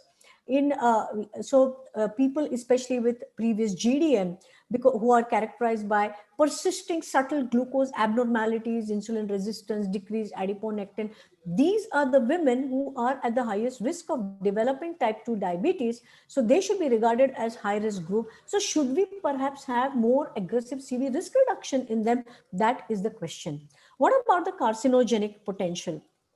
A new analysis from the Women's Health Initiative showed that compared with women without diabetes, adult postmenopausal women with type 2 diabetes are at a significant 13% increased risk of invasive cancer and a 46% higher risk for cancer death. Again, this brings us to the management part. We need to be careful what we are going to use. So data suggests that long-term metformin therapy may be linked with a reduced risk of cancer mortality, and this is from the International Journal of Cancer. What about TZD therapies, thiazolidinediones, and breast cancer risk in diabetic women? So this was a systematic review and meta-analysis, and this did not find a significant association between TZD use and risk of breast cancer. So there is, what I think is more studies are needed. You have studies which tell you this way and that way, but definitely more studies are needed because there is a hint of risk. What about obesity? Weight gain in women at midlife, everyone knows that. So this is a very concise review of the pathophysiology and strategies for management. So they are particularly prone to pile on the pounds at this time. And because of these unique challenges, the treatment for diabetes may have to be different. There has to be aggressive treatment of that obesity. So women with type 2 diabetes at menopause, one of the prime aims of treatment of diabetes should be weight loss with a robust lifestyle management. And you have to use drugs that are conducive to weight loss or at least weight neutral while treating diabetes.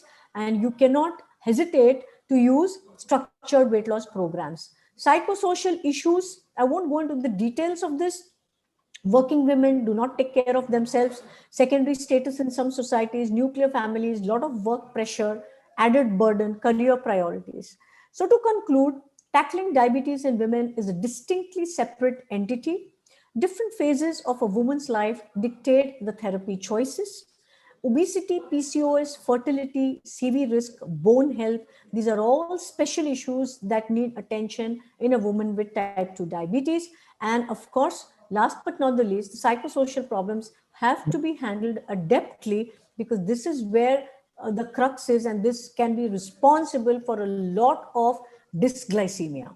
So thank you very much for a patient hearing. If there are any questions, we can take them up during the question hour. Thank you. Thank you, Dr. Neeta, for the wonderful deliberation. And we have seen that there are almost clinical symptoms both in men and women, but there are certain symptoms and complications very unique to women, and we have to take into consideration while managing our type 2 diabetes women patients. So thank you so much, Dr. Neeta, for a very elaborate presentation on this topic. Now, coming to the question answer sessions, I'm seeing no questions in the question answer session. Organizers, do we have some questions from the audience side? Yes. Yes, we have 3 questions, I think. Dr. Eskeda? Yes. There is one question. What is better in GDM for prevention of future fetal risk of diabetes, metformin or insulin in the GDM treatment? So, okay. So one thing that is very important is good control, optimum control. Like I said, that the fetus should not even get to know that the mother has any form of hyperglycemia, irrespective of the modality you use. So that is important.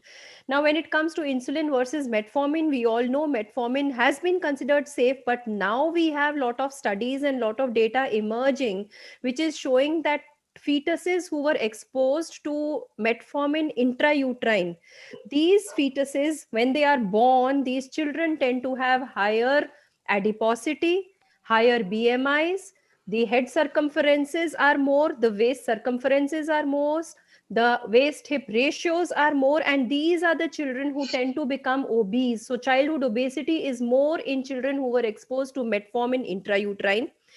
Even in PCOS ladies, where metformin was continued in pregnancy, there was a very famous study that just came out, I think in 2019 ESD, called the PEDMET study, which was actually a follow-up of PregMet study, which was PCOS women given metformin in pregnancy.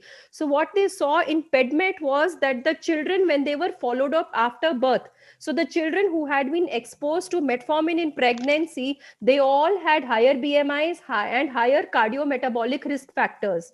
So I think when we're talking of preventing cardiometabolic risk in babies, it is very important that you use metformin with caution, because now there is emerging evidence which says that although we know metformin does not cause harm, MITI came out with that kind of safety data with metformin, but certain other studies on the contrary have gone on to show that children who were exposed to metformin intrauterine are being born with higher head circumferences, higher BMIs, and increased cardiometabolic risk. So I think that is where you need to understand and decide what would be the best management option for these kind of people.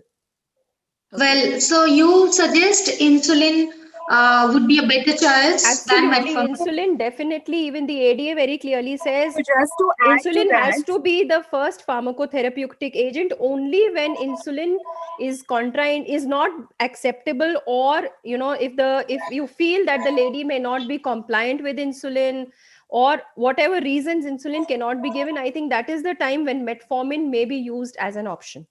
Okay. Although DIPSI guidelines do advocate using metformin. Yes. DIPSI always says hyperglycemia has to be controlled at all circumstances. Even if you can use insulin, best option. If insulin as a gold standard, due to whatever limitations, cannot be advised, definitely metformin will not cause much harm. Although the data is now showing that when these children are followed up, there is some kind of increased cardiometabolic risk, increased metabolic features in these fetuses, in these children. So any comment on glyburide use, Dr. Shalini? Glyburide was being used, but then it has been now seen that although the NICE UK guidelines were talking of glyburide for quite some time, but the latest revision in NICE UK also says neonatal hypoglycemia is something which is increasingly seen in mothers who are given glyburide in pregnancy. So actually, insulin stands as the choice gold standard for any management of hyperglycemia in pregnancy. Only if that is not viable, if that is not if that cannot be used, then only you can opt for probably metformin. Even if they are given glibenclamide or glyburide, eventually the need for insulin does arise as pregnancy progresses.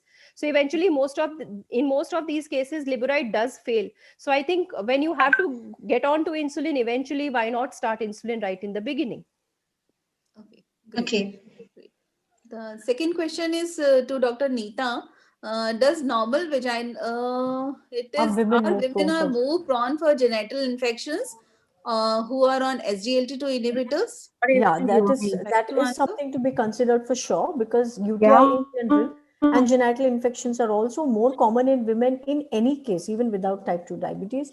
And if they have type 2 diabetes and if they are on SGLT2 inhibitors, which are known to have a higher propensity for causing these, definitely we have to be cognizant of that. Of course, we'll have to train the patient. We will have to inform them about the hygiene part and all of that, and then you can try to use it, because as I said in my talk, now weight loss is a big consideration, and we would rather use a drug which can cause weight loss, but yes, we have to take care of the genital and infections and the UTI. Another question also from audience about pioglitazone, whether it is safe in postmenopausal women or not. See, pioglitazone safety in general is still under the scanner. You have vociferous supporters, and you have very skeptical, people who won't use it. So I'm not going to say where my loyalties lie, but in general, because I have to be neutral on this forum, but I would definitely say that you have to be careful, especially with the risk of osteoporosis that I have shown you. So keeping that in mind, and water retention and all of that, so you will have to be very careful, especially when you're talking about postmenopausal women. You have to be careful about the osteoporosis risk. Yes. Yeah, very rightly said. So, Dr. Shalini, another question is from you. Does normal vaginal delivery or C-section makes any metabolic difference in baby or GDM mother?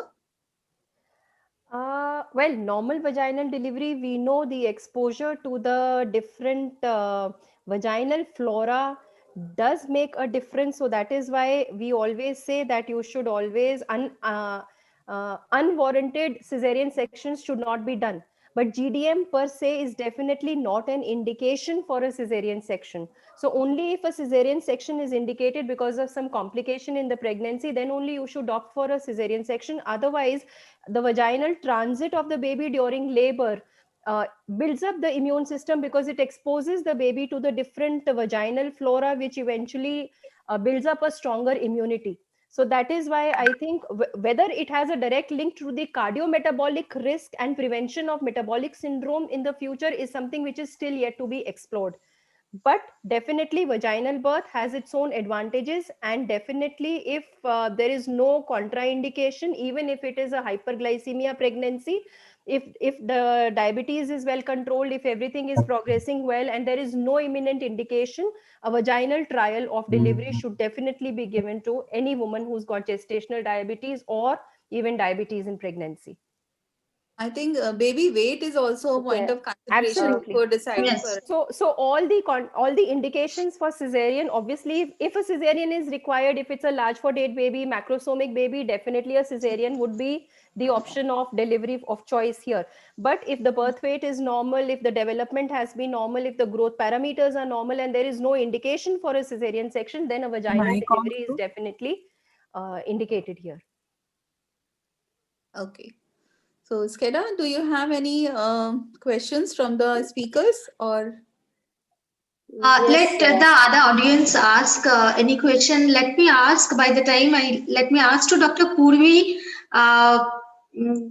that you told that those women who are planning those who got that preconception care, they actually have a better fetal outcome than those who have not got. So what all these international guidelines such as ADA and other international guidelines, do they say any minimum time of preconceptional care time, or it is like once the sugars are getting down under control, how much, whatever is the time required, we can take that time, or it is some minimum time they have actually told us? So 3 to 6 months would be ideal, but of course you have to consider, whether the patient is trying to lose weight before conception, or the metabolic, the glycemic levels are at the target levels of less than 6.5 or 7, going by the guidelines you want to consider in the regional, going by the regional practices. I think 3 to 6 months is of preconceptional care is definitely recommended for these kind of patients, and only when they are completely at control with respect to most of the parameters, then they can get off their contraception, family planning, and the beneficial outcomes. Okay. Thank you, Dr. Purvi. If in the preconception period, if the blood sugars are not getting under control, do they start insulin by that time itself, or they would prefer some OHA or other sulfonylurea or other things?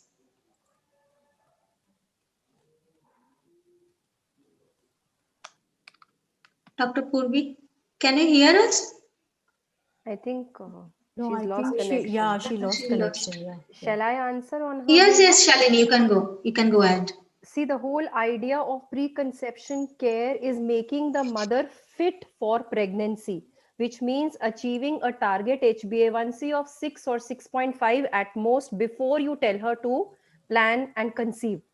Now, this is, I think, the best time when you can actually start her on insulin right there and then, because, once she starts planning the pregnancy, you will not know when she gets pregnant, because she has to miss her periods, and it's by the time it's almost 6 to 8 weeks that she discovers that she's conceived. And we know that this is the crucial period when the cardiac development and all the organ development is taking place. So this is the time, early pregnancy, when any exposure to any of the oral drugs that may be detrimental to the baby's development can cause harm. So the best option would be to switch her to an insulin and get good control, get an A1C of target 6.5, and then probably, once she conceives, then you can intensify the insulin. Purvi, it was a question for you. So we lost your signal, so maybe you can take it from here. I got locked out. Sorry about that. Her question So I think was, I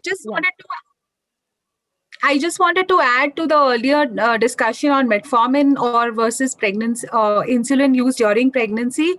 And I think all of you who are tracking this, development, whether metformin is safe or insulin is, there are 2 more trials which are coming up, Mighty Kids, the Mighty trial that Shalini just described. This is a follow-up of those type 2 diabetes women receiving insulin and metformin versus placebo and metformin. So we are going to know a lot from that trial as well as to how the kids, how it impacts the development of those kids who are exposed to metformin for such a long time. And the mom pod trial also. So that will be quite interesting to learn in the near future. The other, I think, the discussion for SGLT2 inhibitors, younger individuals, women, as well as those who have recurrent infections are more prone to SGLT2 related urinary tract infections. Did I miss something else, Shalini?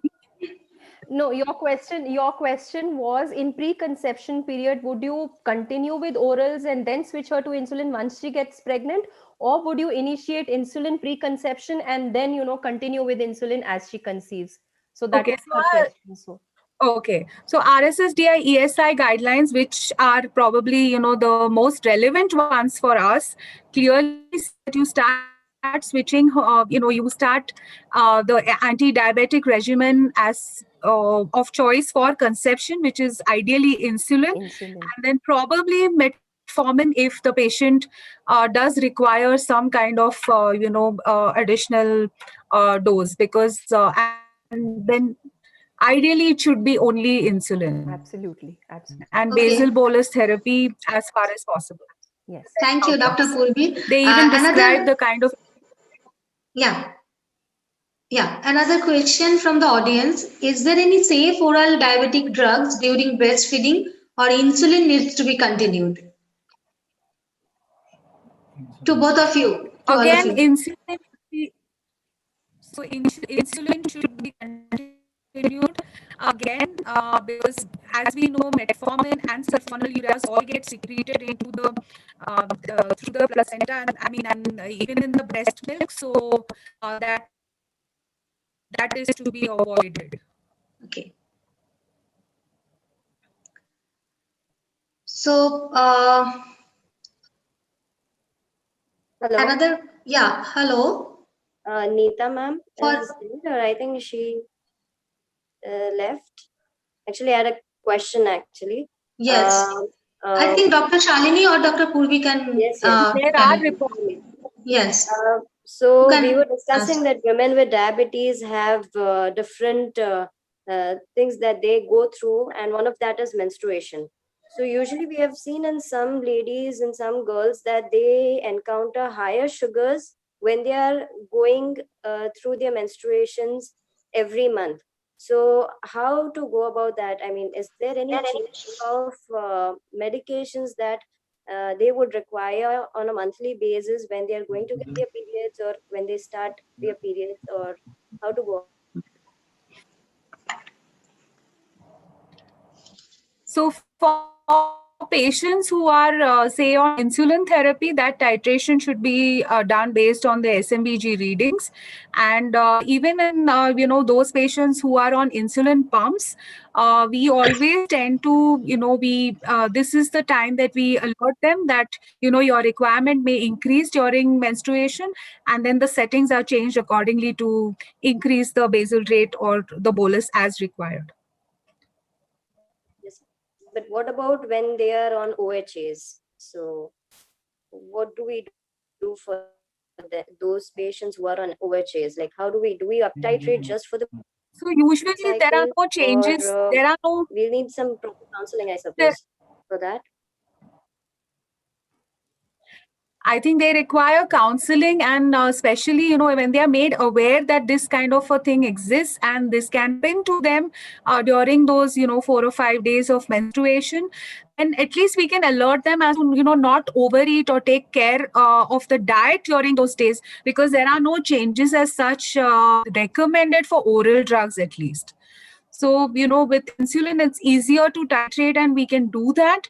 But for oral drugs, it's not really required. But I think a little focus on diet is never harms anybody. In fact, it can only help. Absolutely, I agree with what Dr. Purvi says, because it's easy to titrate insulin whenever the glucose levels are going up. But when it comes to type 2 ladies having hyperglycemia during menstruation, it's just a transit 3 to 5 days time. So there's absolutely no recommendation to uptitrate any of the oral drugs or change the oral regime as such, but rather make them aware, counsel them on not, the chocolate cravings and all those sweet cravings during menstruation that do happen with the hormonal changes that are occurring at that time. So they need to be a little more careful and cautious of what they eat.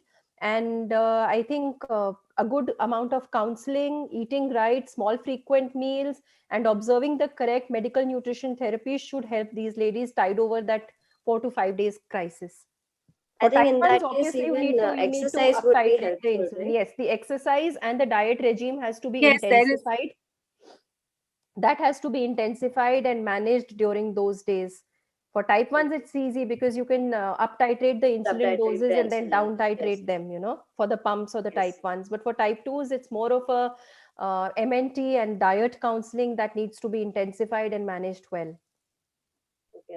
Ma'am, one next question that I have. Shalini ma'am, you were talking about for prevention of future fetal problems that a fetus would get in case the maternal is not controlled well.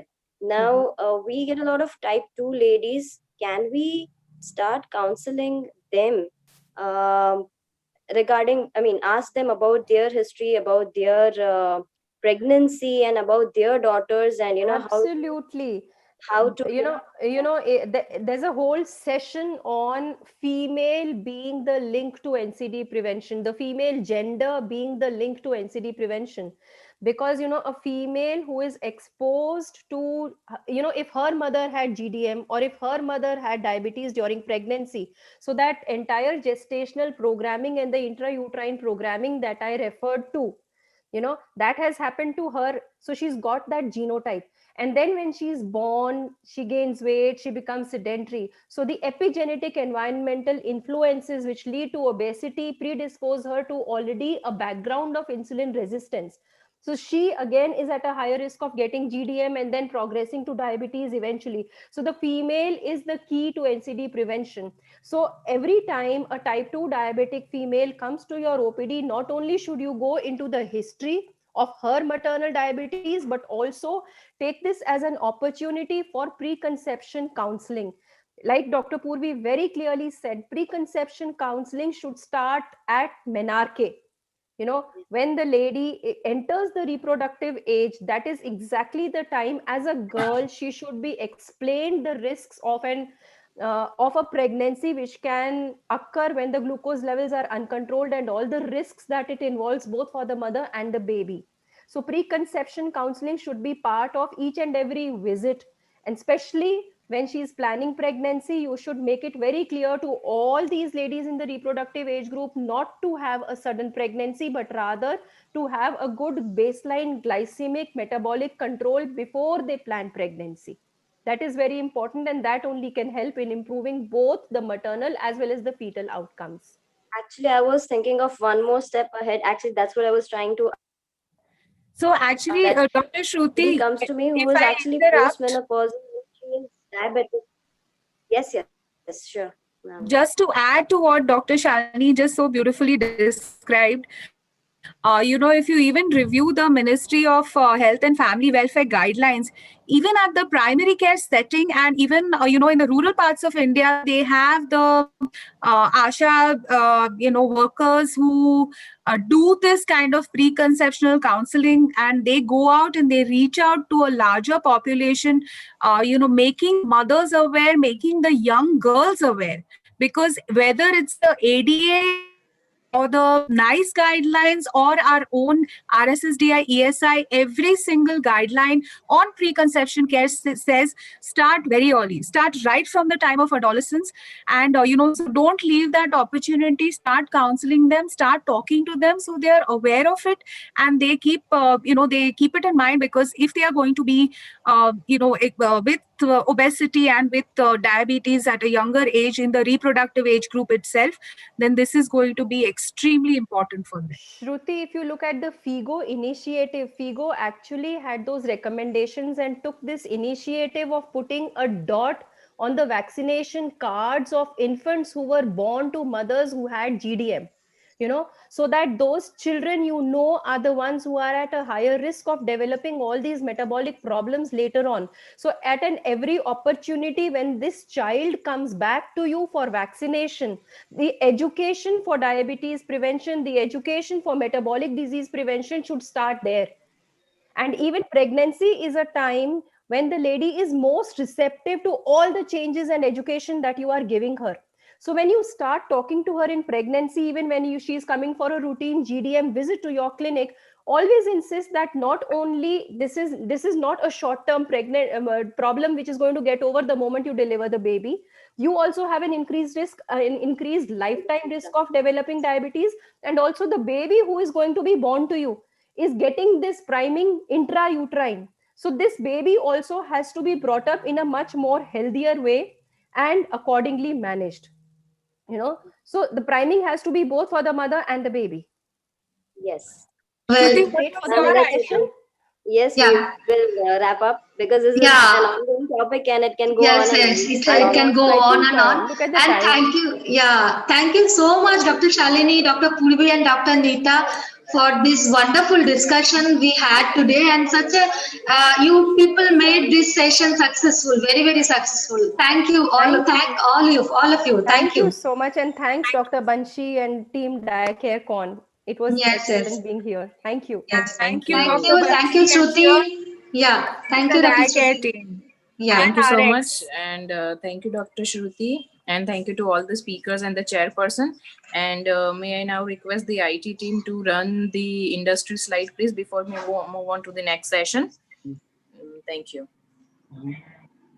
And now I would like to request our next session's rapporteur, Dr. Akash Prajapati, to lead on to the session of GLP-1 symposium.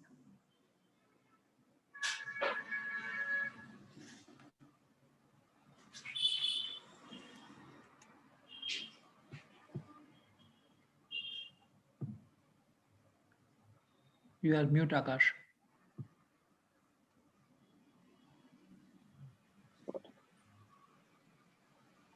Thank you, Dr. Vidisha. Good evening, all.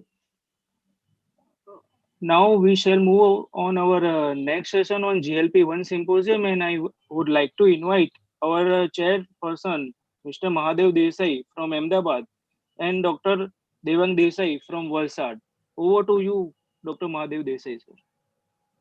Good evening, everyone. At the outset, let me congratulate Dr. Bansi for another feather in his cap. And we really have wonderful topics and the speakers and the gathering. So the first, this is a GLP-1 symposium. And our first speaker is Dr. Nandita Arun. And we know she is from Dr. A. Ramchandran Diabetes Hospital, Chennai's hospital. And she herself is a director and a consultant diabetologist. She had her FRCP in the from Glasgow and also from training in Cambridge. She also had her CMC Valor, but her main important thing is she has a connection in Ahmedabad in the sense that she had her healthcare management training at IIM Ahmedabad also, and she has received the Young Achiever Award, right, Dr. Cherin Award from the WHO in 2019. So over to you, madam, for your discussion on GLP-1, the cardio protective effect and umbrella overview. Thank you, sir. Yes, Ahmedabad is indeed very close to my heart. Very good evening to everyone. I hope everyone is doing well and doing safe. Nice to connect and see familiar faces on a Saturday evening. And of course, I cannot start before I thank Bansi sir for inviting me for this wonderful meeting. I will just be sharing my slides. Is my first slide visible? Yeah. Yes, yes. Thank you. So, yes, so the next couple of minutes, I'm going to be discussing the GLP-1 receptor agonists and their cardioprotective or their CV benefits and the cardiovascular outcome trials and what they've in fact showed us over the past decade or so. So before I start my talk, I would of course like to start off with some epidemiological data. This is data from our center that we've been reporting. Of course, we all know that the prevalence of type 2 diabetes has been literally exploding over the years, and we have data that we've been reporting from southern India over the past many years, right from 1980s. So as we can see, this is a slide in which we have serial records of the prevalence of type 2 diabetes in both the urban as well as the rural population. So right from the 1980s, the digits have actually been, initially it was only around single digits, around 5% in 1980s, and then to 8%. And over the years, it started exploding to double digits. And we have data right up to 2006. Which is 18% in the urban and almost 10% in the rural population. So what we wanted to do was actually go back because we had serially been recording the epidemiological data and sort of reporting the incidence of prevalence of type 2 diabetes. So we wanted to actually see how the current scenario is and whether it is still in fact increasing the years. So which brought us to the so-called STRIDE study. And this was published recently, in which we wanted to report whether there is an increase in the trend of type 2 diabetes over the years. So this was called the STRIDE, or the Secular Trends in Diabetes in India, to report whether 10 years later, when we go back and report epidemiological data, to see if there is an increase in the epidemiology.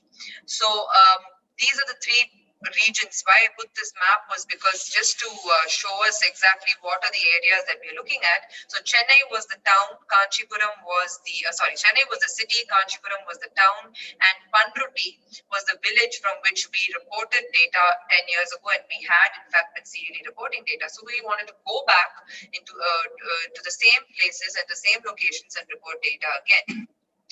And in fact, we found that when we went back 10 years later to the same places, we found that there was in fact still a significant increase in the prevalence of type 2 diabetes.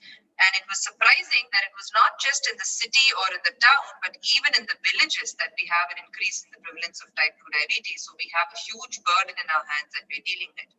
So now that we know that it is in fact increasing and that we do have a big burden of type 2 diabetes, what are the risk factors that are associated with this increase in the risk of type 2 diabetes?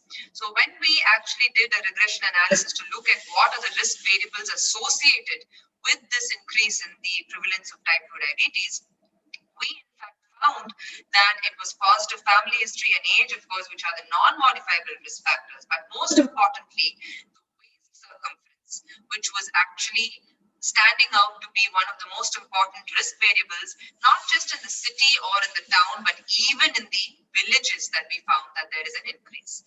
And also sedentary lifestyle turned out to be a risk factor in the villages. So an increase in the central adiposity is something that is a point of concern. When we compare data, this is data looking at BMI in the city, town, and in the village from 2006 versus 2016, we find that there is in fact a significant increase in the prevalence of the increase in the BMI in all the populations, including not just in the urban, but also in the rural population. Similarly, as I mentioned earlier, the waist circumference also is increasing over the years. So this is just basically why I wanted to present this data, is to sort of for us to understand what is the burden that we're dealing with, not just in terms of type 2 diabetes, but what are the risk factors that are contributing to this increase in type 2 diabetes. And one of them is the increase in BMI and waist circumference. So we have a big burden in our hands, especially in our part of the world.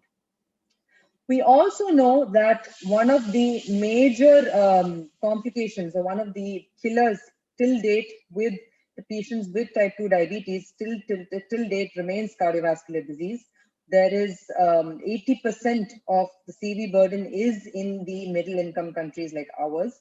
And 1/3 of people living with type 2 diabetes have increased risk of cardiovascular disease. This is what we all know. And till date, cardiovascular disease contributes or remains the #1 cause for mortality in our patients with diabetes.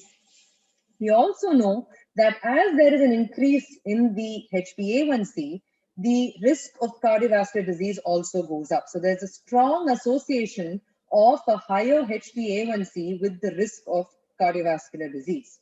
So what is the percentage of HbA1c that we have in our patients? So this is again data that we had very recently published just this year, in which we wanted to look at the clinical profile of patients who are clinically diagnosed or newly detected with type 2 diabetes. So the design of this particular study was to compare, I'm going to move on to the next slide to exactly explain what this is, but we wanted to compare the clinical profile of patients who present to the clinic at diagnosis of type 2 diabetes to those who are the screened population. So the big difference between the two is that the first circle that we see is patients who present to the clinic and are newly detected with type 2 diabetes versus patients who are screened from the population or undiagnosed people where we screen and detect type 2 diabetes. And we wanted to compare both these two groups to find out the difference in the clinical profile.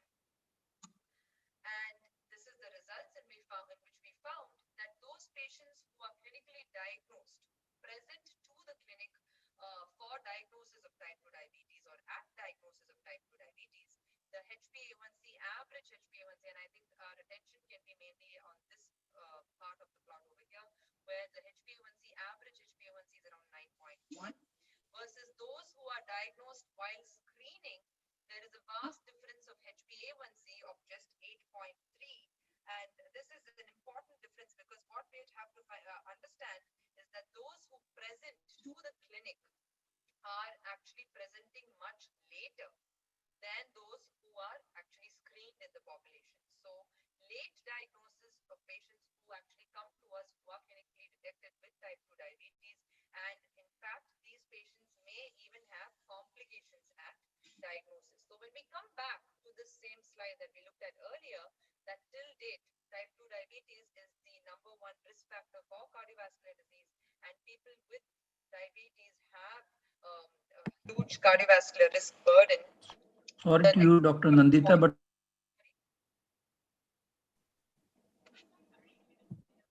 am I audible? And your voice is going very low in between. Oh, I see. I'm sorry. So I was not audible up until now. Breaking and it's very low in between. I see. Okay, let me just try on my headphone.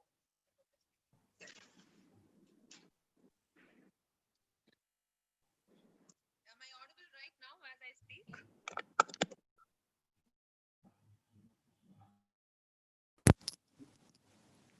Am I audible now? Yes, ma'am. Yes, yes. Okay. This is good? Perfect, perfect, ma'am. Okay, super. Thank you. Thank you so much. Yeah. So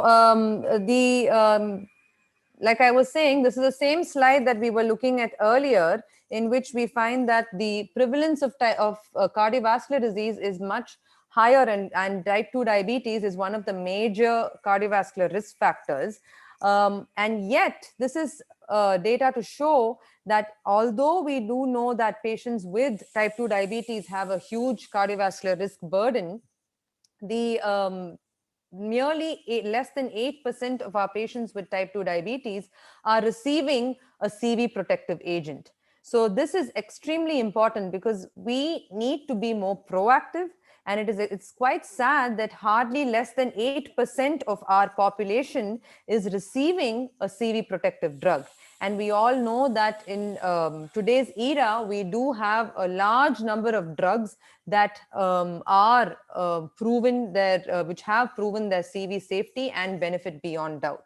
And this is, of course, a snapshot of all these drugs that we have today available, which have proven their CV safety. We've had a whole lot of cardiovascular outcome trials over the past decade.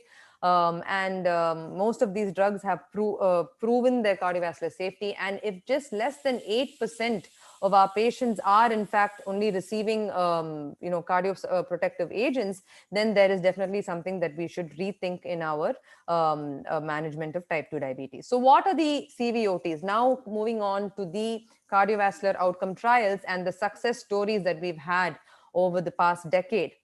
We know that the first few CVOTs that came out with their results were the ones with the DPP-4 inhibitors, namely the Saver-Timi and the TCOS, and the earlier CVOTs that came out with the DPP-4 inhibitors. But I'm going to move on to the success stories, because the first few cardiovascular outcome trials that came out were with the DPP-4 inhibitors, and these were actually neutral trials. Then came the game changers, or the success stories, which were with the SGLT2s and the GLP-1 analogues, which were extremely successful trials that in fact proved cardiovascular benefit beyond doubt. And these are the trials that we are probably going to be discussing. Of course, my topic for the day is going to be pertaining to the GLP-1 receptor agonists. So this is a snapshot of the CVOTs. I know many of us, I mean, for the audience is well versed with these results. So I don't want to spend too much time on this particular slide, but I would like to just highlight the main two cardiovascular outcome trials which are relevant to our part of the world. The main two ones that we have available are liraglutide and dulaglutide. So the LEADER trial, of course, was one of the largest cardiovascular outcome trials, which had recruited around 9,000 subjects with type 2 diabetes to both LEADER as well as placebo. And they showed a significant, this trial actually showed a significant 13% reduction in 3-point MACE and 22% reduction in CV death and 15% reduction in all-cause mortality. The next one was the REWIND trial, which was using dulaglutide, in which again around 10,000 subjects were recruited, and they actually showed again a 12% reduction in 3-point MACE and a 9% reduction in CV mortality, 10% reduction in all-cause mortality. What, of course, is probably worth mentioning at this point is important or interesting results that we also got from the Pioneer 6, which is just an oral semaglutide, an oral GLP-1, which in fact showed a significant 21% reduction in 3-point MACE and a 51% reduction in cardiovascular death and all-cause mortality, which was very, very interesting because oral GLP-1 is something that is very exciting, that may actually change the way that we use the GLP-1 receptor agonist. So this is basically a snapshot, and just to show how the GLP-1 receptor agonists, in fact, have been extremely successful in their CVOTs in proving cardiovascular benefit beyond anything else. So now let's compare. Now we know that the two major groups among the anti-hyperglycemic agents that we have are the SGLT2 inhibitors and the GLP-1 analogues, which have in fact shown reduction in cardiovascular risk. Now, when we compare, this is the EMPA-REG that we have on the left, and then we have the, so we have the EMPA-REG on the left, and then we have the LEADER trial on the right. Now, when we compare results from both the trials and we look at 3-point MACE, CV death, non-fatal MI, and stroke, it's evident that when we look at results from the EMPA-REG, there is quite a discordance. We know that there was a significant reduction in 3-point MACE, which is mainly driven by the cardiovascular mortality. There was also a significant reduction in non-fatal MI, but there was a slight increase in the incidence of stroke in the EMPA arm as compared to the placebo arm. Now, when we compare these results to that of the LEADER trial with liraglutide, we can see that there's a straight line that we can see over here. And there was a significant reduction in 3-point MACE, which is not just driven by only one factor or just CV death or non-fatal MI, but it was also driven by stroke and CV death. So all the three endpoints, there was a significant reduction as compared to that of the SGLT2, in which we find that there was actually only one of the things which actually came down. And of course, we also know that the secondary outcomes also show that there was a significant reduction in heart failure as well with the EMPA-REG trial. Now, this is a meta-analysis which was published later on, in which they were looking at the results of all the GLP-1 receptor agonist cardiovascular outcome trials, in which they found that there was, in fact, a significant reduction in all-cause mortality, 9% reduction in hospital admissions for heart failure, and a 17% reduction in renal outcomes as well with the GLP-1 receptor agonist. But when they compared in the same meta-analysis, when they compared the results from GLP-1 RAs versus the SGLT2 inhibitors and the number needed to treat, they found that the NNT was actually much lower with the GLP-1 receptor agonist as compared to the SGLT2 inhibitors, which is, of course, a point to be noted. But one of the other differences that I haven't included in my slide deck today was that the results with the SGLT2 versus the GLP-1 receptor agonist, when we compare, of course, both have completely different mechanisms of action. One versus the other. One is an oral group of agents, whereas the GLP-1 receptor agonist, except sema-oral, is an injectable group. And the other main is that the mechanism of action is completely different. And also the effects that we find when we compare the cardiovascular outcome trials is that with the SGLT2 inhibitors, we have more of hemodynamic benefits and reduction in heart failure. Whereas with the GLP-1 RAs, it is supposedly the results actually were found much later in the trial. And this may be more due to anti-atherosclerotic effects. And we'll be discussing that further.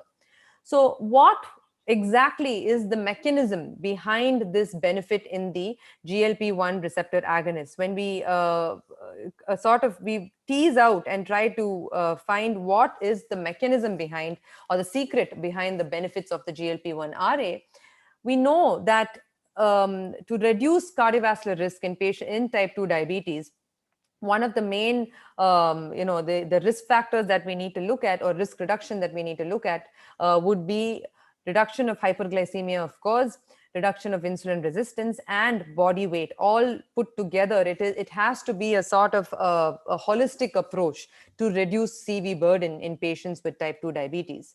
And these are the risk factors which actually contribute to more of atherosclerosis and cardiovascular disease. But when it comes to the mechanism of action of the GLP-1 receptor agonist, we know that there is a reduction in blood glucose without the risk of hypoglycemia. There is a reduction in body weight. There is a reduction in lipids, and there is a reduction in blood pressure. Is it these factors that are actually contributing to this reduction in CV risk, is what we're going to be discussing in the next couple of slides. Now, when we look at results from the LEADER trial, we have to, one of the points to be kept in mind is that we know that all the CVOTs, there was a reduction in cardiovascular endpoints. And throughout the trial, all the CVOTs had to maintain the so-called glycemic equipoise. What that means is that between the drug arm and the placebo arm, they had to maintain similar HbA1c, or shut the door, similar HbA1c between both the groups. Now, when it comes to the LEADER trial or any of the other trials, which I'll discuss further, if we look at both the arms, the LERA and the placebo arm, there was in fact a 0.4 difference in HbA1c between the LERA and the placebo arm. So when we look at the left, the graph over here, we're looking at the HbA1c lowering. There was a 0.4% difference in HbA1c between the LERA. There was a 0.4% more reduction in the LERA arm as compared to the placebo. The reduction in CV risk in 3-point MACE was about 13%, as we all know. Similarly, there was also a body weight reduction. So there was around 2.5 kilograms of difference between the LERA arm and the placebo arm at the end of the trial, and a significant 13% reduction in CV risk. So what we're trying to say over here, and what this slide is basically asking the question is it this reduction in HbA1c, and is it this reduction in body weight that actually contributed to a 13% reduction in cardiovascular risk? And the answer to that question is that it's 90% probably not. And then there is a gross consensus that it is probably not, because we do know that a mere 0.4% reduction in HbA1c cannot give us such tremendous results in reducing CV burden, and just a mere 2.5 kilogram body weight reduction could not have alone contributed to that 13% reduction in 3-point MACE. Also, another point to be noted is that the reduction in HbA1c, as I mentioned earlier, although they did need to maintain glycemic equipoise, there was a varied reduction in the HbA1c between the CVOTs. For example, like I mentioned here, there was a 0.4% reduction in the LEADER trial. Similarly, there was about a 0.5% reduction in the albiglutide, which is the CVOT with albiglutide. And yet, the results between the trials are all varied. For example, here we found a 13% reduction in the LEADER trial, whereas with the albiglutide, they found a much higher, I think around 20% reduction in 3-point MACE. So similarly, when it comes to body weight as well, with the oral sema, they had a much more body weight reduction. And even in the Sustain 6 as well, they had a much more reduction in body weight, I think around 4.5 kilos as compared to 2.5 with the LEADER trial. But the reduction in 3-point MACE were actually varied between the results. So we cannot, what we're trying to say here is that just the mere HbA1c reduction or the glycemic control which is achieved using a GLP-1 receptor agonist, or the body weight reduction or the blood pressure reduction alone is not an explanation for the CV benefit that we find with the GLP-1 receptor agonist. And there is something beyond these metabolic or these biochemical changes that we find, which is contributing to that CV risk reduction. So what is it? If it is not just the body weight reduction, if it is not just the blood pressure or the HbA1c reduction that we achieve with the GLP-1 receptor agonist, what is it beyond that? And that is what went back to the preclinical research and then the molecular research, in which they found in animal models that this is data in which they found that using a GLP-1 receptor agonist may actually even have an anti-inflammatory effect.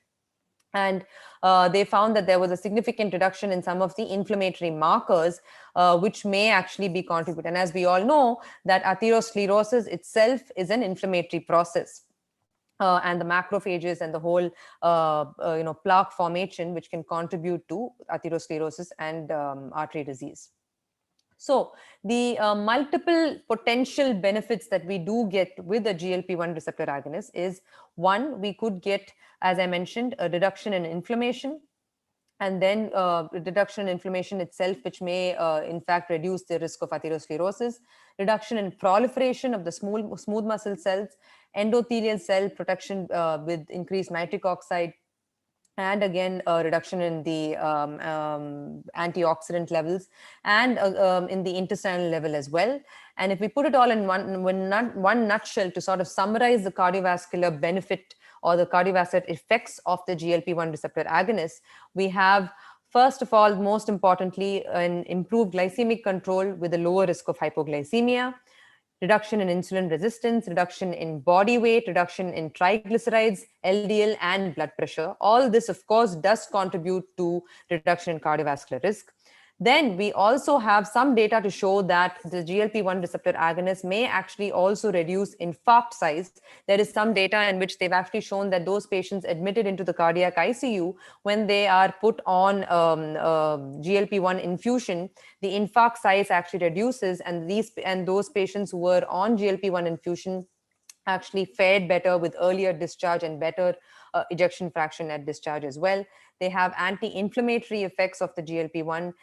There is the anti-atherosclerotic effects with reduced smooth muscle proliferation, and improve endothelial function due to nitric oxide vasodilatation and reduce oxidative stress. So all these factors are all the explanations for the so-called cardiovascular benefit with the GLP-1 receptor agonists. So moving on, this is the reason why, now that we have looked at the various benefits with the GLP-1 receptor agonist and their CV benefit has actually been proved, we now know that the guidelines over the years, for valid reasons that we looked at, have actually been evolving.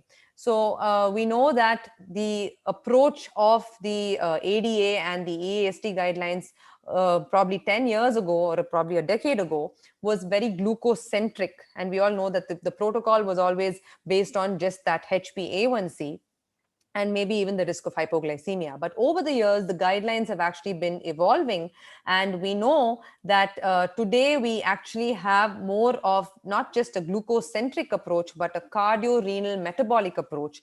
And which is why the 2020 guidelines today are much more patient-centric rather than glucose-centric, and looking at not just HbA1c, but also the comorbid conditions or the risk reduction for complications as one of the main parameters before we choose the drug for our patient. So the ADA guidelines for this reason has actually pushed up the GLP-1 receptor agonist as second-line therapy after metformin, and in patients whom on first-line therapy with metformin and failure to achieve target, if they have established cardiovascular disease or increased cardiovascular risk, then for the best drugs of choice would be an SGLT2 inhibitor if there is a risk of heart failure. But if there is an associated cardiovascular disease, then the best group of atherosclerotic disease, then the best group of agents would be a GLP-1 receptor agonist to reduce cardiovascular risk. Similarly, the ESC, of course, went one step further, where they actually recommend that in patients who are drug naive, we can even, they've pushed the... the GLP-1 receptor agonists on par with metformin, and can even and recommend that the GLP-1 receptor agonists or the SGLT2 inhibitors can actually be even used as monotherapy, and it's warranted to be used as monotherapy even without metformin or even before metformin in those patients with high cardiovascular risk. So we know now that these are groups of agents which have proven their CV benefit beyond doubt. The cardiovascular outcome trials over the years have, over the past decade or so, have thrown a lot of light on the benefit of these agents. And one after the other, we've had the leader, the Sustain 6, the dulaglutide trial, and which is the Rewind trial. All these trials which have proven the cardiovascular benefit of the GLP-1 receptor agonists. There are a lot of explanations, a lot of hypothetical explanations to explain the mechanism through which they reduce cardiovascular risk, not just the body weight reduction or the blood pressure or the blood glucose reduction, but also other mechanisms like the anti-inflammatory risk reduction as well. And for these reasons, the guidelines have actually pushed the GLP-1 receptor agonists up the scale in the management of type 2 diabetes. Thank you. Thank you, Dr. Nandita. We'll have question answer after all the other speakers have spoken. Sure. So be online and thank you.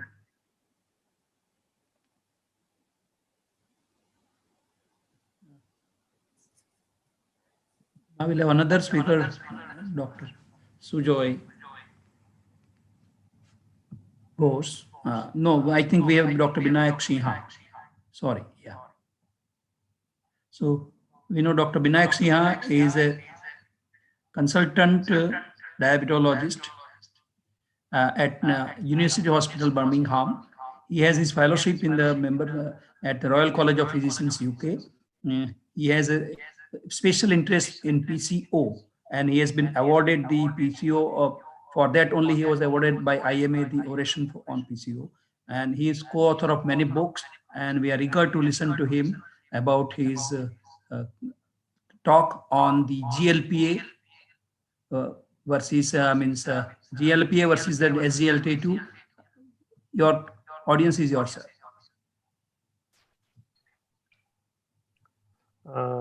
Good evening, everybody. I think, Hardik, you'll have to let me share the screen. So while Hardik is letting me share the screen, let me just correct my topic. My topic today is not SGLT2 versus GLP-1. My topic today is talking about NAFLD, GLP-1RA, and SGLT2 inhibitors. So that is what I will be talking about. And this actually comes on beautifully from what Nandita was saying a little while ago, that the world today is changing from glucose centricity to addressing more of a cardio-renal metabolic outcome that we are more interested in, rather than just trying to find out what kind of a glycemic control we can achieve for our patients. So can I share the screen now? I really apologize because earlier I spoke about Sujoy Ghosh, so I just mixed up with your talk. I'm sorry for that. Yeah. Not at all, not at all. So I'll be talking about this. This is my talk. And Nandita very nicely put across what we are doing about cardiovascular disease and showing the data that central obesity is probably the driving factor for increasing cardiovascular disease, and what we as a generation of physicians are trying to do to improve the outcomes in cardiovascular disease, which are the main slayers of people with type 2 diabetes. But while we were watching this type 2 diabetes and this epidemic of cardiovascular disease and cardiovascular outcomes, I'd like you to pay a little bit of attention to this slide that I will show you right now. So this is the death rate from NAFLD. So NAFLD is not a benign condition. And if you look at it from time 2007 to 2016, this beautiful paper shows that there has been a 1.5 times increased risk of death from non-alcoholic fatty liver disease, which, as we know, is related to diabetes. It is plateaued in males, but it continues to rise in females. So it is also of high significance, particularly in keeping with the cardiometabolic and renal outcomes that we see. And the main cause of death in these patients are the contributory causes of diabetes, hypertension, and cardiovascular disease. These three are the main driving factor of all the rates of death in patients who develop non-alcoholic fatty liver disease. Not only that, we have publications which show very clearly that NAFLD is associated with increased risk of cardiovascular events in type 2 diabetes, and also an increased risk of microvascular complications like CKD and proliferative diabetic retinopathy that we see. So it seems that both these conditions seem to be driving each other, because not only that, the Verona diabetes study showed that liver cirrhosis counted for the maximum number of deaths above cardiovascular disease in patients who had diabetes. This, of course, is a dated paper from 1998, but in recent times, we've had papers which have shown that in patients with NFLD, diabetes and aminotransferase levels are independent predictors of severe fibrosis. And there is also strong association between diabetes and the increased risk of hepatocellular cancer in both males and females. So we realize now that diabetes and NAFLD frequently coexist, and they synergistically seem to worsen the outcomes in each situation. So if you have diabetes, the outcomes of NAFLD is worse, and if you have NAFLD, the outcomes of diabetes are also worse, which is why we need to look into a little bit of detail of what NAFLD is, and it is considered to be the liver a part of the metabolic syndrome, driven by the same problem that Nandita spoke about a little while back, central or visceral obesity with type 2 diabetes and dyslipidemia conspiring together, leading to NFLD, which is a hepatic consequence of the metabolic syndrome, with the liver fat content being directly proportional to the number of components of the metabolic syndrome that we can see. In addition, we know for a fact that weight loss improves NASH. As you can see, this beautiful paper, which was published in 2015, wherein good diet and exercise led to regression as well as stabilization and prevented worsening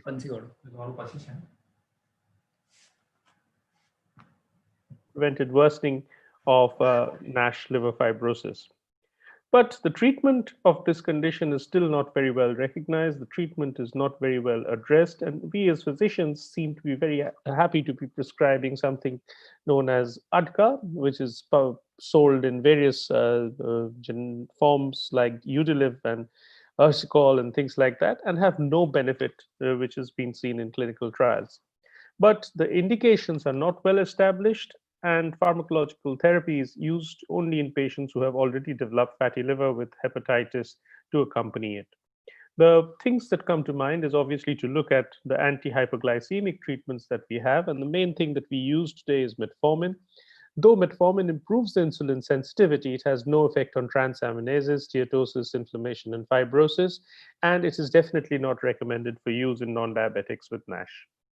The maximum amount of data has been generated with pioglitazone, which definitely in this meta-analysis of the multiple trials that have been done between 2006 and 2010 shows that pioglitazone improves liver fat ballooning, the fibrosis, improves lobular inflammation, and reduces steatosis. As you can see, all the diamonds seem to be falling to the right of unity, showing that there's a favorable response of thiazolidinediones to fatty liver disease. But is pioglitazone something that we are comfortable with using? And I think we have recently published this in Nature, assessing the need for pioglitazone in treatment of patients with diabetes. And I think we have very convincingly shown today that the positive effects are completely offset by the harm they seem to be causing by way of heart failure, fractures, and anemia. This is a risk-benefit analysis that we have conducted, and we have finally come to the conclusion that pioglitazone should therefore be reserved for treatment with type 2 diabetes in patients with established cardiovascular disease, only in patients where other anti-diabetics cannot be used routinely. And this is something that we need to stress upon, because we are moving away from glucose centricity, and this argument that pioglitazone reduces blood sugar is something that has to fall by the wayside. We really need to take into consideration the toxic effects of this drug and probably use it in very few situations that are available to us as clinicians today. So we come to what is most important, which is body weight reduction. And as was shown by my previous speaker, there is a significant and a massive reduction in body weight with all GLP-1 receptor agonists, including exenatide, liraglutide, lixisenatide, dulaglutide, whatever, name it. They all cause statistically highly significant 4 to 5%, 4 to 5 kilograms, which is roughly translates into 4 to 5% weight loss. It also works by reducing glucagon and increasing insulin, improving glucose uptake in the skeletal muscle. It works on the liver through multiple mechanisms. The increased insulin and reduced glucagon lowers the triglyceride levels and improves the VLDL and the LDL. The reduction of glucagon and improvement of insulin lowers leptin and increases adiponectin. These in turn work on reducing fat mass, reducing lipolysis, and reducing fatty acids and gluconeogenesis precursors. The gluconeogenesis reduction reduces glucose production and reduces glucose, and GLP-1 RA work on the PPAR gamma, PPAR alpha, and AMPK receptors, uptitrating them and leading to reduced inflammation, reduced apoptosis, and increased tissue modeling. So all in all, mechanistically, there are many ways in which GLP-1 RA work on the liver to improve fatty liver and improving the outcomes of fatty liver disease. And in this randomized controlled trial with liver biopsy is, of course, as you know, the gold standard for any kind of treatment and management of NASH or NAFLD. Unfortunately, it is very difficult to do, and it is not a practicable thing to do. So very few studies are done with this. But this study with liraglutide is actually quite seminal in the sense they did 52 patients liver biopsy. In patients with NASH and NAFLD, and in patients who were obese, they found that there was a statistically significant reduction of body weight, but no improvement of transaminases. But there was an improvement in NASH resolution, which was seen in 9 out of 23 patients who used 1.8 milligrams of liraglutide when compared to placebo. I'll just summarize the findings of the LEAN study, which showed reduction of non-alcoholic steatohepatitis in 40% of the patients, which was statistically significant. It improved steatosis in 80%, it improved hepatic ballooning in 60%, and improved the worsening fibrosis score in about 10% of patients, and all these findings were statistically significant.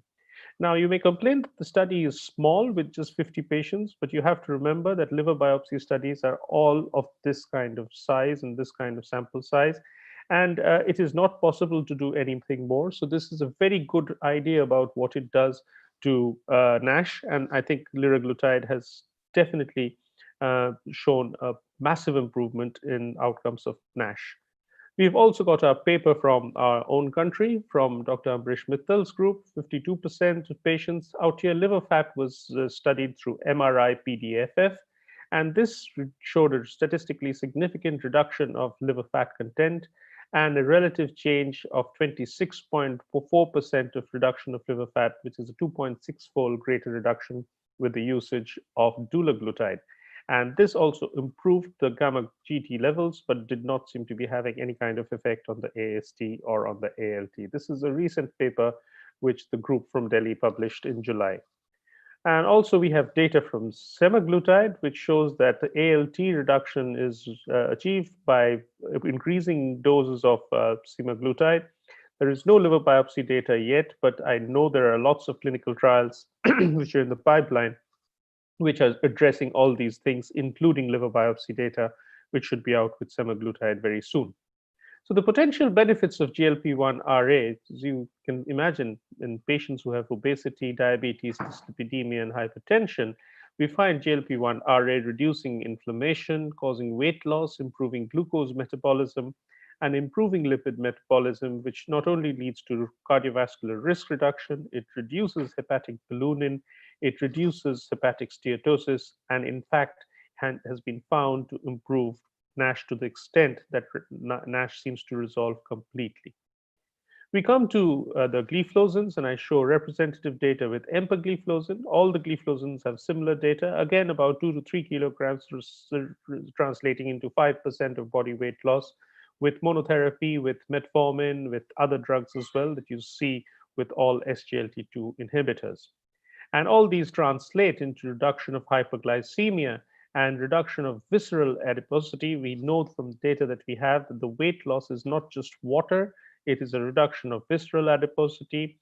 which in turn reduces oxidative stress and inflammation and increase serum adiponectin levels. And all these conspire to get together and improve the outcomes of NAFLD and NASH. And this is basically the putative mechanism by which they seem to be working.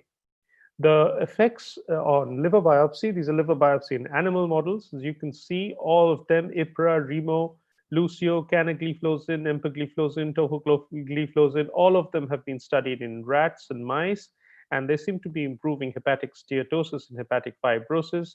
And indeed, tofagliflozin shows a reduction in hepatocellular carcinoma in mice on liver biopsy studies. These are all experimental models. So naturally, they provide a very attractive strategy. Not only do they reduce fat, they reduce visceral fat and improved outcomes in animal models. They seem to be a very attractive strategy for the management of NAFLD. And this has again been studied by the Delhi group, Dr. Amrish Mittal's group, which again shows a reduction of liver fat. As you can see, there's a statistically highly significant reduction of liver fat measured by MRI, which is with treatment empagliflozin. However, there is no liver biopsy data as of now, and though these drugs act by reducing renal glucose reabsorption, causing calorie loss and weight loss and loss of fat mass, improvement of animal models, there has been only one small meta-analysis to date, which is decreased in liver fat and improvement in ALT, accompanied by weight loss, with no impact of SGLT2 inhibitors on glycemic control. This is a Chinese study which was done. With this in mind, we actually came up with this recent publication in Journal of Gastroenterology and Hepatology. This is a meta-analysis of the effects of sodium glucose SGLT2 inhibitors in non-alcoholic fatty liver disease with type 2 diabetes.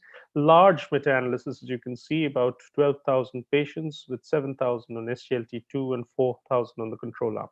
Now, this control arm, you have to take into consideration, this is a bit restricted because we only took drugs which do not have any effect on liver function. For example, we did not take any comparative data with metformin or say a glitazone or a gliptin or a GLP-1 RA. It was just against placebo. So this is a complete, I think this is kosher data showing just the effect of SGLT2 inhibitors versus placebo. And as you can see, there is a statistically highly significant improvement of all the transaminases, which is persuasive p-value of less than 0.01. Though the results are heterogeneous, there is a very highly significant result that we see in the improvement of transaminases, indicating a reduction of inflammation, which, as we know, is a driving force for NAFLD. Measurements of liver fat and visceral fat are also improved by SGLT2 inhibitors, statistically highly significant again. And out here we have no heterogeneity with improvement in all across the board, which are, again, have highly persuasive p-values. Again, we look at the weight. Weight, not surprisingly, is reduced with SGLT2 inhibitors, and HbA1c also is reduced. And this is what you would expect with SGLT2 inhibitors, though triglyceride levels did not reach statistical significance. So these are the findings which led us to conclude that SGLT2s have a salutary effect on NAFLD. This is showing up in reduction of hepatic inflammation and reduction of hepatic steatosis. And this is probably driven by an improvement of glycemia and body weight, which is attenuating the hepatic inflammation and hepatic fat accumulation. So I will conclude this session by showing you a summary. The NAFLD NASH frequently coexist with type 2 diabetes, each worsening outcomes for the other synergistically. There is weight loss with SGLT2 and GLP-4 inhibitors, which is needed for management of NAFLD and NASH. Thus, they present an attractive strategy for the treatment of type 2 diabetes and NAFLD. Liraglutide has been shown to improve liver biopsy outcomes. There is benefit seen with other GLP-1 RA. And the recent meta-analysis that we have published has shown that SGLT2 inhibitors provide a marked improvement in inflammation and liver fat, probably mediated by weight reduction and improvement of HbA1c. And we would expect that publication of this and further RCTs will actually lead to treatment changes in the treatment algorithm. And as Nandita showed you, this is what the present ADA-EASD algorithm looks like. Hopefully, with publications like that we've shown you today, in the near future, we will have another separate box for NFLD, where the first line drug will be SGLT2 inhibitor or GLP-1RA. Thank you very much for listening to me. Thank you for your patience. Thank you very much, Dr. Binayak Sinha. It was really wonderful talk, and your own work is highlighted. And I'm sure you are going to have many questions. Please be with us because we are going to have question and answer after the third speaker, that is Dr. Sujoy Ghosh. Thank you very much. So we have now third speaker in our GLP-1 symposium, and that is Dr. Ghosh. He is a very learned personality, and he has his DM endocrinology in FRCP from London, Glasgow, and Edinburgh. He has a specialty certificate endocrinology and diabetes in UK. He also is a professor of endocrinology at IPGMER, Kolkata, and he has been the person behind many of the editorial work. He's an editor-in-chief in the Oxford Handbook series, and we would directly go to his talk, that is an GLP-1 from concept to pill. Over to you, Dr. Ghosh. Thank you, respected chairperson, sir. And thanks to Dr. Bansi as well for having given me this opportunity to present before such a learned August gathering. Now, being the last speaker of a talk can be useful and can actually be also very daunting, because, you know, a lot of what I was supposed to speak on has already been covered, which is useful in a way. So I have been asked to speak on the journey of GLP-1 RAs starting from the concept to an injection to now what we think is going to be available as an oral agent. Now, a lot of the bits of the initial slides would be repetitive, through which I would quickly go through so that I can probably spend more time on the oral agent rather than the injectable agents. So we've come a long way as far as the history of the incretin system is concerned, which I'm not going to bore you with. And this is the Gila monster from which the idea and the concept of Exendin 4 came into being. And as you can see, a lot of work has actually gone in for the discovery of GLP-1 in the first place. And a lot of work has gone on in terms of the GLP-1 receptor agonists and the GLP-1 exendin-based derivatives, which have been used in clinical practice already for almost a decade now. We are all aware of how these group of drugs work. And I think both the speakers showed this slide, particularly Dr. Nandita showed us, you know, the possible physiological effects of GLP-1 and its benefits. The GLP-1 receptors agonists have actually been classified as Exendin 4 derivatives and the GLP-1 analogues. Now, possibly in the near future, we will probably be using only the GLP-1 analogues and not the Exendin 4 derivatives because of reasons that I will discuss a little later.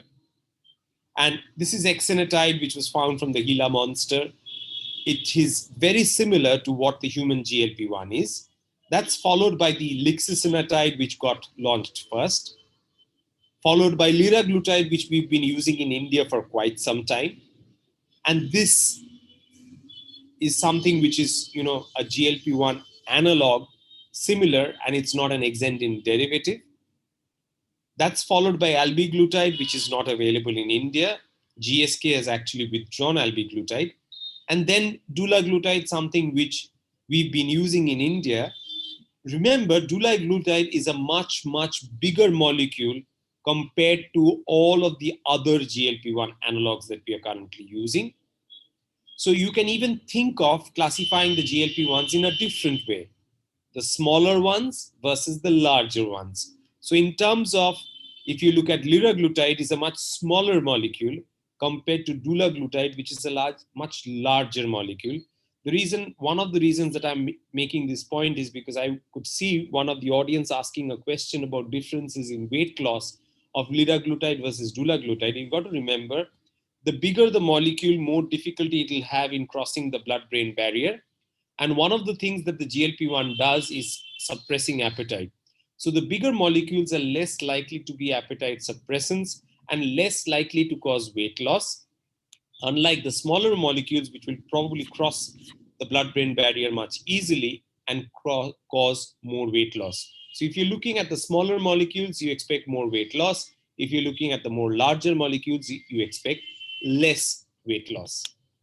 And again, you can again classify them depending upon how long they work. Are these shorter acting drugs or are these longer acting drugs? The longer the acting the GLP-1 analogs are, they are going to cause better fasting glucose reduction.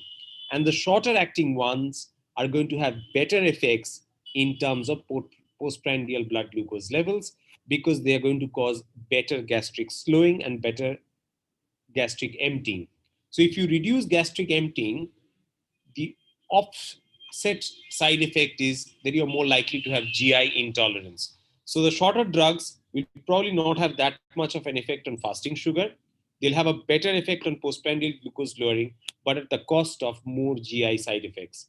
The longer acting drugs will have less of GI side effects, less of postprandial glucose lowering, but better fasting glucose lowering.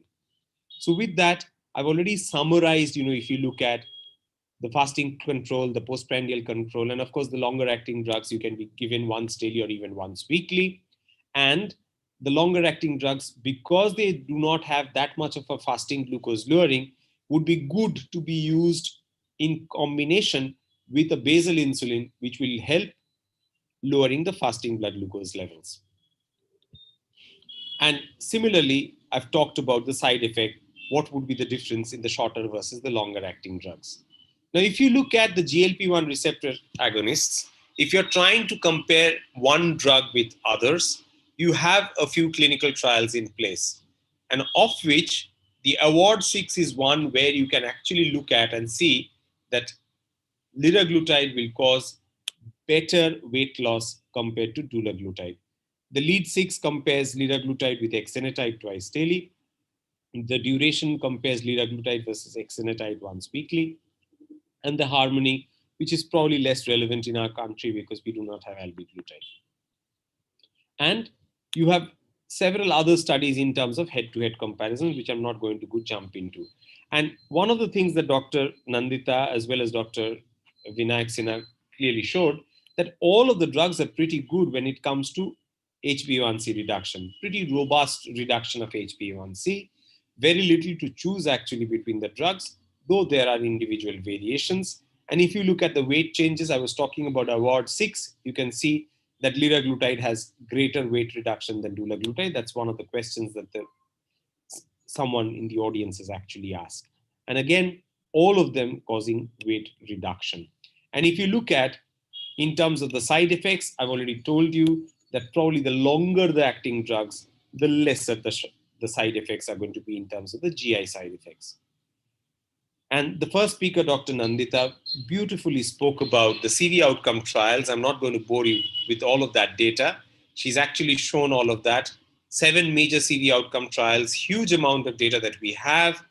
And what's important is none of the exendin 4 analogs actually showed superiority results, whereas most of the GLP-1 receptor agonists showed benefit. And what's important is that the 2 studies that I think are important, which she highlighted, was one was the leader trial, which showed benefit. But on a personal front, I think I'm even more excited about the Rewind trial because it had a huge number of primary prevention cohort group, essentially telling us that probably this group of drugs are probably the only group of anti-hyperglycemic agents which truly modify atherosclerotic cardiovascular disease. We all talk about SGLT2 inhibitors, and like Dr. Nandita said, that they probably make changes to hemodynamics and not necessarily to atherosclerotic cardiovascular disease. So if you look at, the protective effects, you can see exenatide LAR, the liraglutide and the dulaglutide are probably the ones that I would go with. I'll skip some of these slides because of paucity of time, but if you got to conclude, I've said the GLP-1 receptor analogs reduce the 3-point MACE, whereas the exendin 4 derivatives don't. So moving on to the second half of my talk, we are all talking about these GLP-1 analogs. Remember, all of the guidelines that talk about GLP-1 analogs are talking about injectable GLP-1s. So the data that we have for the oral GLP-1 as of now is still not that robust as with the injectable GLP-1s. But why are we so excited? because everybody prefers to pop in a pill rather than take injections. It's going to be a complete game changer when we have oral GLP-1 available. Now, the fact that why is it so difficult to have peptides to be taken orally? Because we know the acid pH of the stomach and the proteolytic enzymes actually destroy peptides, and there is limited permeability of these peptides across the gastrointestinal epithelium. Therefore, the bioavailability is pretty low. But now we have the oral semaglutide, which is being tagged together with an absorption enhancer, the snack, about which I'll talk, which actually makes this really, really wonderful.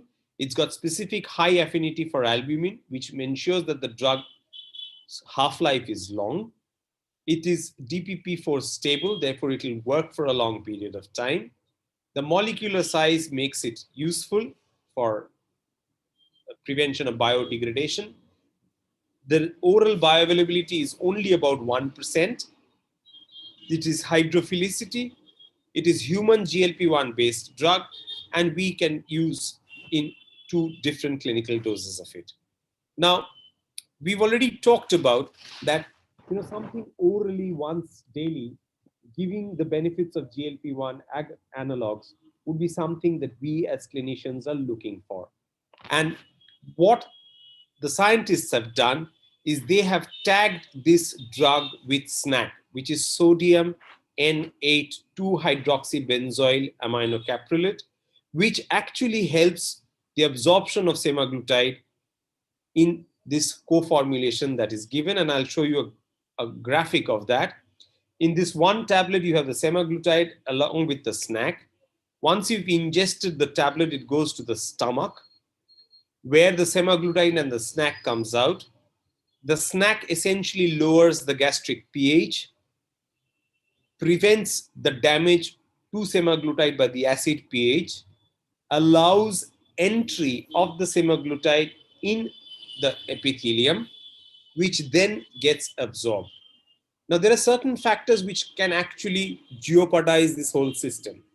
If you take food before this drug, that will reduce the absorption. And if you take too much of water or fluids along with this drug, that will reduce absorption. Or if you take food immediately after the tablet, that's going to reduce the absorption. And one of the worries is that will some other drug interfere with the absorption, or will some other drug's absorption jeopardize the absorption of this drug? One of the drugs where there is meaningful interaction is levothyroxine. So if you're giving that drug, space it out. And the instruction says, wake up in the morning in the fasting state with about no more than half a glass of water, take the drug, and within half an hour after taking the drug, do not take any other medicines or food, then take your meal and whatever other medicines that you need. In terms of the drug-drug interaction, I've already told you, pre-dose and 30 minutes after the drug, don't take anything, and don't take more than 120 ml of water. That's about half a cup of water. There's no significant co-administered drug interaction except perhaps levothyroxine. Oral semaglutide is also suitable for individuals who are on oral contraceptives. There is no clinically relevant differences in exposure of oral semaglutide, particularly because a lot of people take PPIs in the first thing in the morning, and no other safety concerns. And in spite of all of these precautions, only about 1% of the drug actually gets absorbed. But that's good enough. And if you look at the pioneer programs that includes all of these oral semaglutide studies, Pioneer 1 is against standard of care of diet and exercise. Pioneer 2 is versus SGLT2. Pioneer 3 is versus DPP4. Pioneer 4 versus GLP-1 in an injectable form. Pioneer 7 is a flexible dose adjustment with DPP4. Pioneer 8 with insulin. Pioneer 5 in individuals who have renal impairment. And Pioneer 6, which is a CV outcome trial.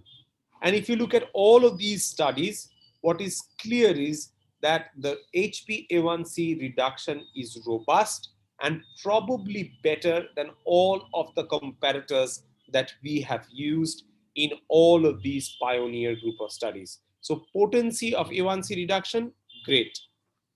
What about weight change? Because that's one of the selling points of GLP-1. again, if you look at the weight reduction is robust with the oral semaglutide in the pioneer group of studies. And if you look at the cardiovascular outcome trial, the Pioneer 6, which was done predominantly to get the permissions for marketing, because there's another study going on to actually establish whether there is superiority benefit. This study, which included almost 3,000 individuals, about 1,500 patients in each group, it included people over the age of 50 with cardiovascular disease or individuals above the age of 60 with cardiovascular risk factors. And if you look at the 3-point MACE, it showed that it was non-inferior to placebo. Now, the rest of the data that we all talk about in terms of the cardiovascular death reduction, all-cause mortality benefit reduction, please remember that's exploratory. It looks very promising, just like the other GLP-1 injectable ones, but we'll wait for the bigger study to actually tell us whether this actually translates into statistically significant, clinically useful, meaningful benefits like some of the other GLP-1 receptor analog studies. So dramatic results in terms of all-cause death would look at the numbers very small, and it's more exploratory rather than something that you can jump into conclusions with. And so is the all-cause death. And that's summarized in this particular slide, which I will skip. And if you look at, all subgroups seems to be doing equally well in the Pioneer 6 studies.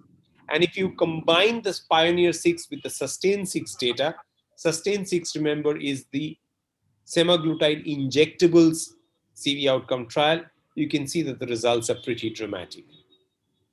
So if you compare or summarize what you found in Pioneer 6, there's a 21% reduction in MACE, which is statistically non-inferior. There's almost a 50% reduction in cardiovascular death.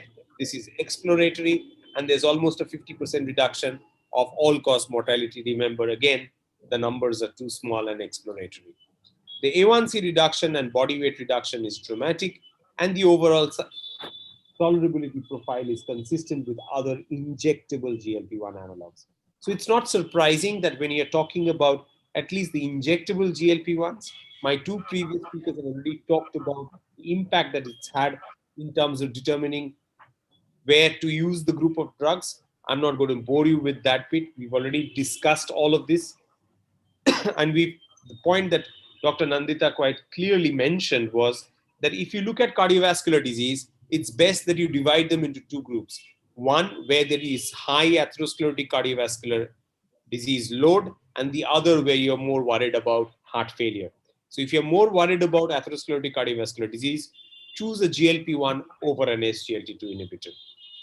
And of course, you can combine, and therefore early intervention with the GLP-1 will probably be useful. And for the first time, I think we are all coming together to think of the patient in terms of the benefits of cardiovascular outcome. I shall stop there for any questions. Thank you very much. Thank you so much, Dr. Ghosh. It was really a wonderful short summary and a very allotted time, but we wanted to hear more from you. I'm sure there are many questions. One of the questions that I will start with, because we are on the topic, is when is it coming in India and it would be at what cost? That's for Novo Nordisk to answer and not for me. Right. And there are more questions to Dr. Sinha. First is there a combination of TZD and the GLP-1 RA? Any studies on the combination therapy? No, not to my knowledge. Not as far as NAFLD is concerned. At this point of time, there's multiple studies which are part of the program that they have, but nothing that has been published as yet. And there was another question about saroglitazar and NAFLD. This is very interesting. I think the glitazars have always been in the bad news because they cause, muraglitazar was taken off because of the cardiotoxicity. So today, to bring in a drug without having any kind of cardiovascular outcome trial, on the basis of the improvements have been seen in some animal models. They have not been done in humans. The human trials have not been published.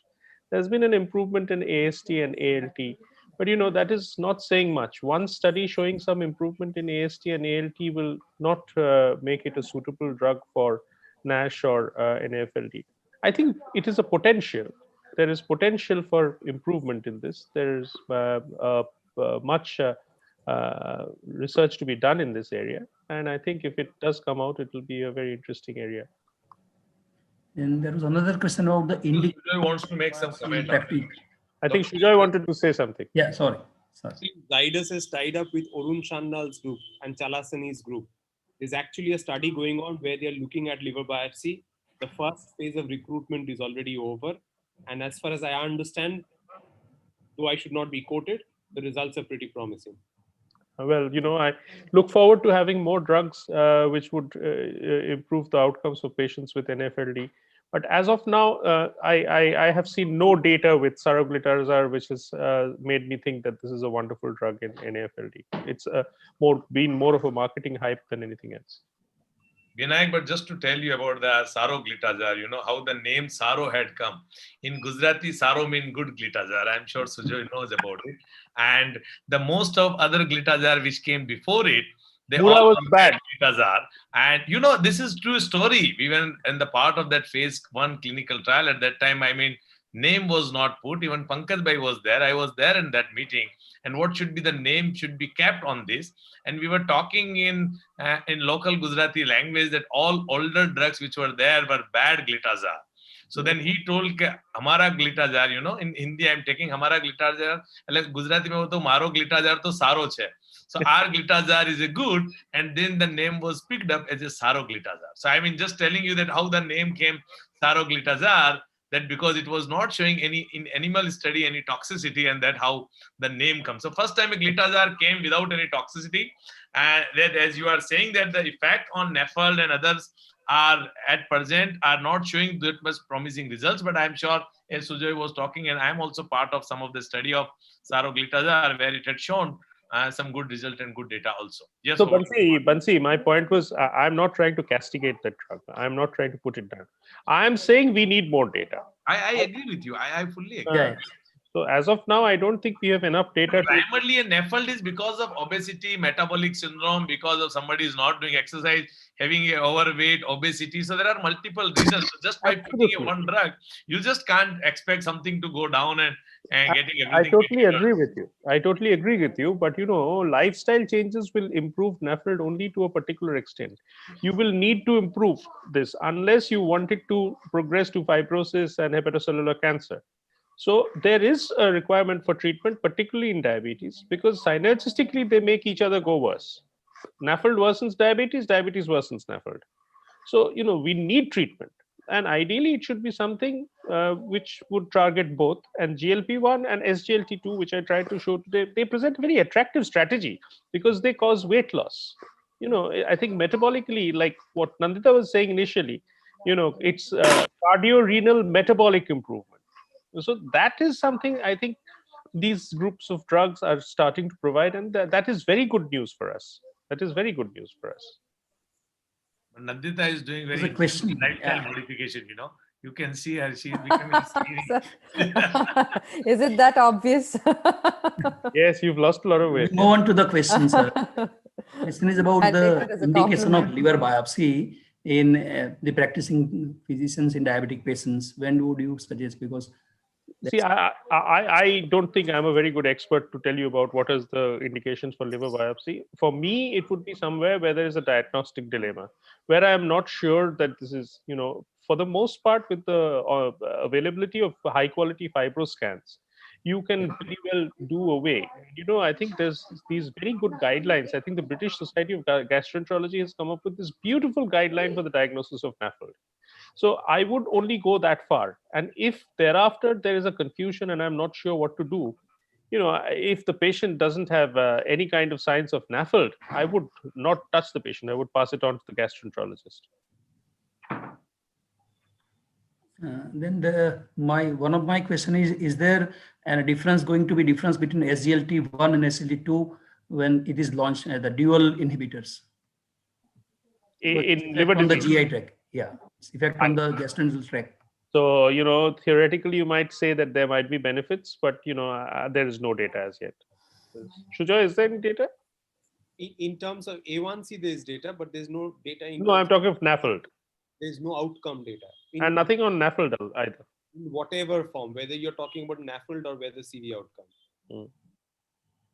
Comparison, because with the SGLT2 inhibitors, you've got now robust data in terms of CV outcome and other renal and heart failure benefits. Are there any questions from the audience?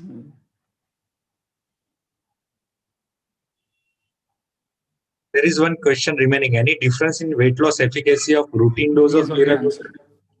I think I tried to answer that question already because I'd seen that question. I showed the award 6. Award 6, yeah. The one more question, sir. Is there a gender difference in the effect of this GLP-1? There are some reports that it works better in the female than the male. I think that's teasing out the data. I think there's been some data coming out about. See, if you study something statistically and then you start going into subgroup analysis, you go into smaller and I remember a very important statement by Steve Nissen, who of the rosiglitazone fame. He said something very interesting, that if you torture the data enough, it will confess. It's something like that. If you keep on subgroup analyzing, something or the other will come out. But the robustness of such data is definitely very debatable. If I could just throw a question out there. In terms of NAFLD, when we're looking at from the clinical point of view, how early do we actually need to intervene? So, for example, we find very often in the clinic, and many of our patients who the ultrasound, just routine ultrasound shows fatty liver in the radiological, final report. And not all our patients are on a GLP-1 or an SGLT2, which have proven benefit, maybe pioglitazone. But how early should we, and most of these patients are, of course, asymptomatic with normal liver function tests as well, biochemical parameters. So when do we decide to take action, to take it seriously, and when do we refer the patient to a gastroenterologist from the clinical point of view? So I think that's a very pertinent question, actually, because I think almost everybody that you scan will have a grade 1 fatty liver. Yeah. And, almost every patient with diabetes will have a AST or ALT, which will be just that marginally elevated, instead of the 40, it comes to at about 50 or 60 or something like that. So the treatment is the same for diabetes as well as NAFLD. It is no different, lifestyle changes, going in for drugs. What I think I probably failed in putting across in my presentation is today, I think not only for CVOT or not only for renal outcomes, I think there is a very good reason that patients need to be initiated on SGLT2, GLP-1 kind of drugs along with metformin right from the very onset or right from very early on in the disease, not only for glucose control, which is slowly taking the back burner, but to improve the outcomes. And the outcomes need not be cardiovascular or renal. They could also be hepatic outcomes. That, I think, is probably the way to look at it. Should we put and all maybe our lifestyle diabetic patients? modification as well has some Number one. role, of course. Number one. Yeah. Number one. Goes without saying. It goes without Sir, saying. should we also put all our patients with fatty liver of diabetic patients on vitamin E, because that has been routinely prescribed? So actually, vitamin D is very toxic in diabetes. There's actually worsening of cardiovascular outcomes. Prostatic cancer is a problem, but the main problem in diabetes is cardiovascular outcomes were worsened with treatment with vitamin E. So I don't think vitamin E is such a good option in diabetes. And even if you use it, it's only for a short period of time. Dr. Ghosh, when you said that you ask patient to be on empty stomach, I thought that we can say that we are already giving snack, so you don't need a snack. On a lighter side.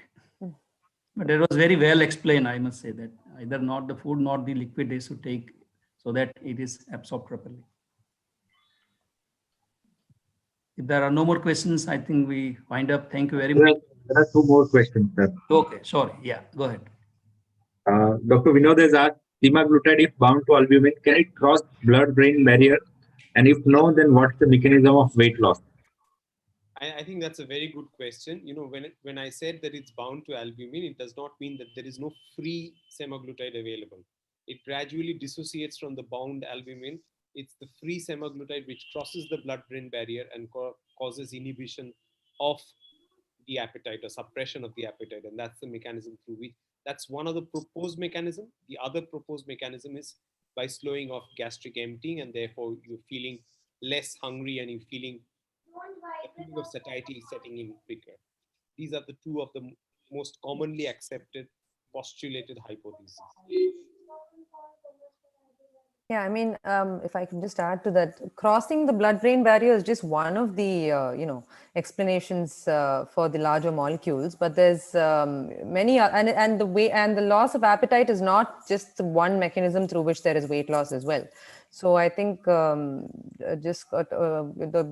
binding to albumin or whatever the largest molecule size is not the only factor that determines the effect on weight loss. There is another question from Dr. Azam. He has asked, is GLP-1 is better than SGLT2 in case of cardiovascular event?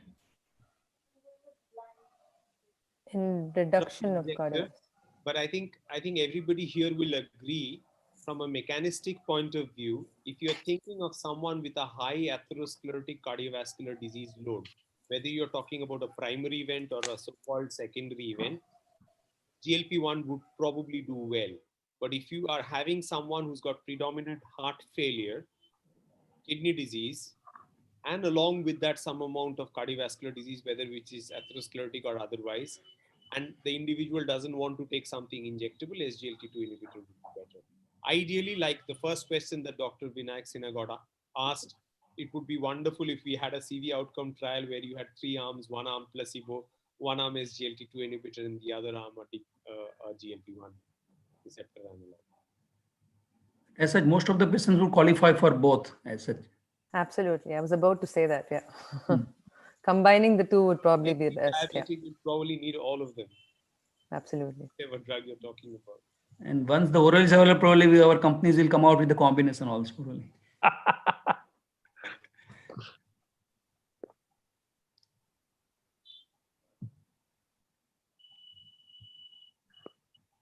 Dr. Varma, any other questions remaining? I could not find any in the chat box. No, sir, you can conclude. Yeah.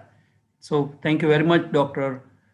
All of you, you have done a wonderful job. And I must say that, and I apologize once again, Dr. Sinha, for that goof up. But it was really very wonderful and very enriching experience. Don't worry about it. Yeah, we a lot. There was a net connection problem, so mixed up. Thank you very much, everyone. Thank you. Bye. Thank you. We conclude. Thank you. Bye-bye. Bye.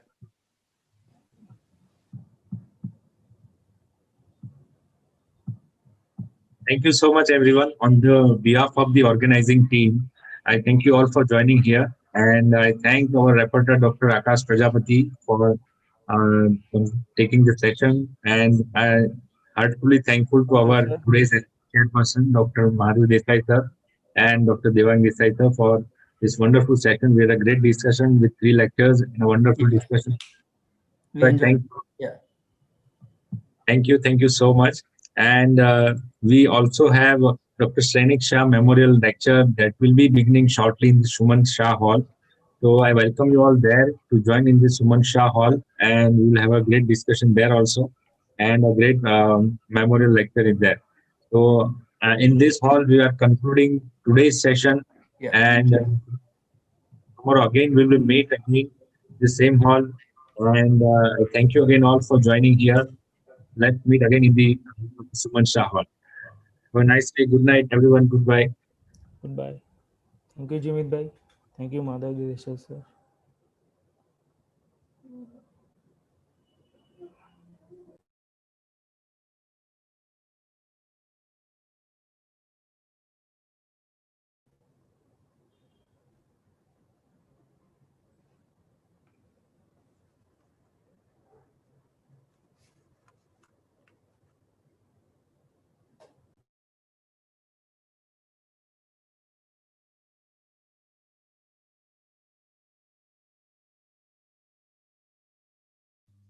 Hello?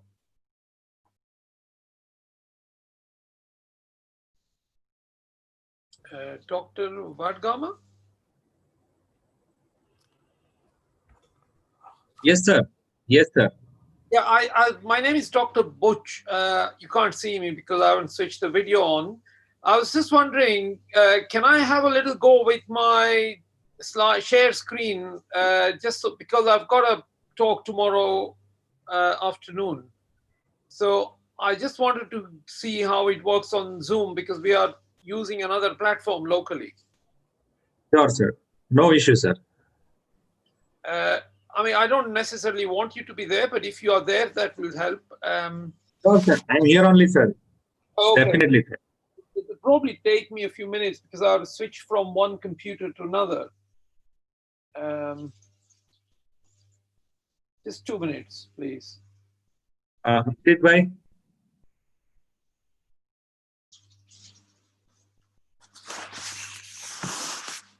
Because one of the problems is if you switch the PowerPoint on, you then can't see this buttons of the screen. If you just saw, I just want to see how it works in Zoom. We use MS Teams.